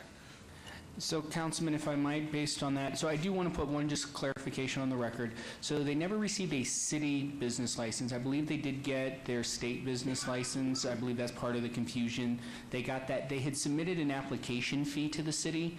However, when we did our internal review and determined that they weren't eligible for the license because there was no SUP, that automatically got refunded to them. And I guess based on testimony at Planning Commission, they were not aware that that had been refunded back to them, that they weren't in fact licensed with the city. So just that's a point of clarification. Based on your comments, my suggested condition would be that an administrative required review would be required 1 year from date of business license issuance. Okay. So I move for approval with the condition SUP 74623, unless there's other comments from members of the council. Planning and councilmen, are we all also adding, a little tongue-tied, sorry, been quiet for so long, wow. Are we adding the condition of upon putting the property up for sale that Yes. Yes, that's You it. did that, yeah. Okay, Yes. I missed that one, thank you. All right. Thank you. That is your motion? Yes, Madam Pro Tem. All right, will you please vote, cast your vote? Opposed?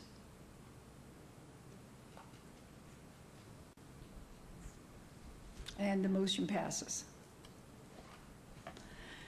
So the motion That's it. passes. It was approved. It is approved. Thank you so much. But you better be sure to follow through because all those people are counting on you. Absolutely. You said all that. We'll come around and look at your parks. Absolutely. Thank you very much. And now we're...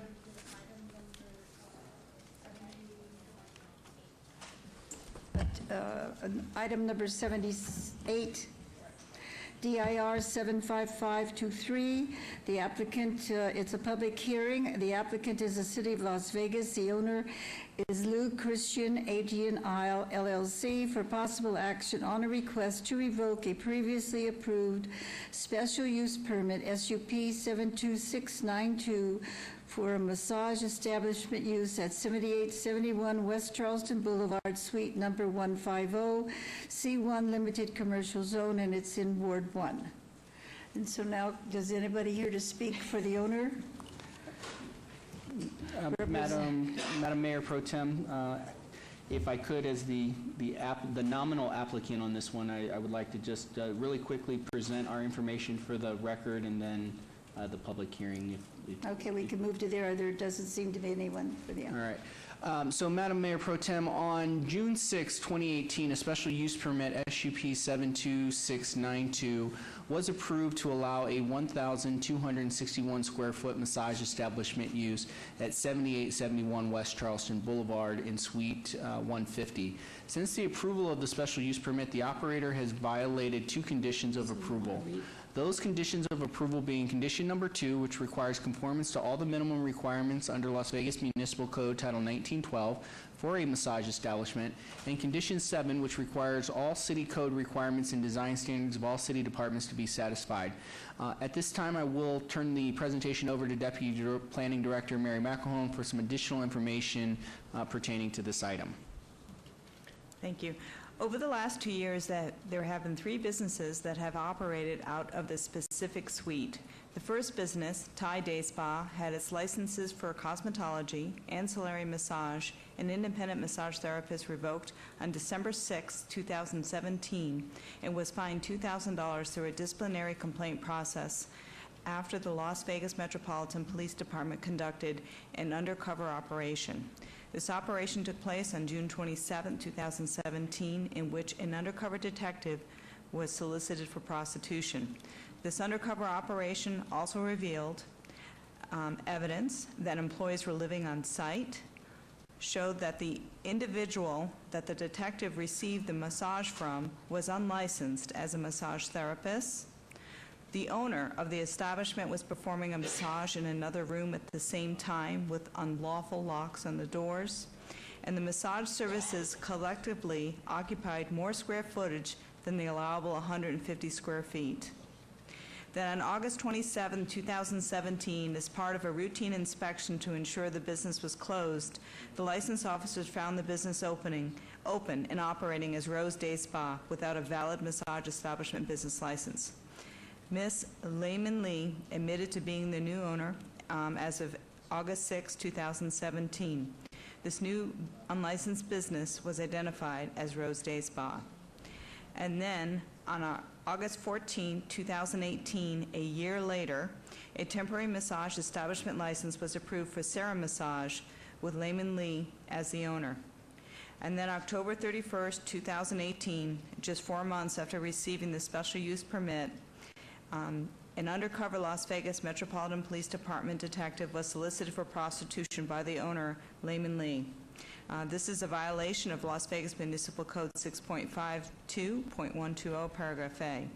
In response to the violation mentioned above, the operator's temporary business license was revoked on December 5, 2018 by City Council.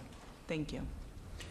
And then to conclude, so the conditions of approval require that the applicant to conduct a business in accordance with the Las Vegas Municipal Code.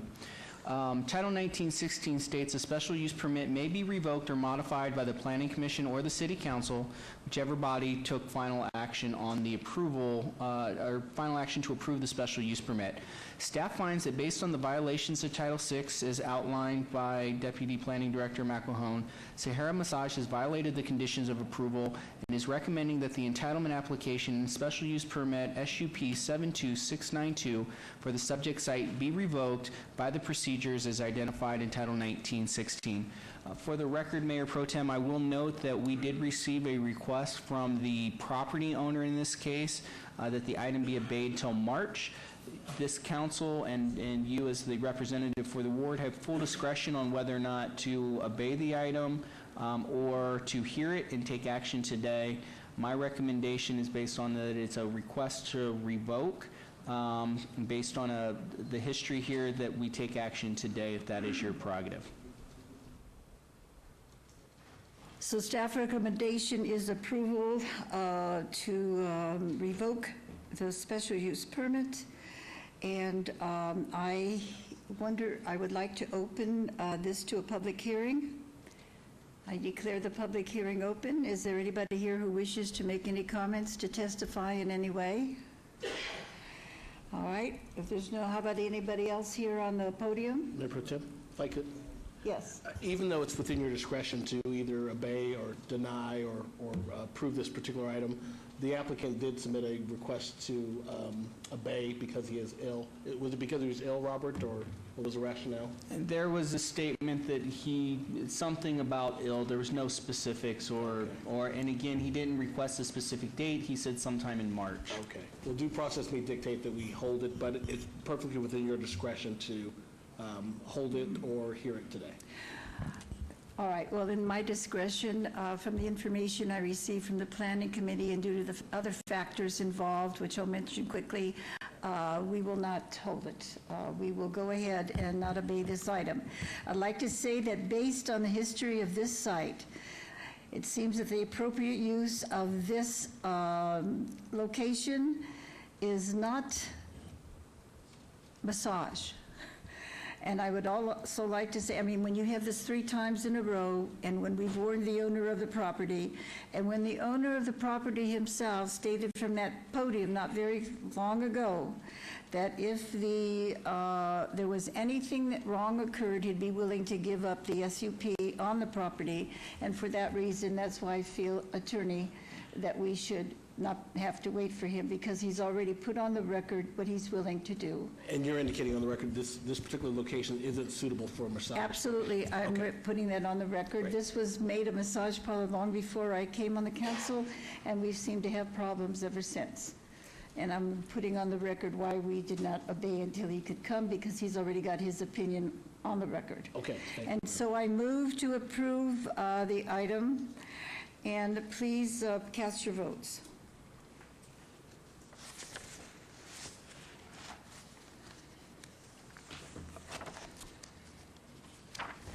All right, would you post? The item passes. And we'll move on now to item number 79. 79 has been tabled. Thank you very much. We'll move to item number 80. Has that been tabled? All righty. SNC 74759, public hearing, applicant owner, City of Las Vegas, for possible action on a street name change from Clark Avenue to Robin Leach Lane between City Parkway and Grand Central Parkway, Ward 5, Councilman Creer. The Planning Commission, by a 6-0 vote, and staff approved the subject to conditions. This is a public hearing. I now declare it open. Is the applicant present? Oh, is the city not present? Yeah, I'm present, Mayor, Madam Pro Tem. So, again, the proposed street name change is consistent with the adopted 2009 street naming and address assignment regulations, and for that reason, staff is recommending approval. Thank you. All right, and is there anyone else wishing to be heard on this item? Anybody from in the public? I then close the public hearing, and is there any other comment from those of us here? No, so is there a motion, Councilman? Madam Mayor, I move approval item number 80, SNC 74759. All right, please cast your vote. And we're going to post. And the item passes. So we'll now move on to item number 81. I better see where I am, because I'm in a different book than the mayor usually has. 80 what?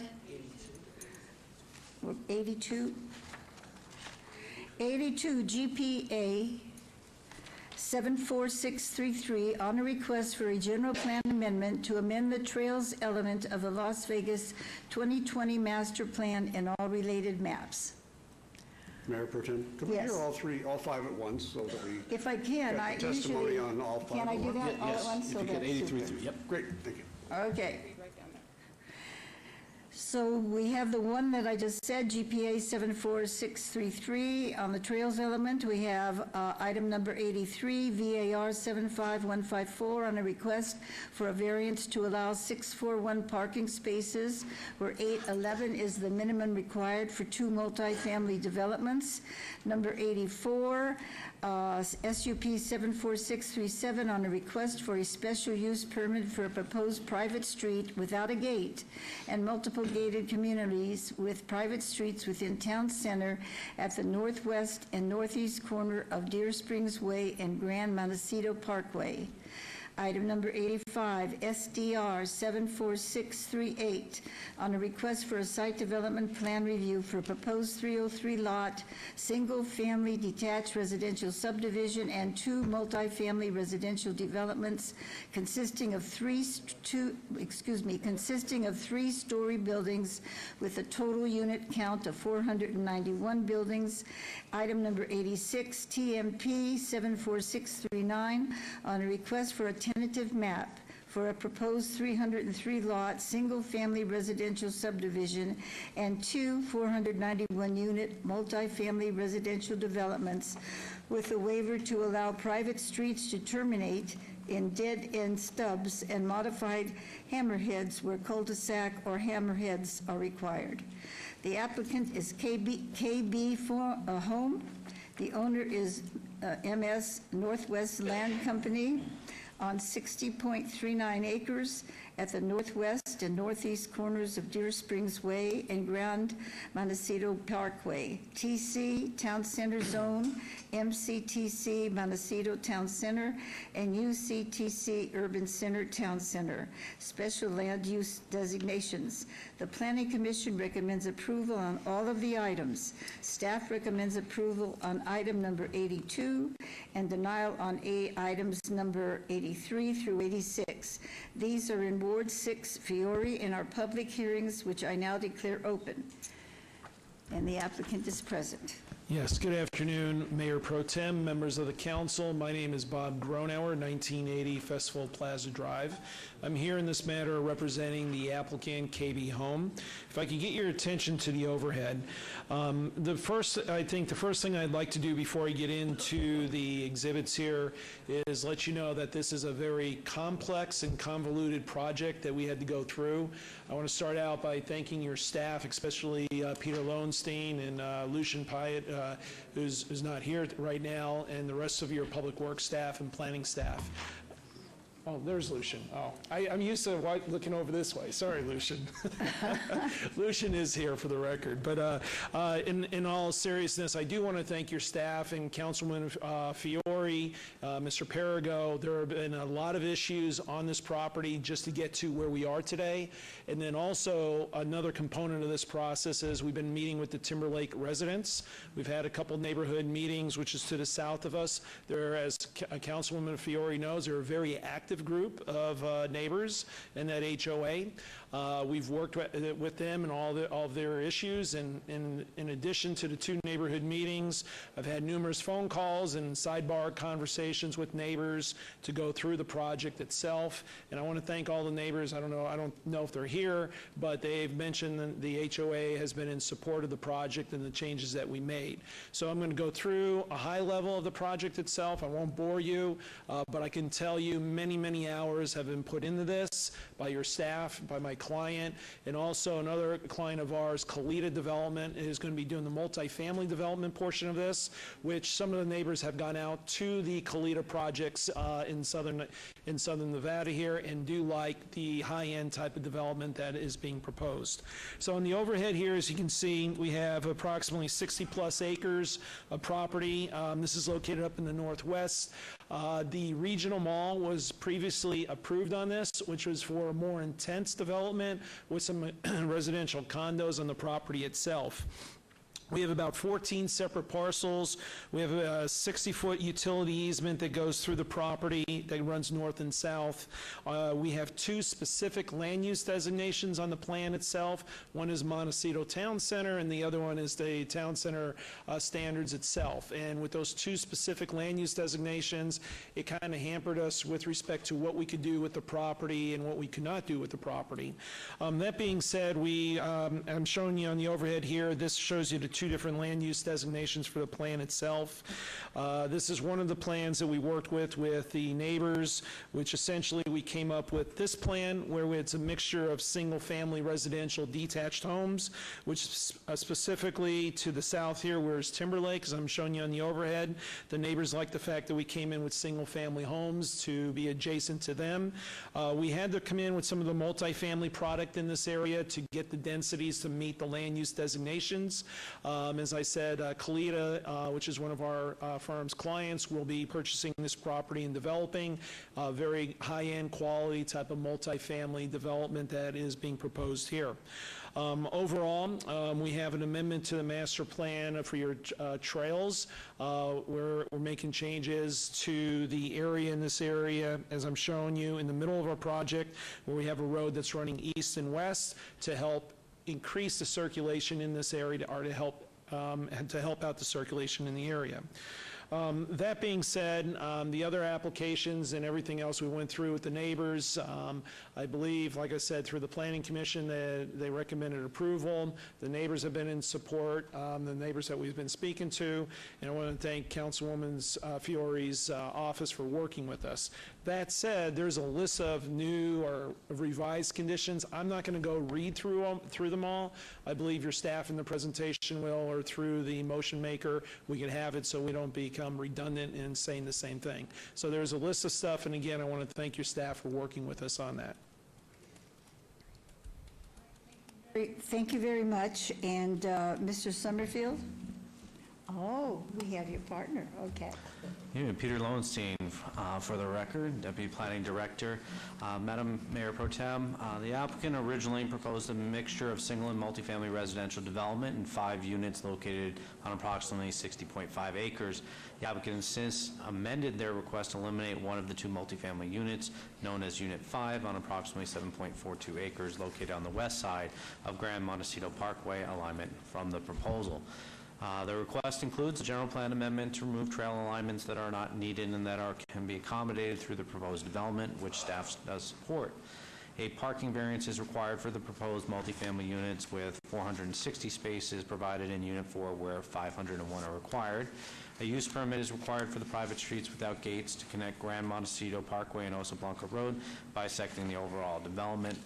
Within the town center master plan area, a site development plan review is required for all the residential subdivisions to establish development standards, and a tentative amendment has also been requested with waivers to allow dead-end streets and modified hammerheads where cul-de-sacs or standardized hammerheads are required, and to allow no landscape buffers where 5-foot buffers are required in conjunction with retaining walls greater than 6 feet in height.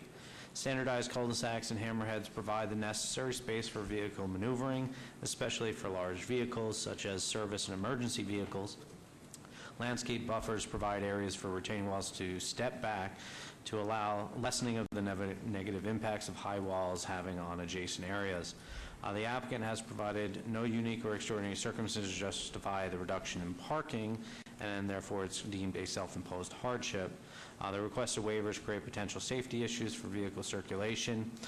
Staff recommends approval of the general plan amendment, but denial on all other requests. If approved, staff would like to add additional conditions, as well as amend condition number 10 of the SDR 74638, as well as the Department of Public Works will have additional conditions to amend both on the site development review and the tentative map. Those conditions in relations to adding conditions to the site development review, if approved, would be A, the applicant shall work with staff to provide preventative measures to mitigate the potential for errant balls from the existing park to the north from impacting the proposed residences along the northern property line of the development. Added condition B would read, The setbacks for units 1, 2, and 3 within the development shall be a minimum of 10 feet to the front of the house, 18 feet to the front of the garage as measured from back of sidewalk or from back of curb if no sidewalk is provided, 5 feet on the side, 10 feet on the corner side, 10 feet in the rear to the house, and 5 feet in the rear to a patio, as well as amending condition number 10 of the site development review to read, a technical landscape plan signed and/or sealed by a registered architect, landscape architect, residential designer, or civil engineer must be submitted prior to or at the same time as a final map submittal. At this time, I'd like to turn it over to the Department of Public Works for the additional conditions. Thank you. Madam Mayor Pro Tem, Lucian Pyatt in Public Works. We have a total of 6 condition changes, 3 on item 85 and 3 on item 86. For item 85 SGR 74638, I'd like to add the following to the end of condition 15. No dedication is required if an 80-foot dedication for Oso Blanco Road already exists. Additionally, grant 9-foot wide easements adjacent to the western edge of Oso Blanco Road for roadway, public sewer, and public drainage prior to the issuance of permits for adjacent development. This 9-foot easement includes a required 6-foot perimeter landscape buffer and may be reduced or eliminated if it is determined by the city engineer that is not required. On condition number 20 of item 85, delete the first 3 sentences so that the new condition just starts with provide public sewer easements. On condition number 21, revise the condition to read as follows. Construct off-site sewer in Oso Blanco Road to the intersection of Centennial Center Boulevard at a depth and location acceptable to the sanitary sewer section of the Department of Public Works, concurrent with development of any portion of this site that cannot be serviced by gravity to the existing public sewer system. Alternatively, the city engineer may approve an alternative public sewer route that can be serviced by gravity.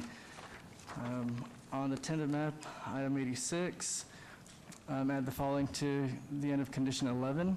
No dedication on Oso Blanco Road is required if an 80-foot dedication for Oso Blanco Road already exists. Grant a 9-foot wide easement adjacent to the western edge of Oso Blanco Road for roadway, public sewer, and public drainage on the final map for this site. This 9-foot easement includes the required 6-foot perimeter landscape buffer and may be reduced or eliminated if it is determined by the city engineer that is not required. And then condition number 17, revised to be exactly as read for the SCR on condition 20, and condition 18 to be exactly as read on condition 21 for the SDR item 85. That's it. And I'd like to ask, if those conditions are included in the vote, then did our city planning department, did that change their support or non-support of those items? Mayor Pro Tem, no. Those conditions are things that may have worked out for design reasons. Our stance on the justifications for the parking variance and some of the roadway design still stand as a result. Okay, thank you.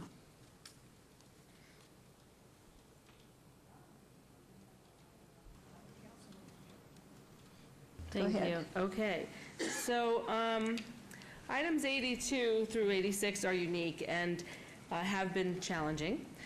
This property is included in 2 separate special area plans, and that made designing this project especially difficult.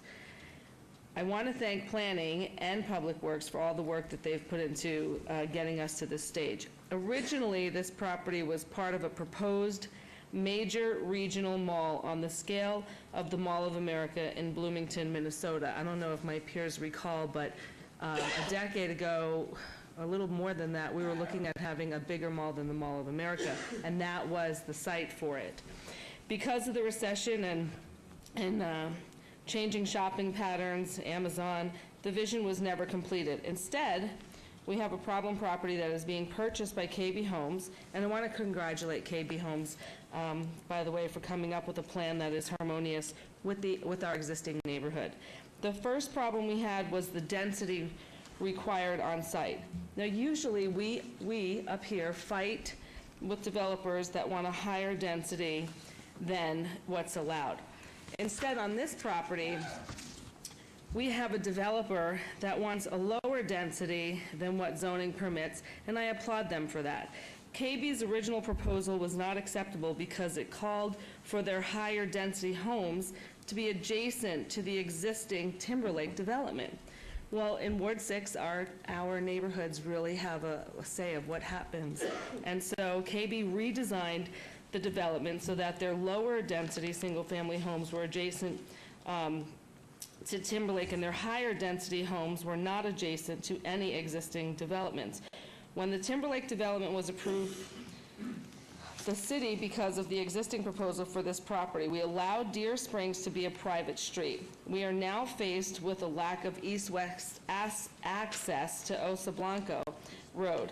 KB agreed to provide an east-west street in the middle of this development. Because of our zoning regulations, this would have to be treated, this project, as two separate projects, and would require almost double the number of homes adjacent to our Timberlake community. Instead, KB designed this project with a private street that will allow public access for the major east-west access the city is requiring. KB's initial layout for this project avoided many of the items they are now requesting. Because we believe in working with the neighbors again to allow responsible development, the proposal before you is the best option for the project. The landowner could have proposed a development that complied with all area plans and with zoning, but it would not have been harmonious with our surrounding homes. Because of the hard work of planning and public works and the willingness of KB to compromise, we have come up with a plan that works for all interested parties.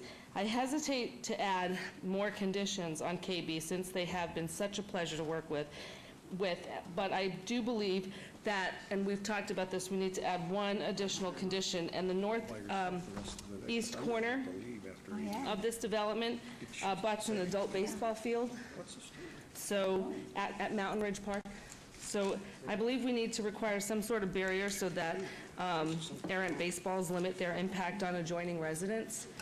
Through you, Madam Yeah. Mayor Pro Tem, Councilwoman, the first added condition, as read into the record, is for the applicant to work with staff to provide preventative measures Okay. to mitigate the potential for errant balls Baseballs? to go into the, from that. Okay, well, thank you, Peter. So with all of that, and with, what is happening, I want to move to approve item 82 with all the staff conditions and including any new conditions. All right. A motion is on the floor. Please vote. Vote on the motion post. Is there a problem? We didn't open and close the public hearing. You know, Pro Tem. I think I didn't say public hearing when I did that. I'm sorry. Please, Mayor, come back. But I closed the public hearing. And so now, would you please make your motion again? Absolutely. So I move to approve item 82, sorry, with all conditions, including all new ones. Okay. The motion is now on the floor. Please vote. Post.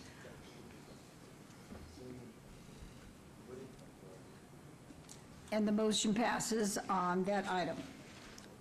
Madam Mayor Pro Tem, do you want me to go just through each item? I think you need to in this situation, Okay. yes. So then I move to approve item 83 with all staff conditions, including any new conditions. Okay. We have the motion on the floor. Please vote. Post. Thank you. And I move to approve item 84 with all staff conditions, including any new conditions. All right.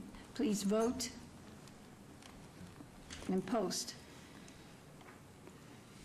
I now move to approve item number 85 with all staff conditions, including any new conditions. Please vote and post. And I move to approve item 86 with all staff conditions, including any new conditions. Please vote and post. And Mayor Pro Tem, what happened here? Where is And everybody? it has passed, by the way. I did not say after each one, but I knew you were looking, you saw it pass. Wait, so yeah. We're so- voting the last one, 86. Yes.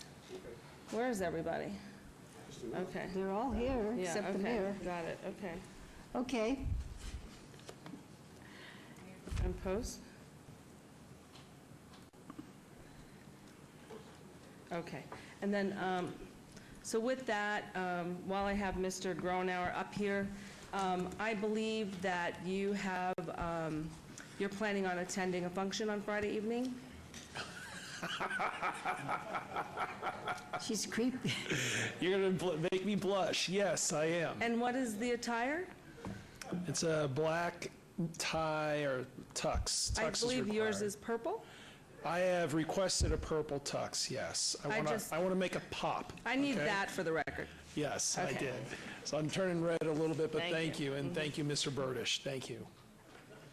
Have a good day. We'll now move to the next item, ZON 73549, the applicant owner, City of Las Vegas, for possible action on a request for a rezoning from C1, Limited Commercial, M, Industrial, PD, Planned Development, R5, Apartment, and RPD19, Residential Planned Development, 19 units per acre, to T4C, T4 Corridor, T5C, T5 Corridor, T5MS, T5 Main Street, T5M, T5 Maker, T5N, T5 Neighborhood, to T6UG, T6 Urban General, and T6 UGL, T6 Urban General Limited on approximately 307 acres in the Las Vegas Medical District, generally located south of US Highway 95, west of Interstate 15, north of Charleston Boulevard, and east of Rancho Drive. The Planning Committee voted 501 in favor, and the staff recommended approval. This is a public hearing. I now call it open. Is the applicant present? Yes, ma'am, I am present. That's what it says down here, Mr. Summerfield, so I assumed it was you. Yes, ma'am. So this rezoning request is the culmination of more than a year's worth of work between staff, the representative for Ward 1, the representatives for Ward 5, to bring the form-based code as the implementation item within the medical district as the first district of the downtown master plan to see this new zoning approach. This is being done only in a pilot area of the medical district, so at this time it's not the entire Las Vegas Medical District. It's in a pilot area based on feedback that we did receive from property owners and residents adjacent to the district. Everything is in order, and we would recommend approval. All right. Is there anybody else who wishes to make a comment on this, either in the audience? All right, then I close the public hearing. May I have a motion? Madam Chair, I'm having you make the motion. Yes. I move approval of ZON 73549. Okay, please vote and post.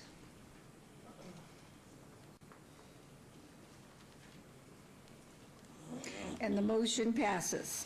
We'll now move to item number 88.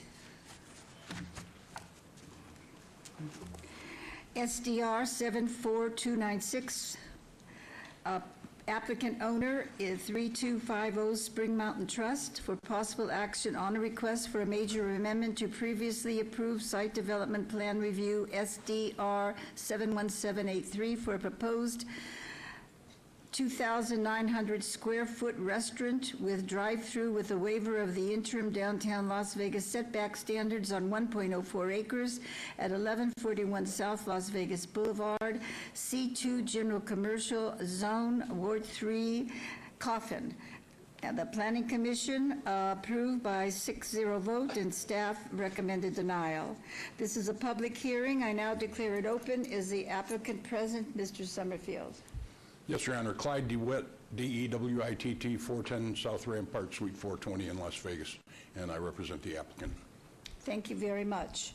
Did you want to make some comments and explanation to the council? I do. The issue here boils down to whether it can be a drive-through restaurant, and everything else is pretty non-controversial. The concern that was raised initially was, well, this is at the intersection of Park Paseo and the Strip. And they were concerned that cars would come out of this parking lot after going through the drive-through and go on Park Paseo into the neighborhood. We've resolved that by changing things around, so the only way out of the parking lot is onto the strip. So if somebody wants to get to Councilman Coffin's house, they have to go down Las Vegas Boulevard, down Charleston, down 6th Street, and back on Park Paseo. That was accomplished by way of a series of reorganization of the parking lot and so on. I think that solves the problem. Would you mind putting back up the first map that showed us that, the one that showed us where the traffic was going to go, since that seems to be the primary question? Oh, okay. And then you can show us Las Vegas Boulevard is where they go out or come in? Come in. Well, now I got a black, okay. All right with it? All right, they're Okay. going to come in on Las Vegas Boulevard, right? So here's the strip and Right. here's Park Paseo. This is entrance only, and it's only wide enough for one vehicle. So, and there's also an entrance off the strip. Whichever way someone comes in, at least for the drive-through part, the rest of it is parking for the shopping center. They would go through the line here, come out and get to a sign that says left turn only. Right. So,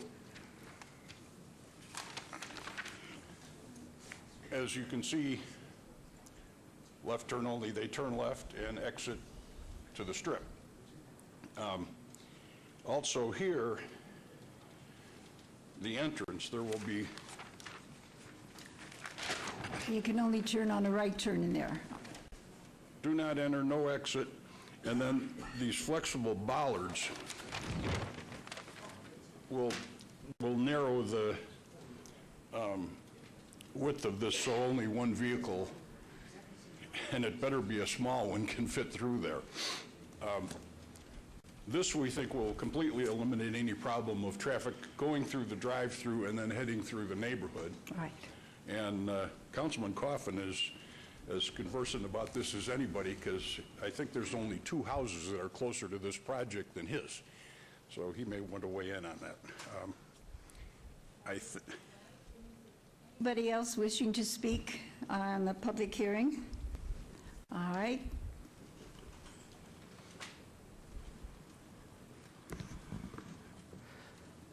Good afternoon. Good afternoon, Councilman and neighbor.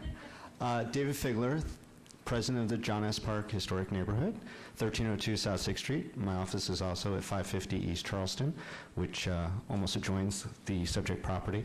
Not to correct you, Mayor Pro Tem, but the Planning Commission voted 6-0 unanimously for denial, as did Planning. I believe you misspoke and said it was approval.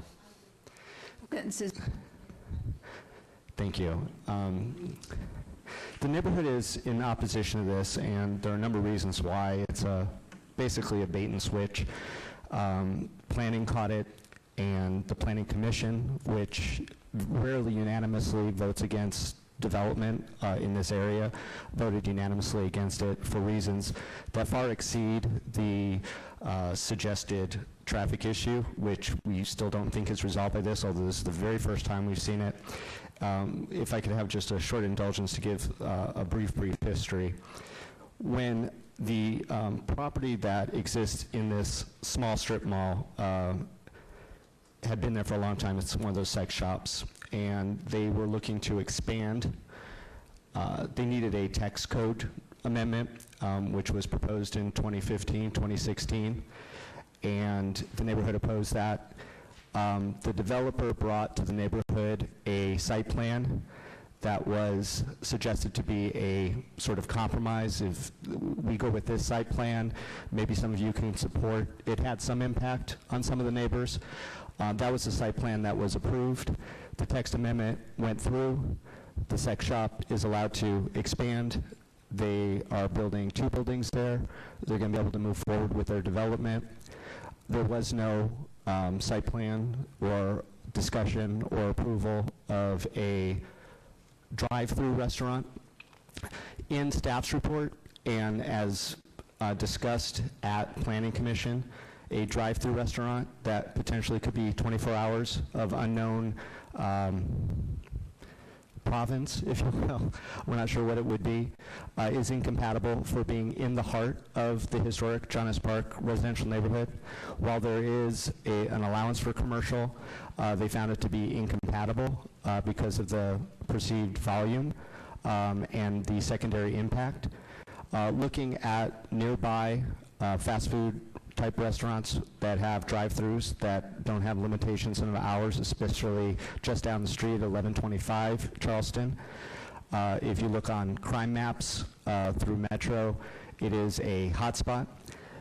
There is concern amongst the neighbors of not only the smell and the sounds, potentially 24 hours coming from a fast food restaurant, but the traditional draw of that type of establishment for compatibility purposes with the neighborhood, talking about people driving off, people about the noise, all hours, honking, cars, trash through windows, all the things that are in abundance over at 1125 East Charleston, as well as the Carl's Jr. site that's over on St. Louis and the Boulevard as well, and the impact.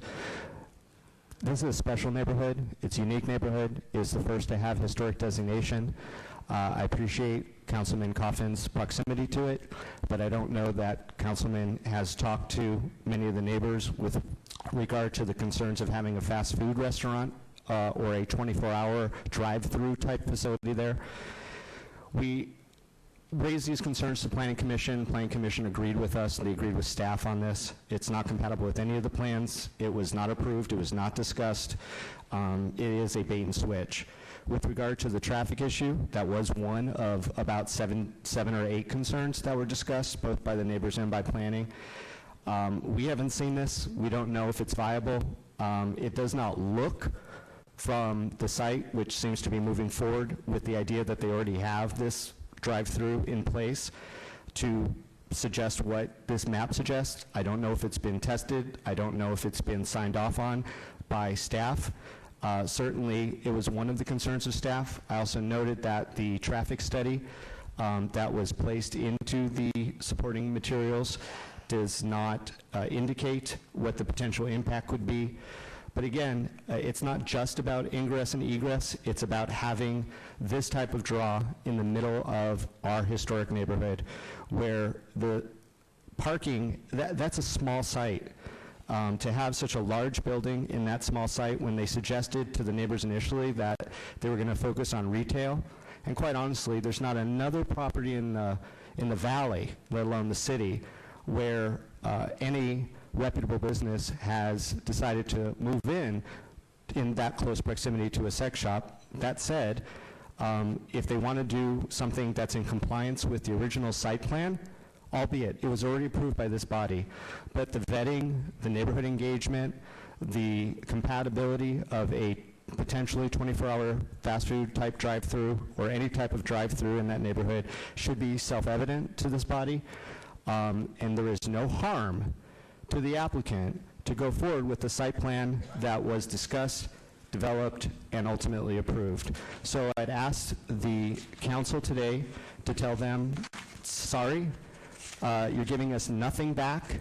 You're giving the neighbors nothing by changing site plan, and whatever compromise or horse trading or suggestions were made prior should be adhered to, and by your denial of this another special favor to this developer, you are at least maintaining a certain respect and dignity to the process. Thank you. Thank you very much. Are there any other speakers? I think we have someone else here. Please give your name before you begin. Hi, my name is Stephen Spahn. I live at 830 Park Paseo, just around the corner from this. And thank you, council. And I have some real concerns with this. Obviously, in 2010, Jonas Park was voted as one of the top 10 neighborhoods by the American Planning Association. And we've got some real issues. I mean, Jonas Park, the 89104 area code, has sex offenders at double the rate of the Clark County and Nevada as general.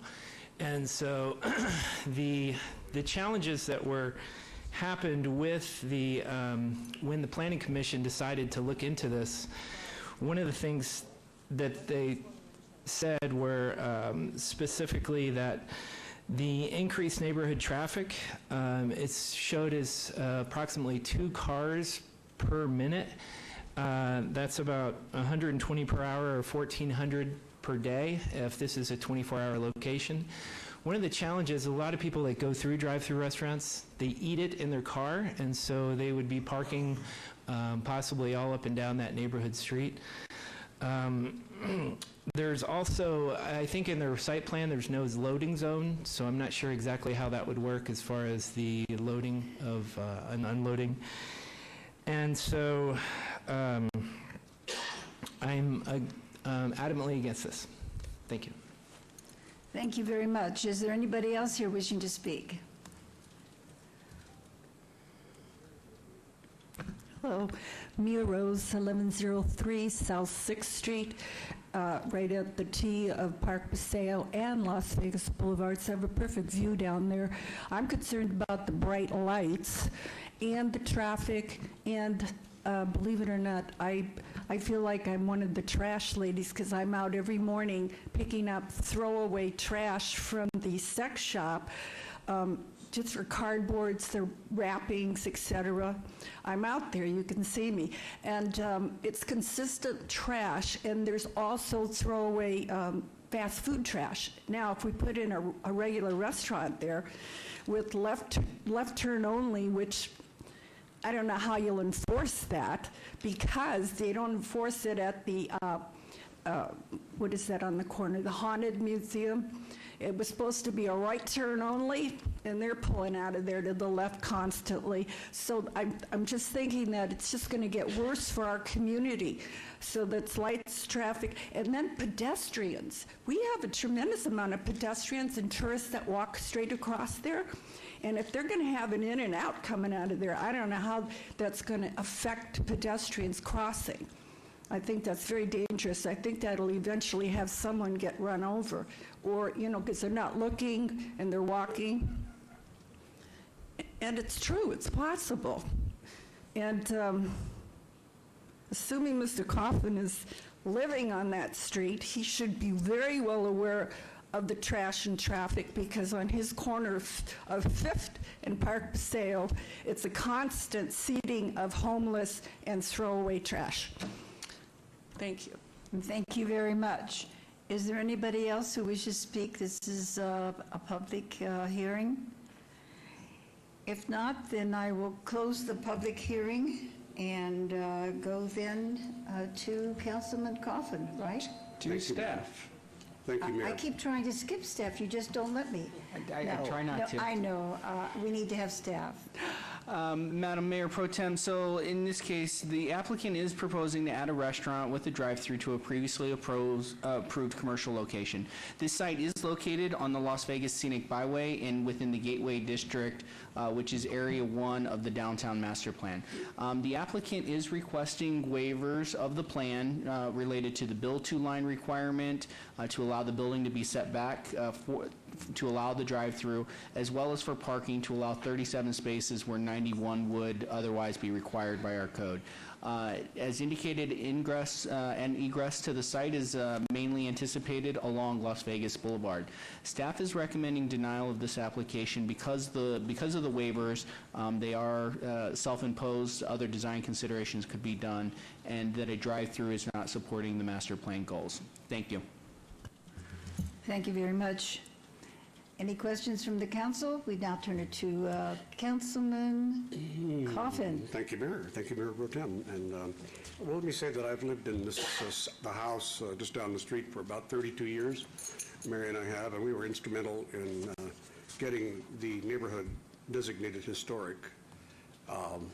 My wife also served on the Planning Historic Preservation Commission, so we really do care about the neighborhood.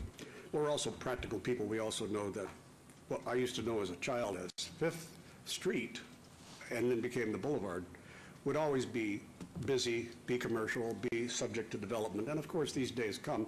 A lot of people have moved in the recent years, and even the recent decades, and thought that maybe it would be just like Boise or North Dakota, and it just isn't. I wish kind of it was, but it won't be forever. And so we've looked at this as a kind of an opportunity to control what we have in there as opposed to what could come in a future time. And this is my last chance, since I'm leaving the council, to recommend something in our neighborhood for the council's deliberation. So I don't see any harm in it. I mean, this has gone on a long time. The location has been represented to be in the district, in the historic district. It is not in the historic district. It is a commercial area on Las Vegas Boulevard South. Starbucks was going to go in there, and they gave up because the process was taking so long, so they left. I doubt that anybody would be upset if a Starbucks was coming in, because I doubt that it would raise the traffic count very much. Would create a stacking problem, queuing of cars. So I've looked at this plan over and over and over again. Believe me, this ugly corner, the very first illustration shows what was there until half of that old building was demolished and the new building put up. But we still have an old, a 60-year-old cinder light block building at that corner where the sex shop is. And the sex shop will be moved away from the eyeballs of people in the neighborhood, some to the north, so they can't see it except out of the corner of their eyes if they're looking. So it's kind of like that. This is the second part of it all. And this has had a lot of hearings over the last 4 years that I really believe we're just about done.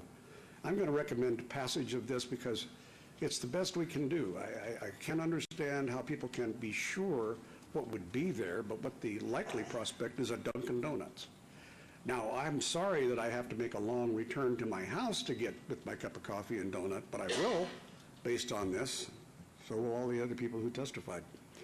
But that was one of the concessions. Also, unbeknownst to most of the people in the neighborhood, we've just installed speed humps there at Park Paseo, right across from that exit, from that an entrance to that location. And another one's coming on Park Paseo and more on 6th, because we looked ahead and we realized that the big interruption to the neighborhood is going to be the rehab of Las Vegas Boulevard, a 2-year project with a lot of disruptions.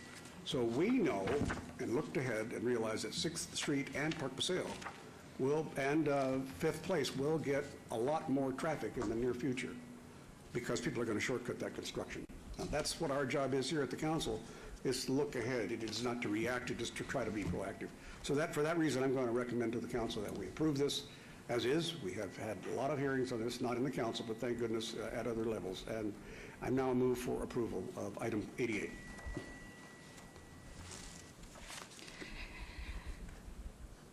Could I just ask a question before I ask the cast for vote? And that question is, you're saying this is not in the historical district, it's in the outside of it? Yes. Okay. Please cast your votes.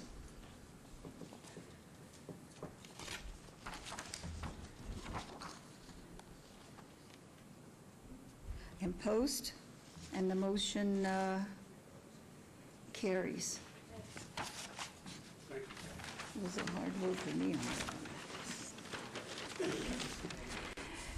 And now we're going to, do we do any of the other items afterwards that related to this? Is 89? Yes, so, excuse me, ma'am. Thank you, sir, for coming. Thank you. And Mayor Pro Tem, for the record, I vote in support, aye. We move to item 89, MOD 74628, on a request for a major modification of the town center land use plan to amend the special land use designation from SCTC, Service Commercial Town Center, to MTC, Medium Density Residential Town Center. And the applicant is represented. Mayor Pro Tem, I think they're related items 89 through 92. Can I put them all together? yes. Okay, so then let me read the rest of them, please. Item number 90, VAR 74692, on a request for a variance to allow a 25-foot residential adjacency setback where 72 feet is required.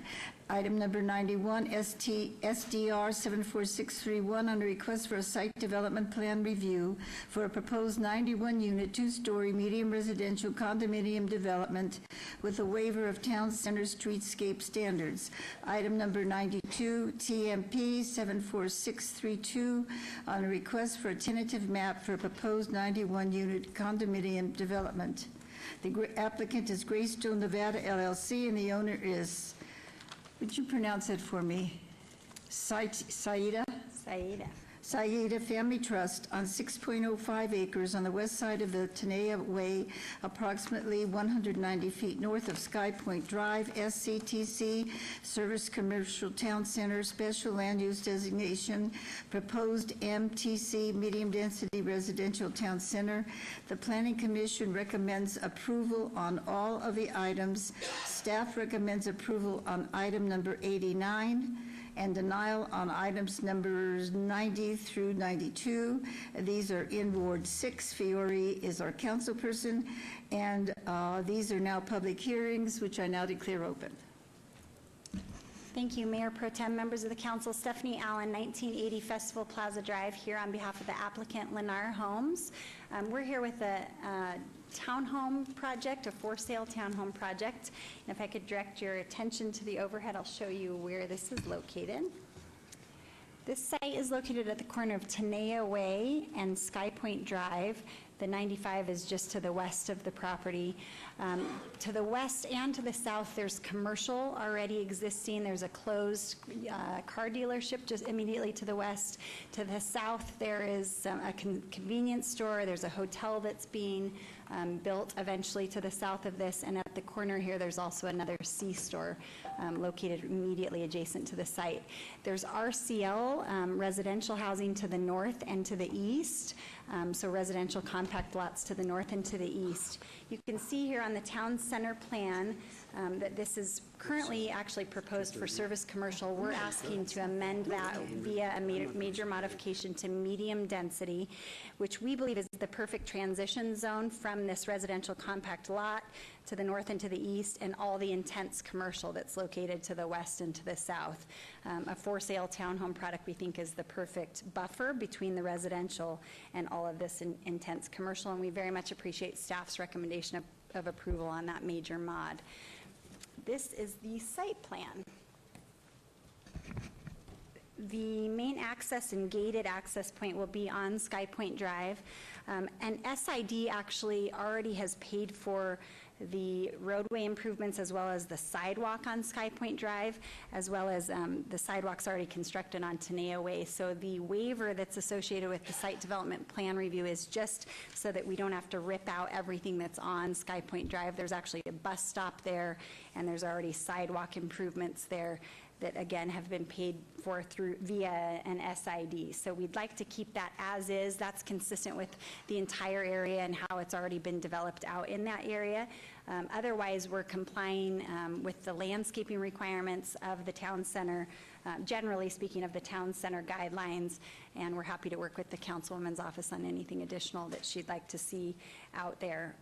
This is 91 units. It's 15 units to the acre. They're all two-story townhomes, again, for sale units with a price point in the mid to high 200s range. So this is a really great entry-level homeowner opportunity for folks. Lennar does a great job of offering the everything included with their products, so when people buy these townhomes, they'll have all of the upgrades that in any other instance people would have to pay for. So it's a good entry-level price point.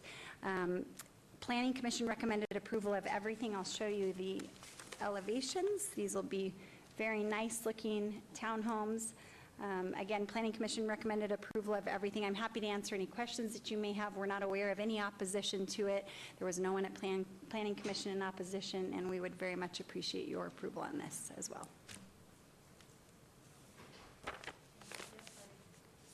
I can't forget to say Mr. Summerfield. Oh, now you change it, okay. Thank you, Madam Mayor Pro Tem. The proposed major modification is compatible with the surrounding adjacent land uses. Staff does not support the proposed variance, as there are no unique or extraordinary circumstances to justify the request, as well as the area between the condominiums and the homes to the north will include a drainage easement, which will hamper the ability for landscape to mitigate any visual impacts of the development. Furthermore, the development is designed with interior private drives that include stub streets. Stub streets are not permitted for public or private streets due to the limited maneuverability afforded to large vehicles, including service and emergency vehicles. The applicant is not providing centralized trash enclosures for the development, with the intention that trash pickup will be accommodated at the curbside in front of each unit. Public Services has provided a letter agreeing to agreeing to this as long as their service trucks do not have to back up to access any locations on the site. The applicant is proposing to create communal curbside trash areas for the units located on stub streets where those residents would bring their trash bins for pickup. These areas would not be screened or covered and would create a potential nuisance for the development. Staff is recommending approval of the modification as compatible with the surrounding adjacent uses and denial of the associated variance, site review, and tentative map due to the residential adjacency issues and the issues of trash pickup and vehicle circulation. Thank you. Okay. Is there anybody who wishes to speak from the public? Anybody else who wishes to speak? This is a public hearing. If there's anybody else in the room? All right, I guess then Councilwoman Fioria. Thank you. Fiore. So, again, and I appreciate all the hard work that Mrs. Allen has put into this with all of our neighbors and reaching out and doing everything, and that's why we don't have opposition in Ward 6 today. So I want to just make this quick, and I want to move to approve item, what number are we on? 86, 89, 88? Are we on 88? 89. 89, sorry. We have a few here together. So yeah, so I want to move to approve item 89 with all staff conditions. Please cast your vote. Post. And then I would like And to... the motion passes. Thanks, Madam Okay. Mayor. And I'd like to move to approve item 89 with all staff conditions. 90, sorry. I'm getting tired. It's 90, right? Yeah, it's 90. Right, right? Well, I thought you just said 89 on the other one. We're 90. Okay. I was just trying to straighten out the items. Vote. Post. And I'd like to move to approve item 91 with all staff conditions.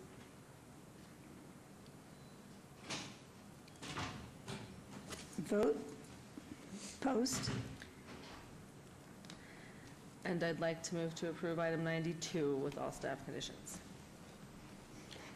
Please vote. Post.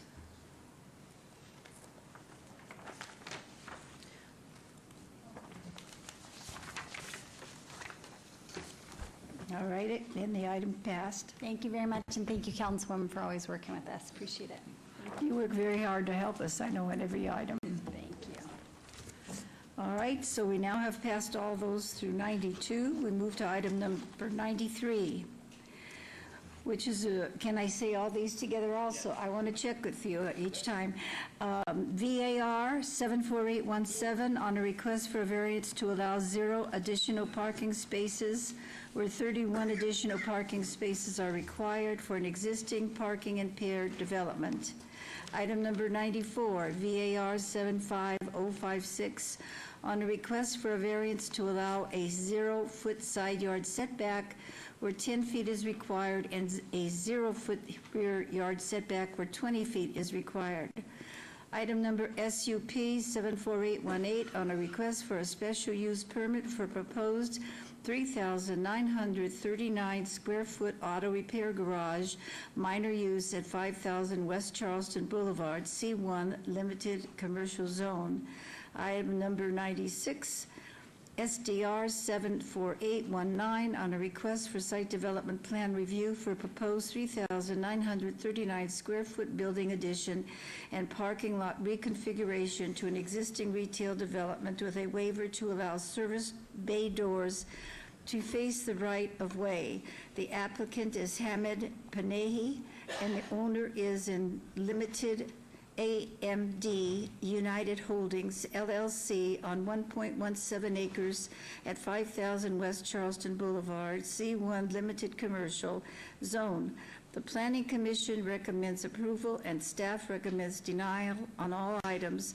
These are in Ward 1 and our public hearings, which I now declare the public hearings open. Okay. Would you like our applicant speak, please? Good afternoon, Madam Mayor Pro Temp, members of City Council. And give your name. My name is Hamid Panahi. I'm the architect for this project. I'm representing the owner. I'm here before you to ask for the approval of all 4 items, 2 variants, 1 special use permit, and an overall review.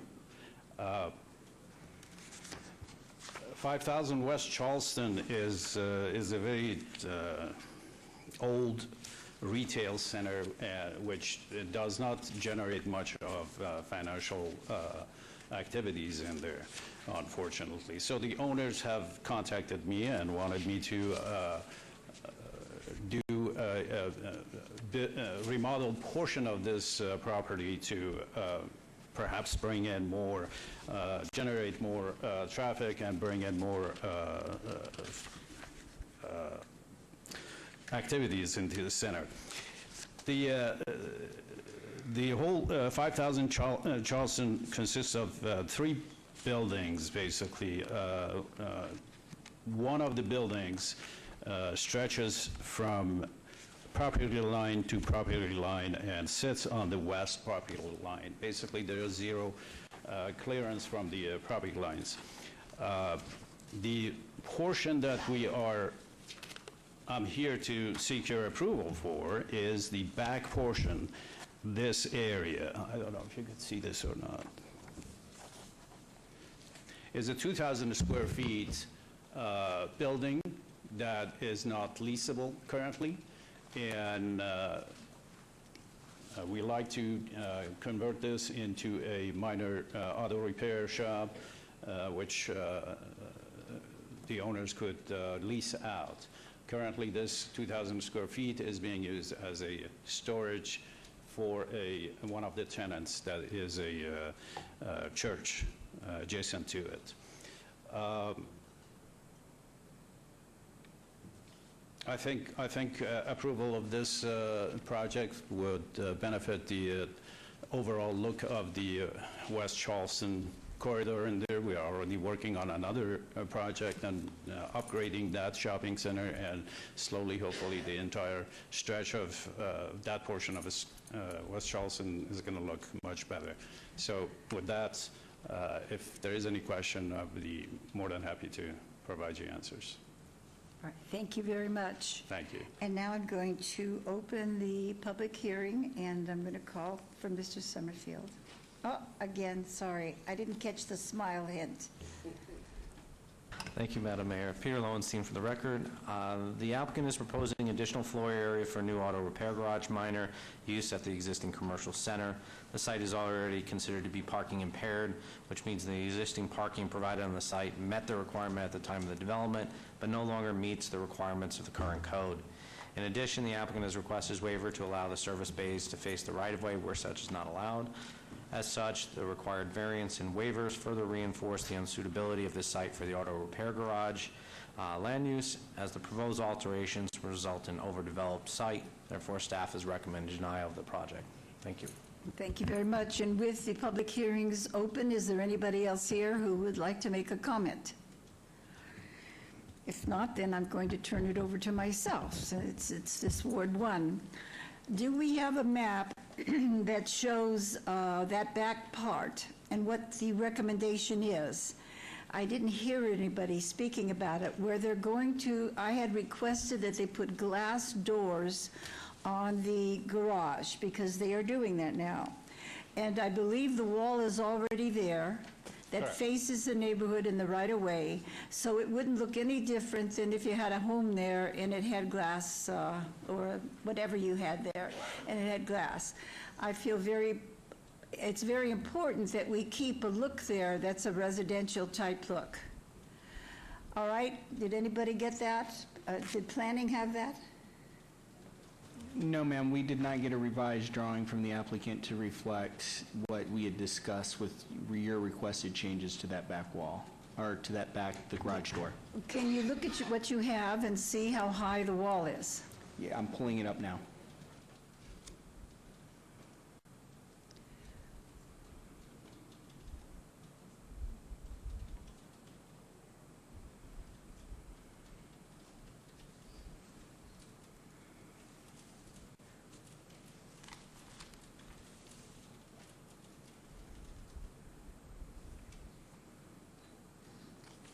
Madam Mayor Pro Tem, I'm looking at the drawings, and I'm not seeing a notation about the wall height on the drawings that are submitted as a part of the application.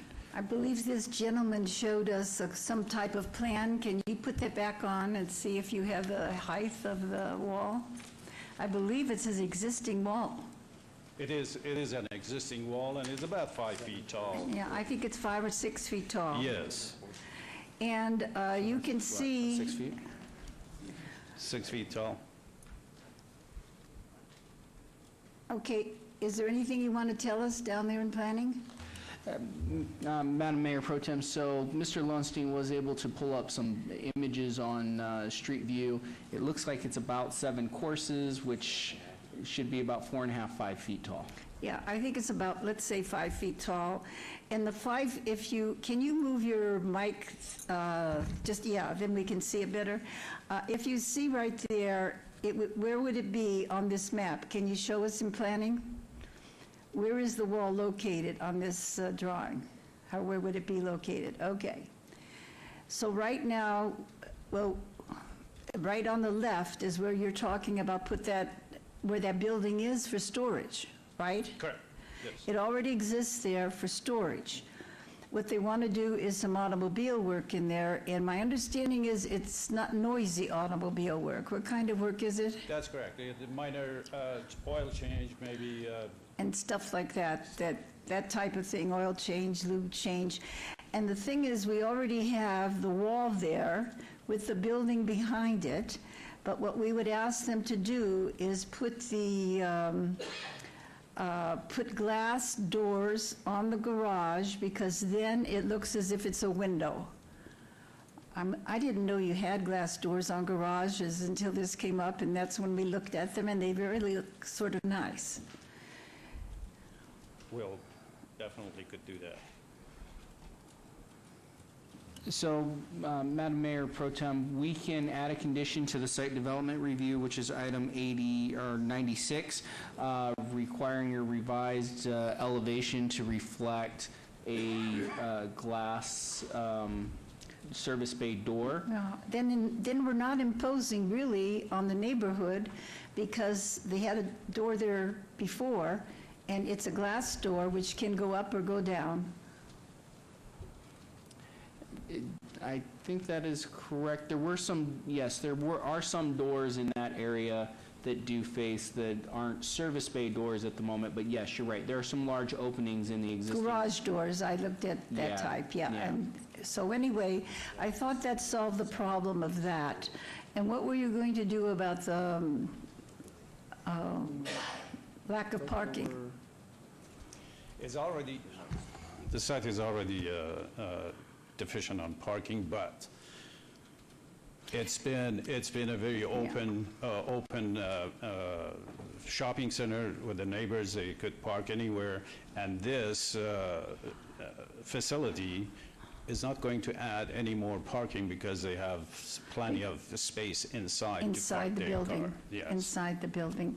Anyway, we looked into this quite thoroughly, and I will tell you, we need something new in that area on Charleston. We need something to give us to sort of spark us up, and hopefully this will be a tiny little spark that will. And I think that unless somebody's telling me differently, I would like the condition with the glass door.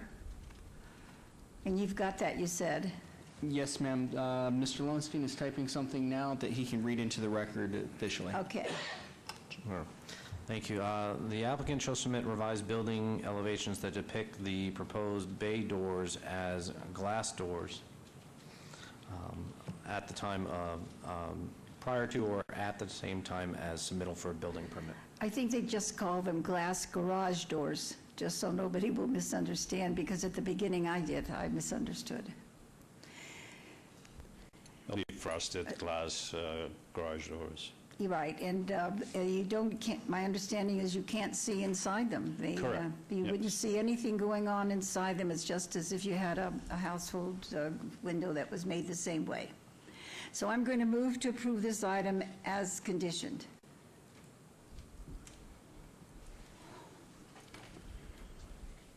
So vote please, post.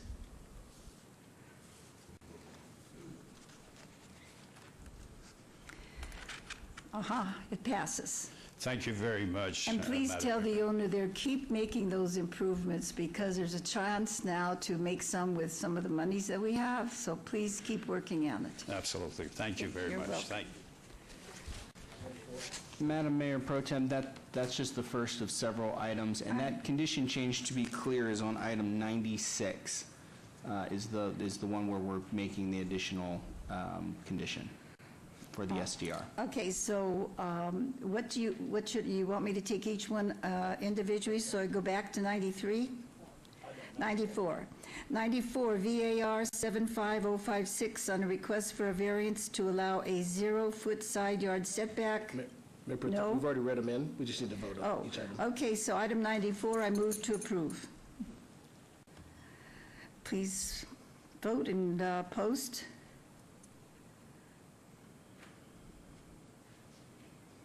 It's approved. And now item number 95, I move to approve. And please vote and post. And that also was approved, I think, yes. And item number 96, I move to approve. Subject to the added condition. Absolutely, subject to the added condition. And please vote and post. And for all of this, sir, if you take back to the owner, that it says minor repair, minor use. Correct. And that would be something that we would be watching very carefully. That's important, not to have heavy use in that area. Oh, All right. Thank And you that so one much. also passed, so now you can leave happy. I appreciate it. Thank you. Have a great evening. Same to you. And now we go to item number 94. Number 97, yes.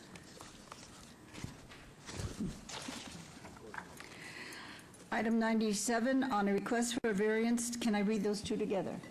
On a variance to allow 0 additional parking spaces or 2 additional parking spaces are required for an existing parking impaired development on 2.0 acres and related item. Item number 98, SUP 74861, on a request for a special use permit for a proposed truck rental use at 2901 North Rancho Drive, C2 General Commercial Zone. The applicant owner is Grind Mode 1 LLC. The Planning Commission and staff recommend denial on both items. These are in Ward 5, Creer, and are public hearings, which I now declare open. Is the applicant present? Okay. Afternoon, each and everyone. My name is Keval Benz, resident of 3637 Kerala Court. Could you speak a little closer to the mic, sir? I'm sorry about that. I own that property since 2004, and I'm the one who taking care of that from day one since now. And it went denial already a couple of times, but I am requesting, there was an issue like I heard about the parking. I have a reliable automotive there, and they used to have a 7 space. They never used it. And I am deleting 2. They're going to have a 5. I still have extra spaces there since I'm there last 5 years. And that's number 1. And number 2, I am going to take care, there's no broken vehicle sitting there more than 24 hours. And all the parts, all parking spaces available for the use, what purpose I want to be used, and that's the best I can do, and that's about it. Thank you. Thank you very much. Is there anybody else who wishes to speak during our public hearing? Sir?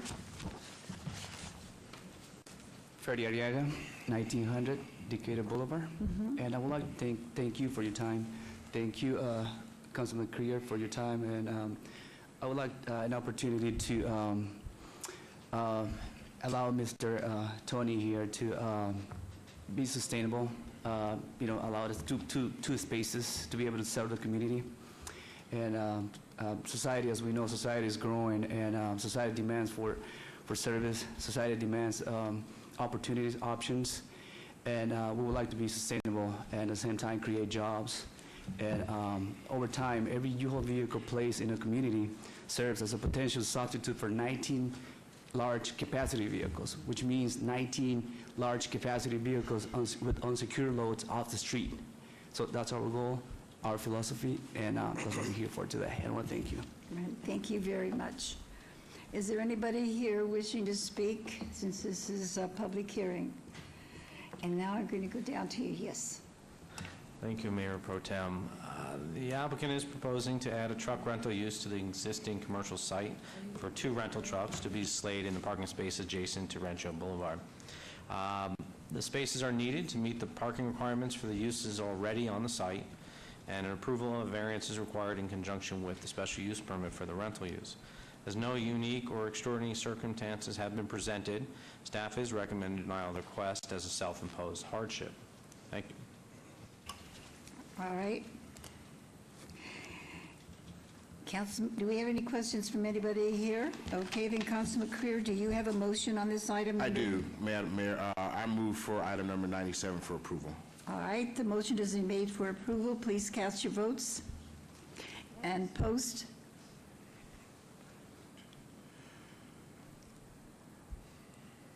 And it has passed. Thank you. And item 98, I also move for approval. And now, and item 98 also for approval. We have to do them separately on votes. Thank you so much. Yes. Please cast your votes, post. And that also was approved. Have a happy evening. Okay. The Mayor Pro Tem, for the record, Soroka's aye on the previous one, didn't get logged. Thank you, Stacy, or Luann, What is that? or Leanne. Say that again. City Clerk has it. Oh, okay. He's voting in the affirmative on 97. Oh, okay. Moving, we're almost done. Item 99 is VAR 74681, public hearing, applicant owner Thomas Romero. Oh, my goodness, XE Check et al.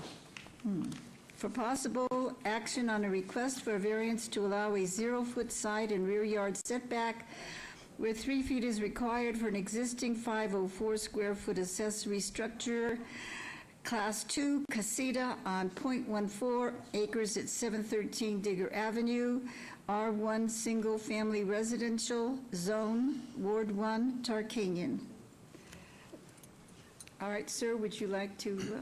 Hi, Alan Castillo speaking, 2312 Trump Hills Drive, North Las Vegas, Nevada 89032. My friend owned the property. He bought it the way that it is. Sorry, Mayor Pro Tem. Excuse me. He'll need to state his name for the record. Adan Castillo. I say Adan Castillo. Adan Castillo, A-D-A-N. Thomas is the owner, my friend owner of the house. He bought the property the way that it is. The starting process of the building, the owner before, they tried to permit it. They don't go through all the final inspections. And we try to stay on the current code, and are we willing to move forward, follow whatever recommendation to current code to make it livable.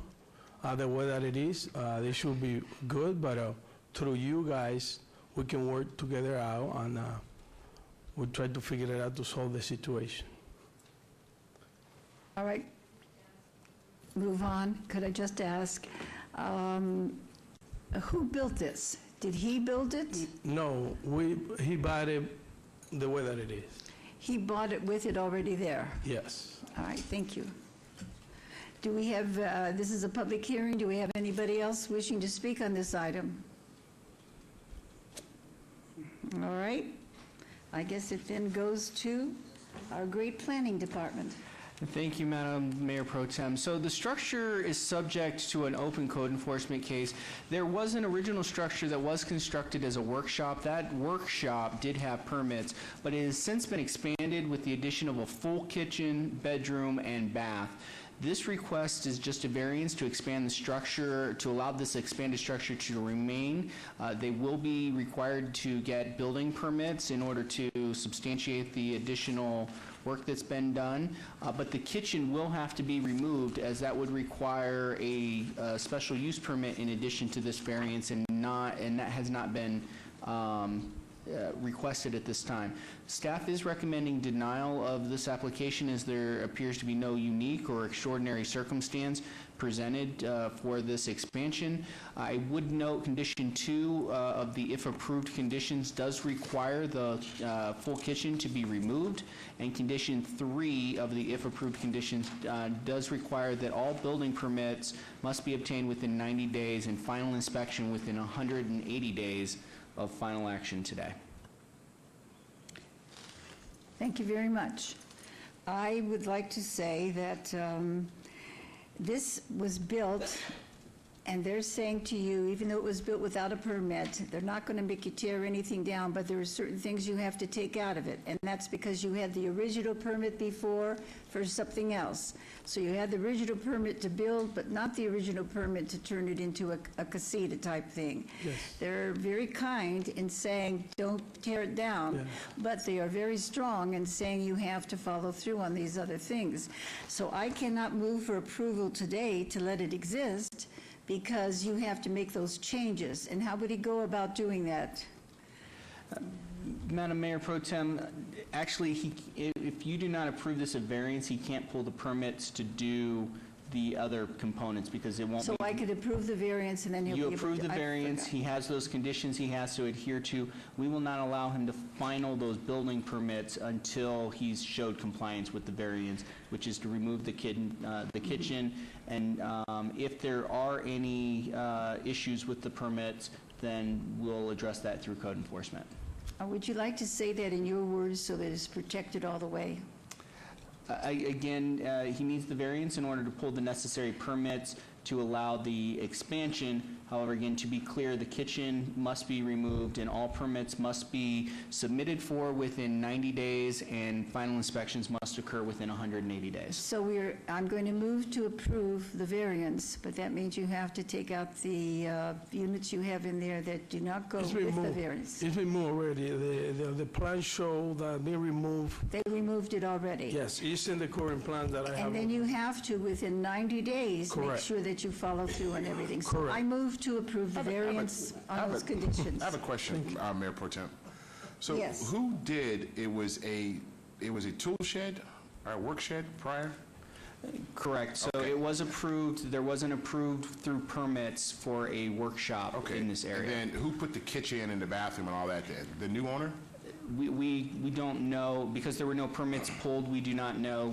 Sometime between the time that the permits were pulled to do a workshop and that was finalized, and the code enforcement case where we got the call about a casita, I do not have any way to know who exactly did that additional construction. And that's really hard to find out sometimes if you have a period of years. All right, so my motion's there. Please vote. Post.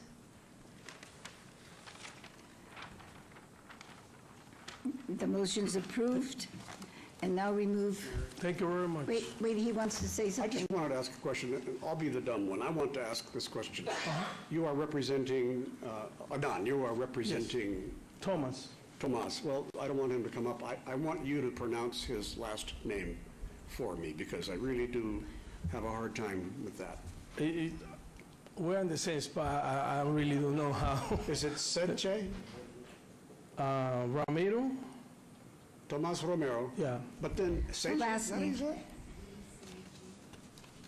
Oh, it's like a Central American last name that I really don't know. Thank you. You don't know it in American? Yeah. Could you pronounce it in Spanish? Not at all. I speak Spanish, but I never, That name you haven't heard, okay? totally different thing. Thank you very much. Thank you. You're very welcome, and now we'll move on to Okay. item number 100. Is that all right? Felipe's going to find out for me. All right, VAR 74821, applicant Katie Robinson, owner Smoke Ranch Plaza LLC, for possible action on a request for a variance to allow 0 additional parking spaces where 5 additional spaces are required for an existing parking impaired development on .15 acres at 6663 Smoke Ranch Drive, C1 Limited Commercial Zone, Ward 5, Career. The Planning Commission 6-0 vote, and staff recommended denial if approved. They would have conditions. So now I'm opening up the public hearing, and you were the first to come, and you're obviously representing for this item, right? Yeah, good afternoon. My name is Justin Vadney from 8369 Nelson Ridge Lane. I'm part owner of Scooped and Baked. We are applying for this variance. When we first did it, we got the site plan, and the city site plan had them the plan that they had only had 26 spots. The plan that we did, they have since then added 10 more spots, so there's 36 spots actually in the parking lot now. Additional to that, on the side of the actual plaza, there's a dead-end street that they own that can be used as off-site parking for us. We're expected to get most of our traffic from the shops next to us. One is cleaners, the other is a groomer, and there's another insurance company, and then there's one restaurant. We'd be the only dessert place there. All we'll be serving is ice cream, so we expect to share a lot of customers, and the few customers that we do have will have that extra parking that they didn't previously have. They added some spots as the years went by, and also we have the public transportation that's right in front, which we expect to get a lot of our traffic from, and we get a lot of walk-bys because there's 3 schools within a 2-mile radius and a soccer complex around there. So it's a lot of children that come through and walk by, and that's where we're expecting to get most of our traffic from. We'll only be hiring 2 employees, so it'll only, if they do have cars, we'll only be required to have 2 spaces for them. And all the spots are shared among the tenants that are in there.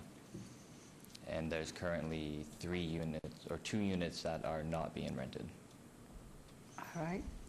Well, this is a public hearing, and I've declared it open, and you're our first speaker. Is there anybody else who wishes to speak during this public hearing time? If not, then we are going to move to Mr. Summerfield.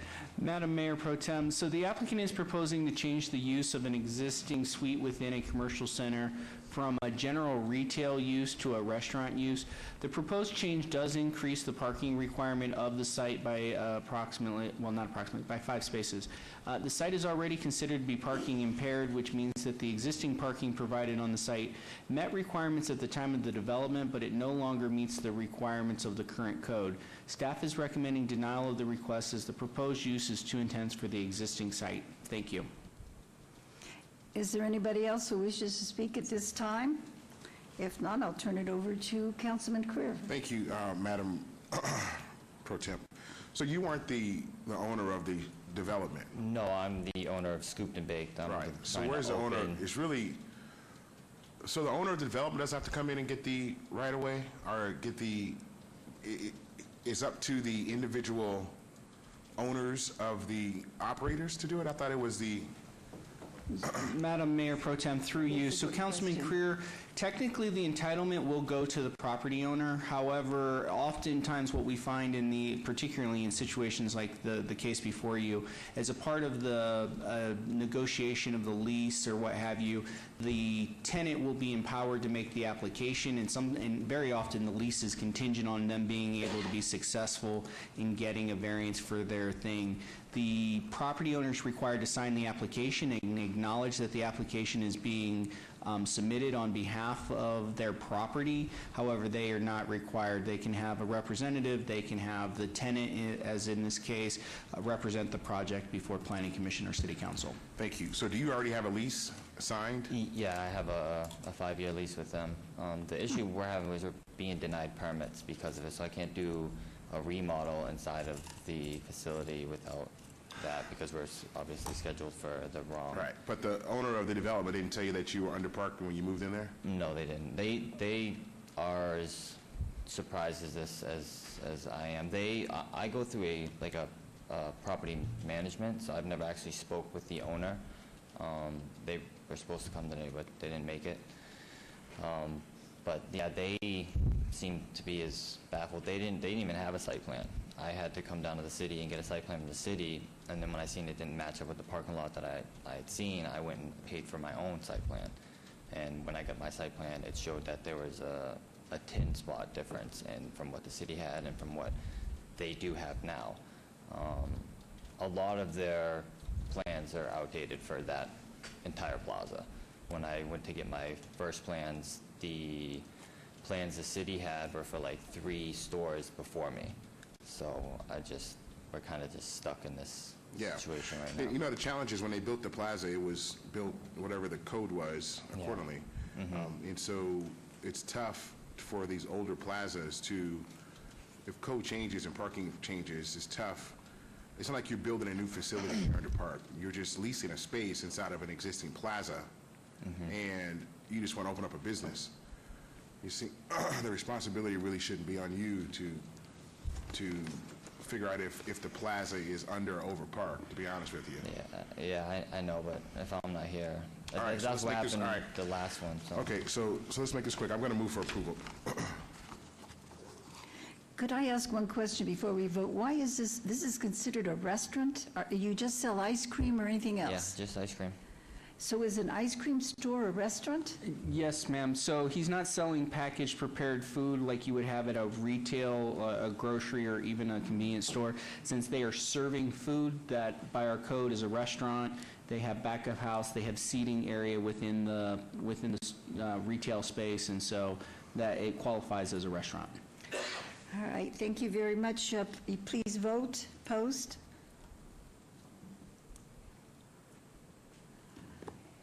Guess what? You get to not worry about that parking. Thank you so much. Thank the Have a great council day. here. Thank you. all you guys. Have a great day. Okay, we go to the next 102. 101, we got lost in here. please don't Here do it that. is, 101. Oh, gosh.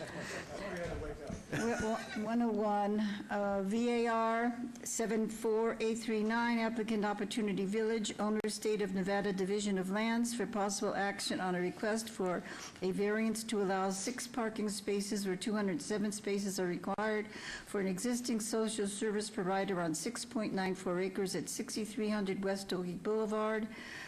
CV Civic Zone, Ward 1, Tarkanian. The Planning Commission, by a 6-0 vote, recommended approval, and staff, as hard-hearted as they are, recommended denial. They're not hard-hearted. No, they're not. This is their job. I know it's their job. Good afternoon, Mayor Pro Tem and members of the council. My name is Craig Galati. I'm with LGA 241 West Charleston, Suite 107, representing Opportunity Village and the state of Nevada in this matter. We're asking for a variance. This is a variance that was approved 2 years ago for a project that was actually much larger than this. It had an 800-seat event center.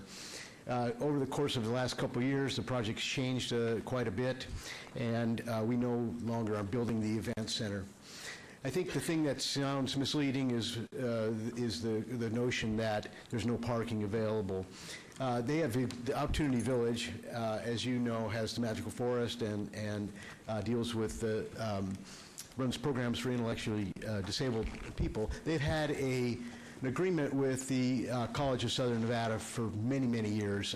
It's been more of a handshake agreement for all this time, but they park in the college parking lot. And the people that come to this site, other than the magical forest, the clients, they don't drive. They are either dropped off, or they are dropped off by buses or by their parents or caregivers. What this project does is it adds a new drop-off area, and it creates a nicer entrance and a better experience for the clients coming to the campus. This little darker pink color right here is the expansion, as we're connecting these two buildings together. And then this building on this side is being completely renovated.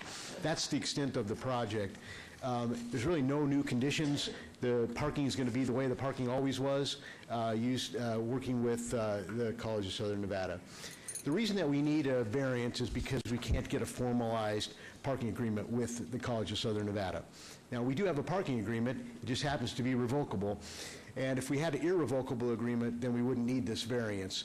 But the fact is that we never had an agreement before. At least we have something in writing, and I feel good about that we're moving forward in the right direction. We're not creating any hardships on this site with the parking on the college, and I would respectfully ask for your approval. And now we have, with the public hearing open, is there anybody else in the audience wishing to speak? Now we turn to our planning department. Madam Mayor Pro Tem, so the applicant is, as indicated, is requesting a variance to replace a previously approved variance that has expired. The previously approved variance did require that the applicant obtain a formal parking agreement with the College of Southern Nevada, which is located to the north, which they have been unable to do. So without that agreement in place, virtually all the required parking would be eliminated from the site, and that is the reason staff has recommended denial. Thank you. Should we shut them down because they don't even have enough parking for, what they have now? I mean, they only have 6, right? You want to shut that out? I thought that would be a good question to ask. So, Madam Mayor, we fully acknowledge that there is more than enough parking in that area to satisfy their needs. It's that absence of that formal agreement that, again, as mentioned, is why staff has had to recommend denial. I understand that. And how many years have you had that agreement? So the gentleman's agreement has been since the beginning of this campus. The agreement, that's actually a written agreement, has just been attained in the last couple of months. The written agreement with them, but they have allowed you to do the parking there. I know when we built our fire station. Absolutely. There's a really good relationship between, the state of Nevada actually owns this site, and and they also own the college. Is it the city of Nevada or the state that owns it? The state actually owns the site. I think because the state owns the site and because it's the university and there is a lot of land there, it would take years, I feel, to fill it up. And anyway, I move to approve. Creer, you wanted to say something down there? Okay. So my motion is to approve the item, and please vote and post.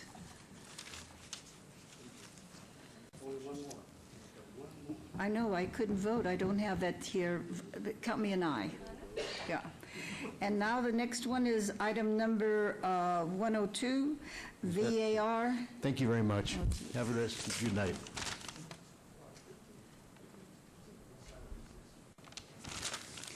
VAR 74846, applicant Anthony Lucian. It was owner, Sheridan DJC LLC et al. For possible action on a request for a variance to allow 0 additional parking spaces where 50 additional parking spaces are required for an existing parking impaired development on .29 acres at 3065 Sheridan Street, M Industrial Zone, Ward 1, Tarkanian. The Planning Commission by a 6-0 vote, and the staff recommend denial. I am opening the item up to hearing, a public hearing. Is anybody here representing the applicant? Nobody is. So I guess I'm going to tell a little bit about it, and then we'll have the others take over. My understanding is this is a property that's owned by a gentleman who owns a couple of more places, just a lot or two past his, where this one is being considered. Is that correct? Yes, ma'am. He owns, on the map that's up, where you see the cars in that parking area just north, I think it's about 2 buildings north. I believe that is the other site that he owns. All right. When you say that the parking is already impaired, is it the one we're talking about today, or is it his others? Correct. We are only speaking towards the property that's highlighted in the yellow box, just that one property where the warehouse is. The site is considered parking impaired because it no longer satisfies even the requirements of a warehouse now.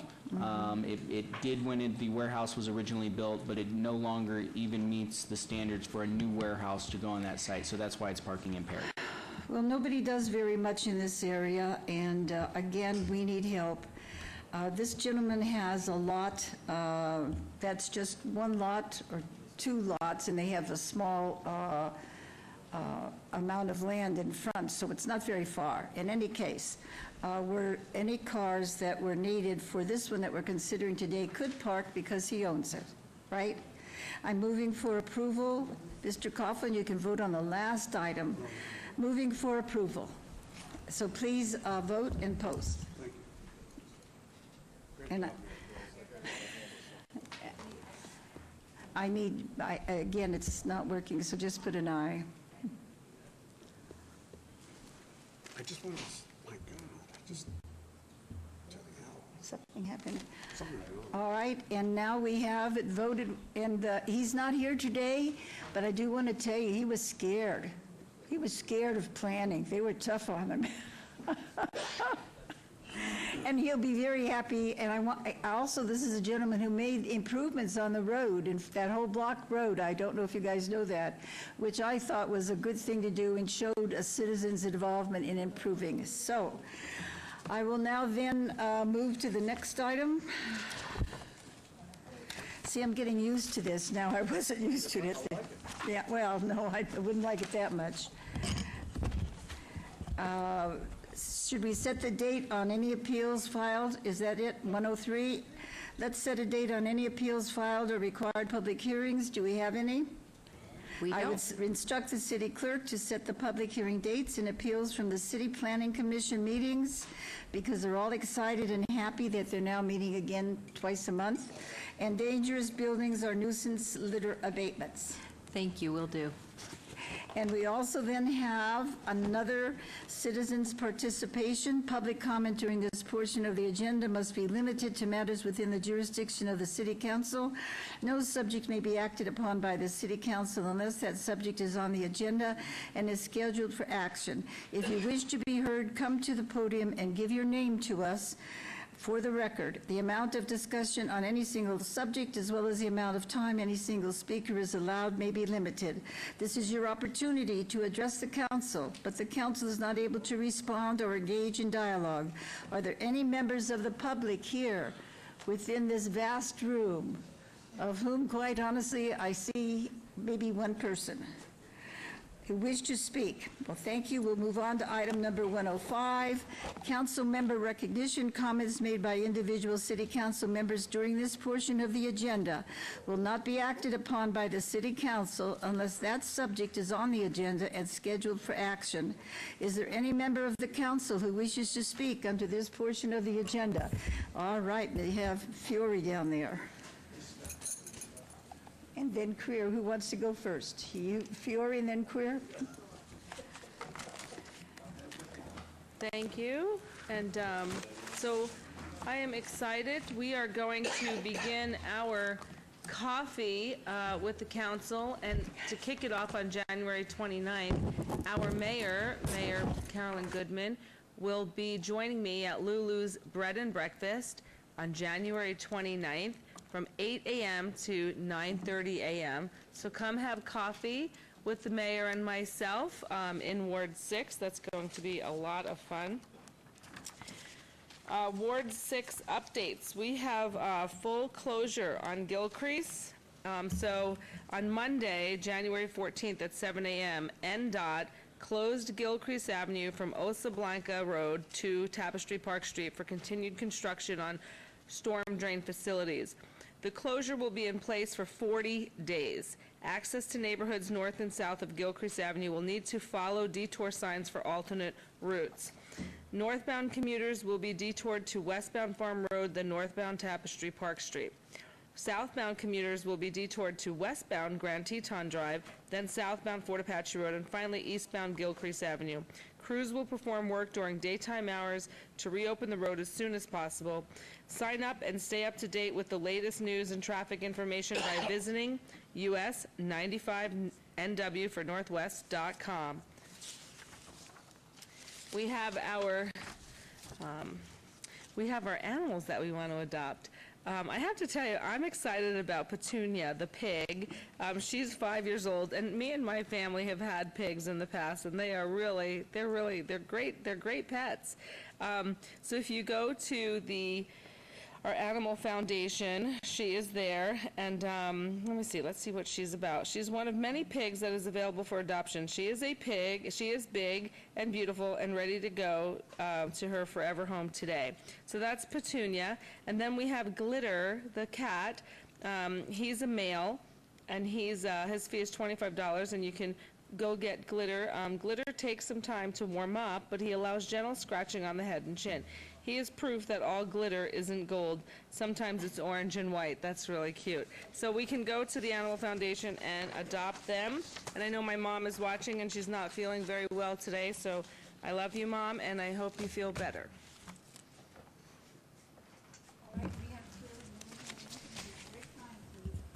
Thank you, Mayor Pro Temp. We have on Monday, the 21st, we have the 37th annual Dr. Martin Luther King Jr. Parade. And so joining the celebration of the annual parade honoring Dr. Martin Luther King Jr., this year's theme is Living the Dream, One People, One Nation, One Dream. The parade lineup begins at 8 a.m. and will go down 4th Street from Gas to Ogden Avenues. This is a free family event. This year, I'm proud to be selected as a Grand Marshal for this anticipated parade, which has a 37-year history in our great city. For more information on the parade and other events during King Week, visit www.kingweeklasvegas.com. Vegas Roots Community Gardens, fresh start. So start your year out healthy. Vegas Roots Community Garden is hosting Adopt a Plot, where you can plant and harvest your own vegetable garden. This is an effort to promote healthy living, skills on how to grow your own veggies, to have a farm-to-table experience. For information, visit vegasroots.org or call 702-636-4152. Careers Community Conversations starts back up Thursday the 24th, which is, like I said, Thursday at Tenaya Creek Brewery, located at 831 West Bonanza Road. During this time, I'll be available to meet with residents and businesses regarding issues important to you. For more information, contact my office, 702-229-5443. Don't forget this Black History Month, and the city will host a variety of events to recognize Black History Month, such as Heart of Black History Contest, Generation to Old School softball game, dive-in movie, and more. For a complete list of events, visit my webpage at www.lasvegasnevada.gov/Ward5. In the West Las Vegas Arts Center, class registration is now open. Courses offered include African dance for children, African dance for teens and adults, Chromatic yoga, ballet, tap, modern dance, street funk, hip-hop, audio engineering, and chess. For more information, visit theartslasvegas.org. And don't forget, you can always find us on social media by following me on Twitter at Councilman Career, and Facebook. If you'd like to receive the Ward 5 newsletter, contact the Ward 5 website and send your email address, or you may call my office 702-229-5443. Thank you. We don't have anything new, but there are always exciting things happening in Ward 4. And thank you, Councilman, for staying and waiting for us. And for Ward 1, we're just going to say to you, I hope you're having a great start of the new year and that continues well. Stay happy. Bye. The meeting is closed. Oh, adjourned. Okay.